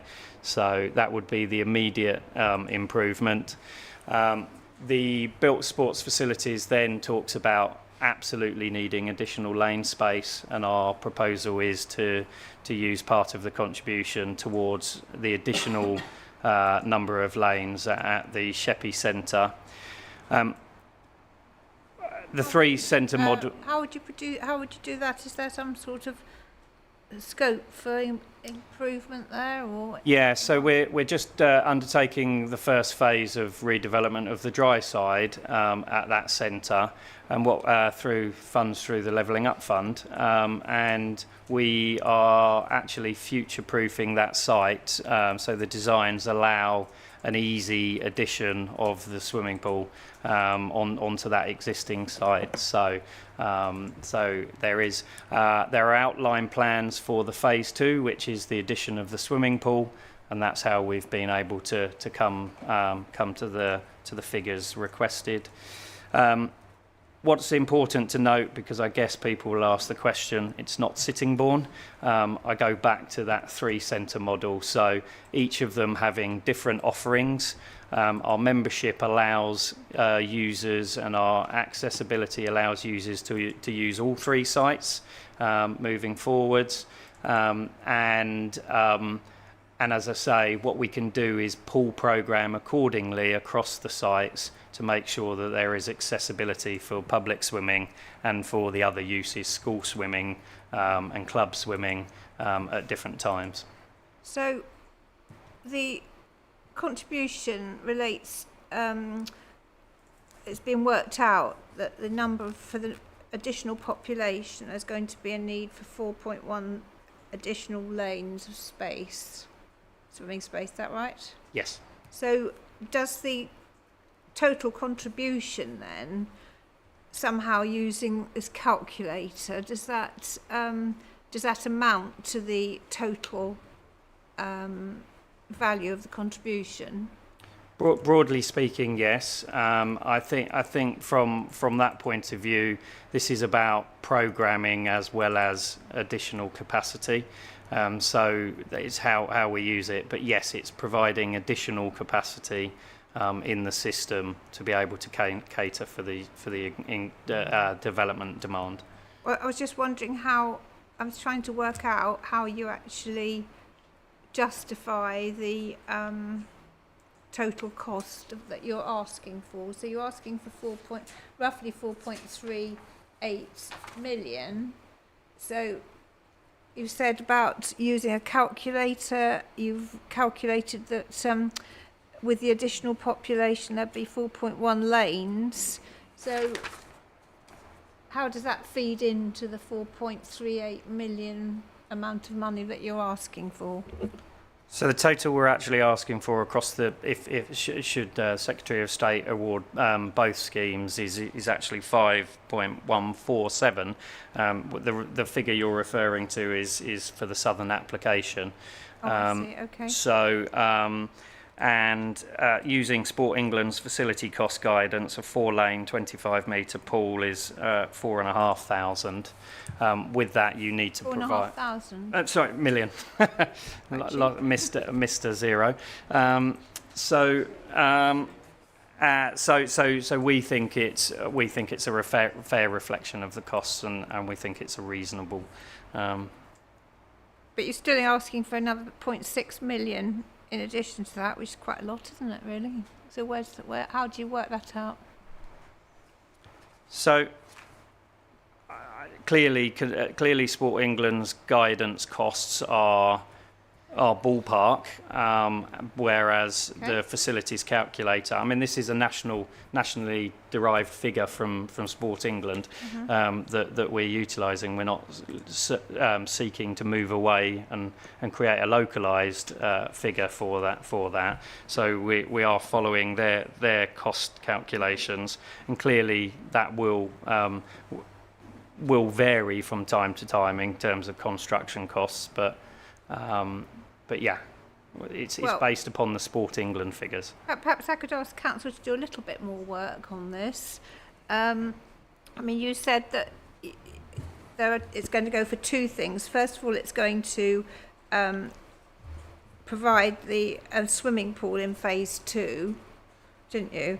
So I'm presuming that's where the 4.5 million will go, or thereabouts. But you also said that it's the early contribution is going to the Swallows Leisure Centre for plant and equipment and better poolside facilities and so forth.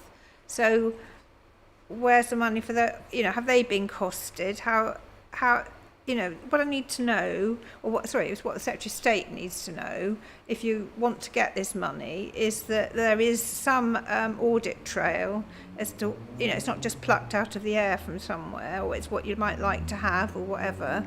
It's that there is some justification in some sort of document, or it's worked out in some way in relation to costs, or it comes from a calculator, something like that. So that's what the Secretary of State will need to know. Otherwise, Secretary of State will say, blue line, sorry, you're not having it.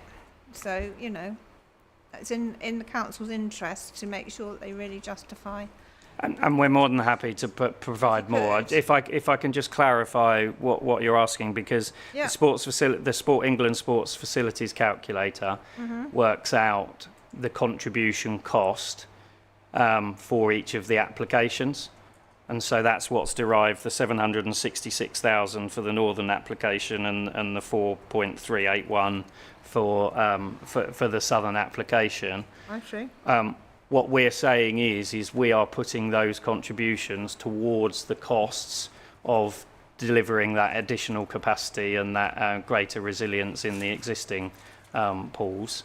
There are example costings from Sport England in terms of the costs of that provision, but clearly they differ from site to site. We are in the process of working those up, but those figures are based upon Sport England projections, and then we will determine what we can achieve with that contribution level. Okay. Well, I mean, you give me a bit more information already, so I think if you could you put that in a note with a little bit more information, unless it's somewhere that I haven't found. If it is, then that's fine. But what you just said is, gives me a little bit more information, and it would be useful to have that written down so that we know how the contributions are derived, and also considering what happens if it's just the northern site, because that's substantially less. Where's that money going to go to? Yeah, so our proposal is if only the northern site comes forward, then the northern contribution would still go to the Swallows, the Sittingbourne site, for that additional, because clearly that application won't create as much demand on the facilities as the combined. So our intention, that's why we phased it in that way. The initial impact is clearly going to be on the nearest site at Sittingbourne. So we would propose the same works if only the northern application went ahead. Okay. Well, if a little bit more explanation might be helpful. Yeah, happy to provide. I'm not sure if Matt's provided our note or not to other people. So it might be here somewhere, but I'm just looking at it, and I'll make sure that that's circulated. It was discussed at an earlier stage with the applicant, who had concerns about what the money was going towards and how it had been calculated, and happily it's satisfied them, but I need to do more work on that and share it with the inquiry. Okay. Anything the applicant wants to say on that? Thank you very much.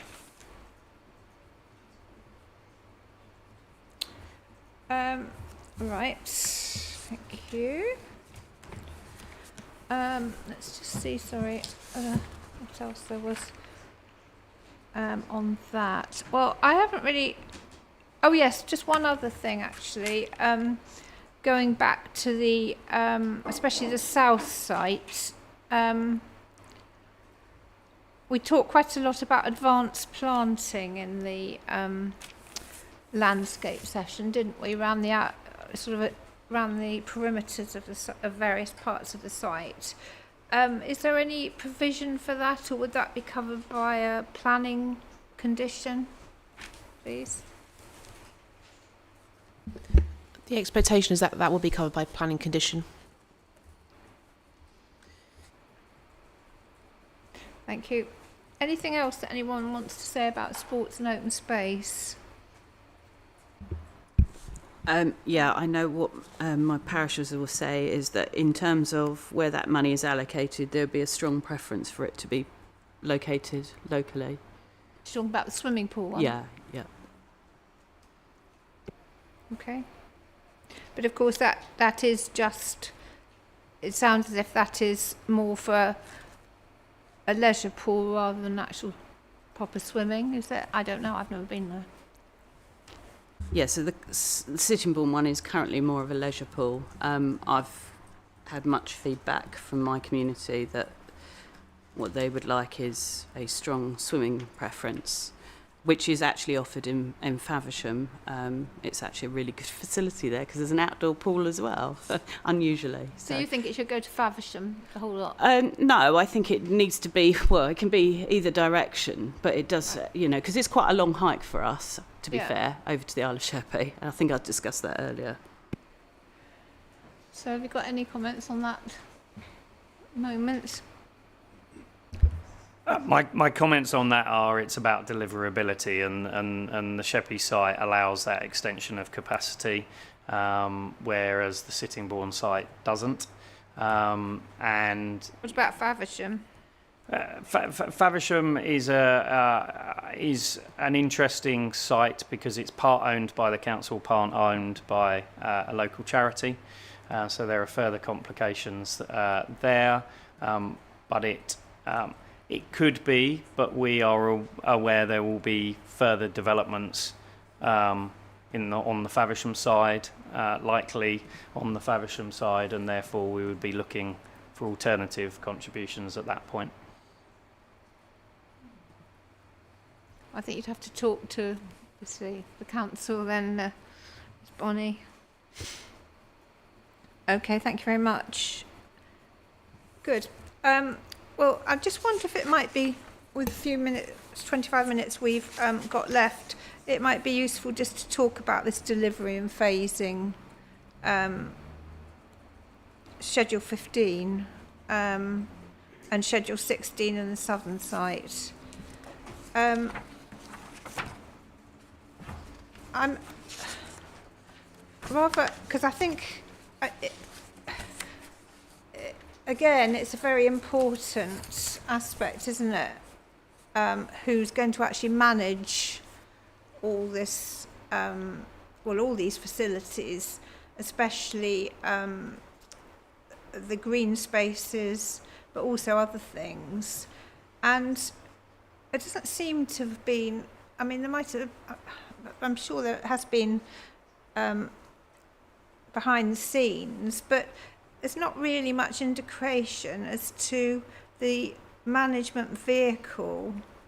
I mean, I don't like to sort of talk about other things, but when we did the, and it's much smaller, I understand that, only about 2,000 houses, but when we were dealing with Wisley, the management, the community trust delivery vehicle was a very big part of the discussion and how it was going to work, and it was set down in the Section 106 agreement in quite a lot of detail.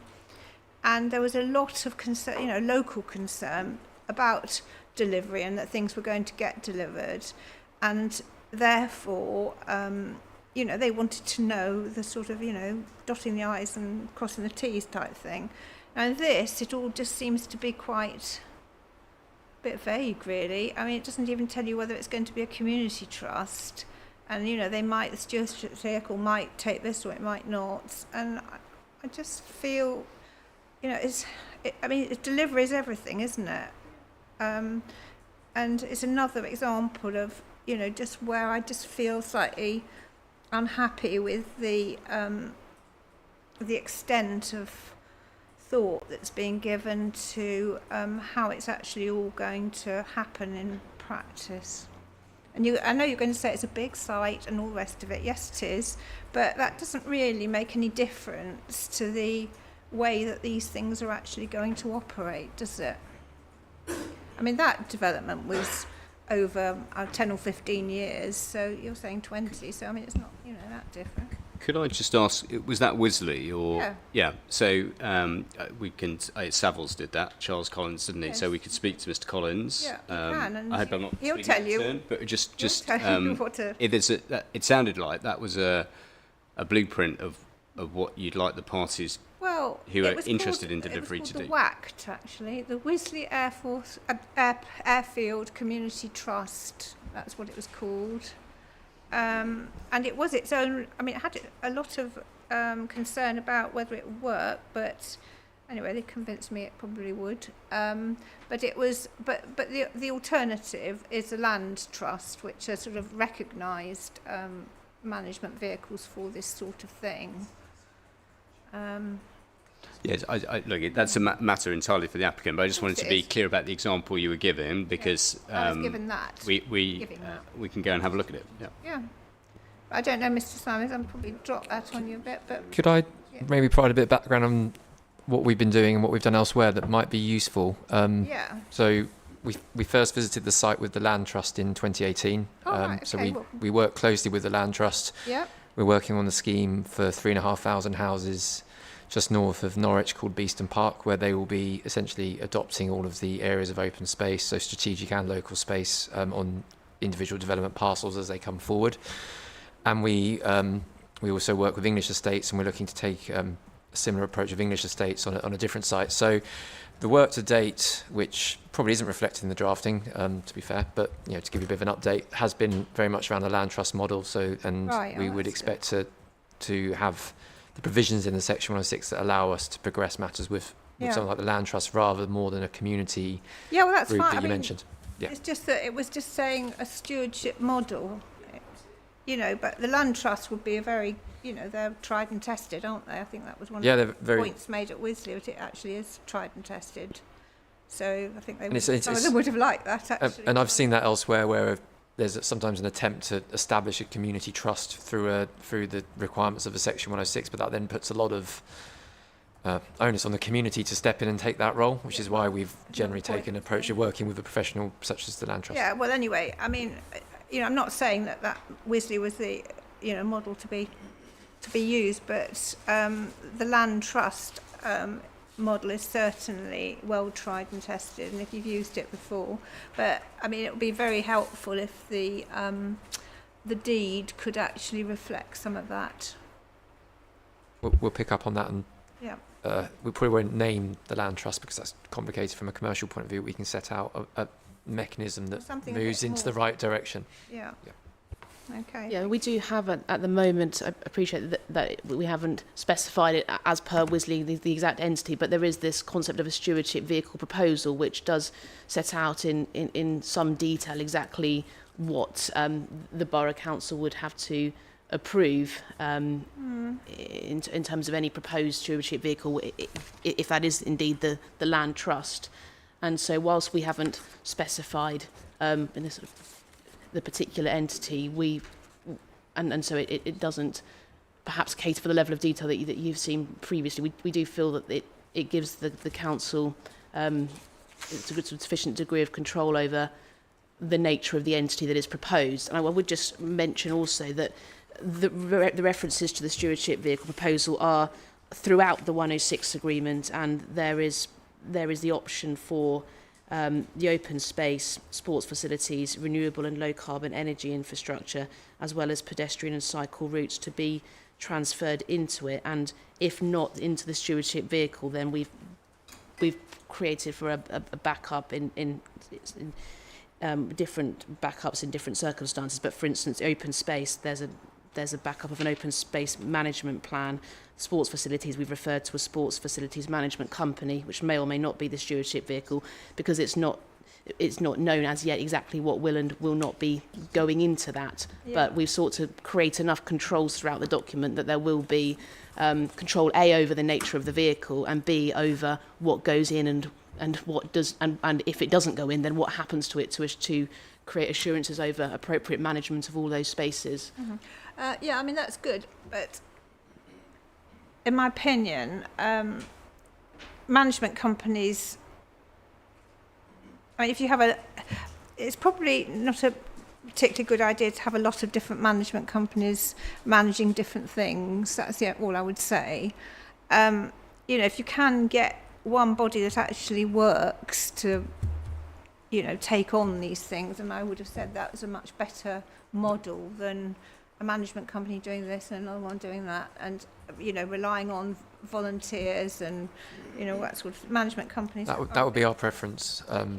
So the example in Norwich, it's a 3-phase development with 2 large country parks, and we are acting as master developer and selling different phases to different house builders. We're making all of the house builders sign up to the land trust to manage all of their smaller areas of open space as well, so that you don't have that problem that you set out there where no one knows who's cutting what bit of grass, who's responsible for which bit of open space, and that there's a consistency and quality of management and also fees between the development as well. So I will look to get some more information for you about that and see how we can incorporate that into the drafting. And the other big thing really is that there's no mention of funding on how that's going to be done. Now obviously funding is really important, and it's not just sort of up front, it's actually in perpetuity, at least for 80 years or whatever it is. So, there's got to be some sort of revenue stream that's going to fund, because it's going to be an expensive business, I would have said, if it's done properly. So, are there to be, I don't like to say Wisley again, but I mean, they highlighted certain properties which were going to be on the basis of commercial lets, and then the income from them would be going into the stewardship vehicle, as it were, the Community Land Trust. So it was all worked out, and there was actually a huge amount of really detailed, because they were having a bus service and everything, a very detailed model as to how the thing would be funded to make a viable proposition over a period of however many years till it actually became viable. Well, I don't see any detail like that here. So, how is it going to affect viability if you're going to have to Yes, fund the thing? just to briefly pick up on that, and there is a very small reference, I appreciate, in the drafting. So Lim C of stewardship vehicle proposal refers to the proposed stewardship vehicle funding arrangements, and it mentions service charge, and it is through service charges that it's intended that this would be funded. But what service charges on the residents? Yes. You're going to have to have quite high service charges, I think, to be able to do all that, aren't you? Yeah, Ma'am, could I? Yep. So I agree with you entirely. I think it'd be really helpful if we could have some sort of structure plan of how this would pan out across the two applications, or whether we're talking about separate structures for each north and south, because obviously there's different entities on the Section 106. But also that the burden of service charge on those early residents will be considerable. I mean, if I look at what's happened on the Hyde estate next door as part of the Stones Farm development, I can see already, angst around what is provided whilst the development's ongoing. So, there's quite a considerable cost on those delivery of those early things, and how will that be funded? Because there'd be quite a big shortfall in the early days. Okay. Yeah. I mean, it must be accounted for in the viability, I would say. Yeah. I mean, is that how you've done your other sites? So the example from Norwich, it's a service charge payment, but the service charges are not significant. We're kind of talking between £200 and £300 a year, and there's not an upfront charge where the existing residents pay more.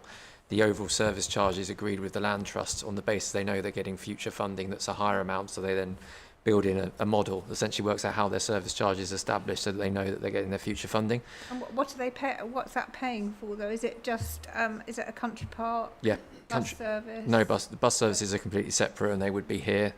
We've got separate sports hub, and we can go into some detail about the delivery method for the sports hubs and how they're anchored by the football club, for example, which has its own revenue creating streams, which would then fund the delivery of those hubs, and then access to community facilities, which are secured via the community use agreement. But I think maybe we need to do a bit of work around it to give you some reassurance and also make sure it's covered in the Section 106. I think certainly, that will come in, I presume, to the viability discussion anyway, won't it? I think you'll have to.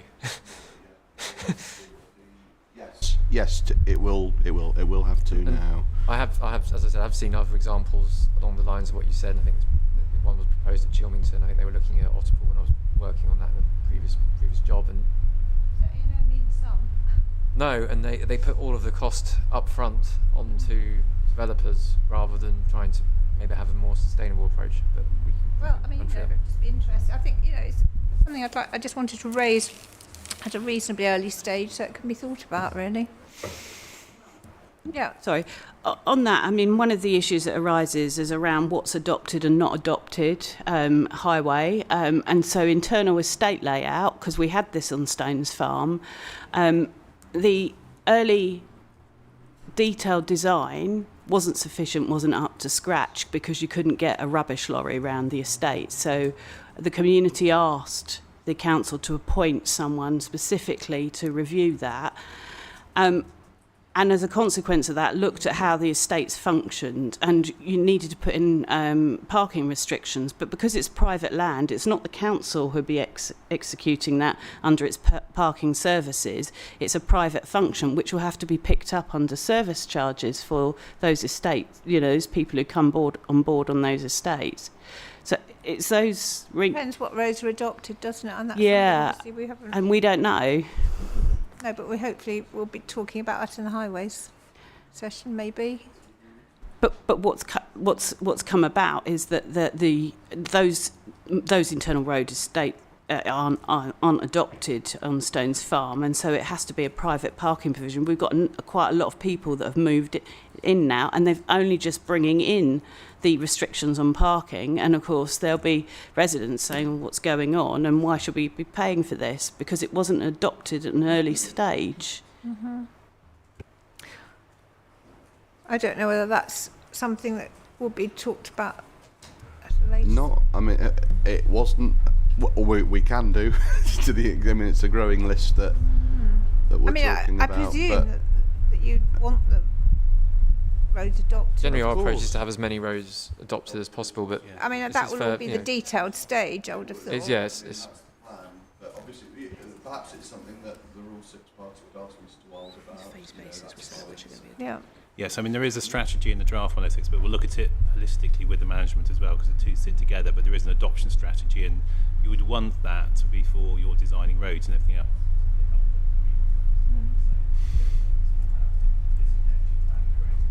Microphone, sorry.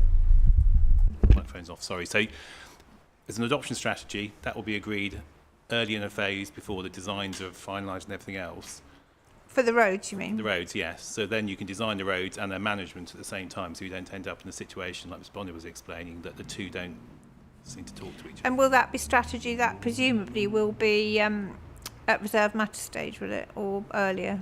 Probably earlier, because you need phase to stage. Phase stage. So it'll be that tier 2 sort of stage in terms of where you are. So you know when you get to your reserved matter stage, you know what you're designing to and who's going to be operating it.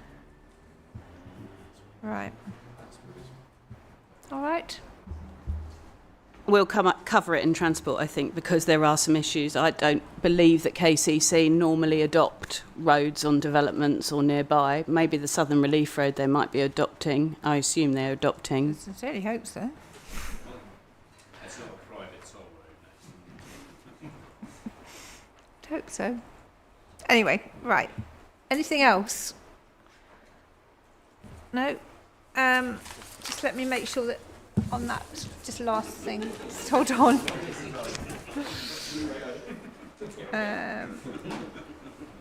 Okay, I think that's so. We have got through a bit, but not everything, I'm afraid. Schedule 14, which was the about air quality. We had discussed that at the air quality session. So, unless there's anything else, I'm happy to cross that off for the time being. Affordable housing and viability. Well, obviously we haven't got any information on that, so we can't discuss that. Sports and open space we've done. Energy, I hadn't got any questions, so unless there's anything anyone particularly wants to raise at this stage, happy with that. We've done the other matters. We've done healthcare. We've done education. Oh, we didn't. The only thing we haven't done, actually, to be fair, apart from just a few queries on the operative provisions and definitions and things, is ecology. So I haven't done too badly. There are a few things on the ecology. Probably the best thing to do is for me to just do a small note on those, and it's only to bring it to your attention, and you can deal with it if you want to, because we'll be coming back to these things anyway. So, right, okay, jolly good. Well, we are 5 minutes early. Oh yes. No, Sorry, not. Mum. We'll assume in a later stage we'll be covering all the issues around highways. We've got a as special separate section for highway obligations at Fine, the end of okay. highway evidence. Fine, thank you. All right. Thank you all very much. Sorry it was a bit of a long day, and we will adjourn till 9:30 tomorrow. Thank you.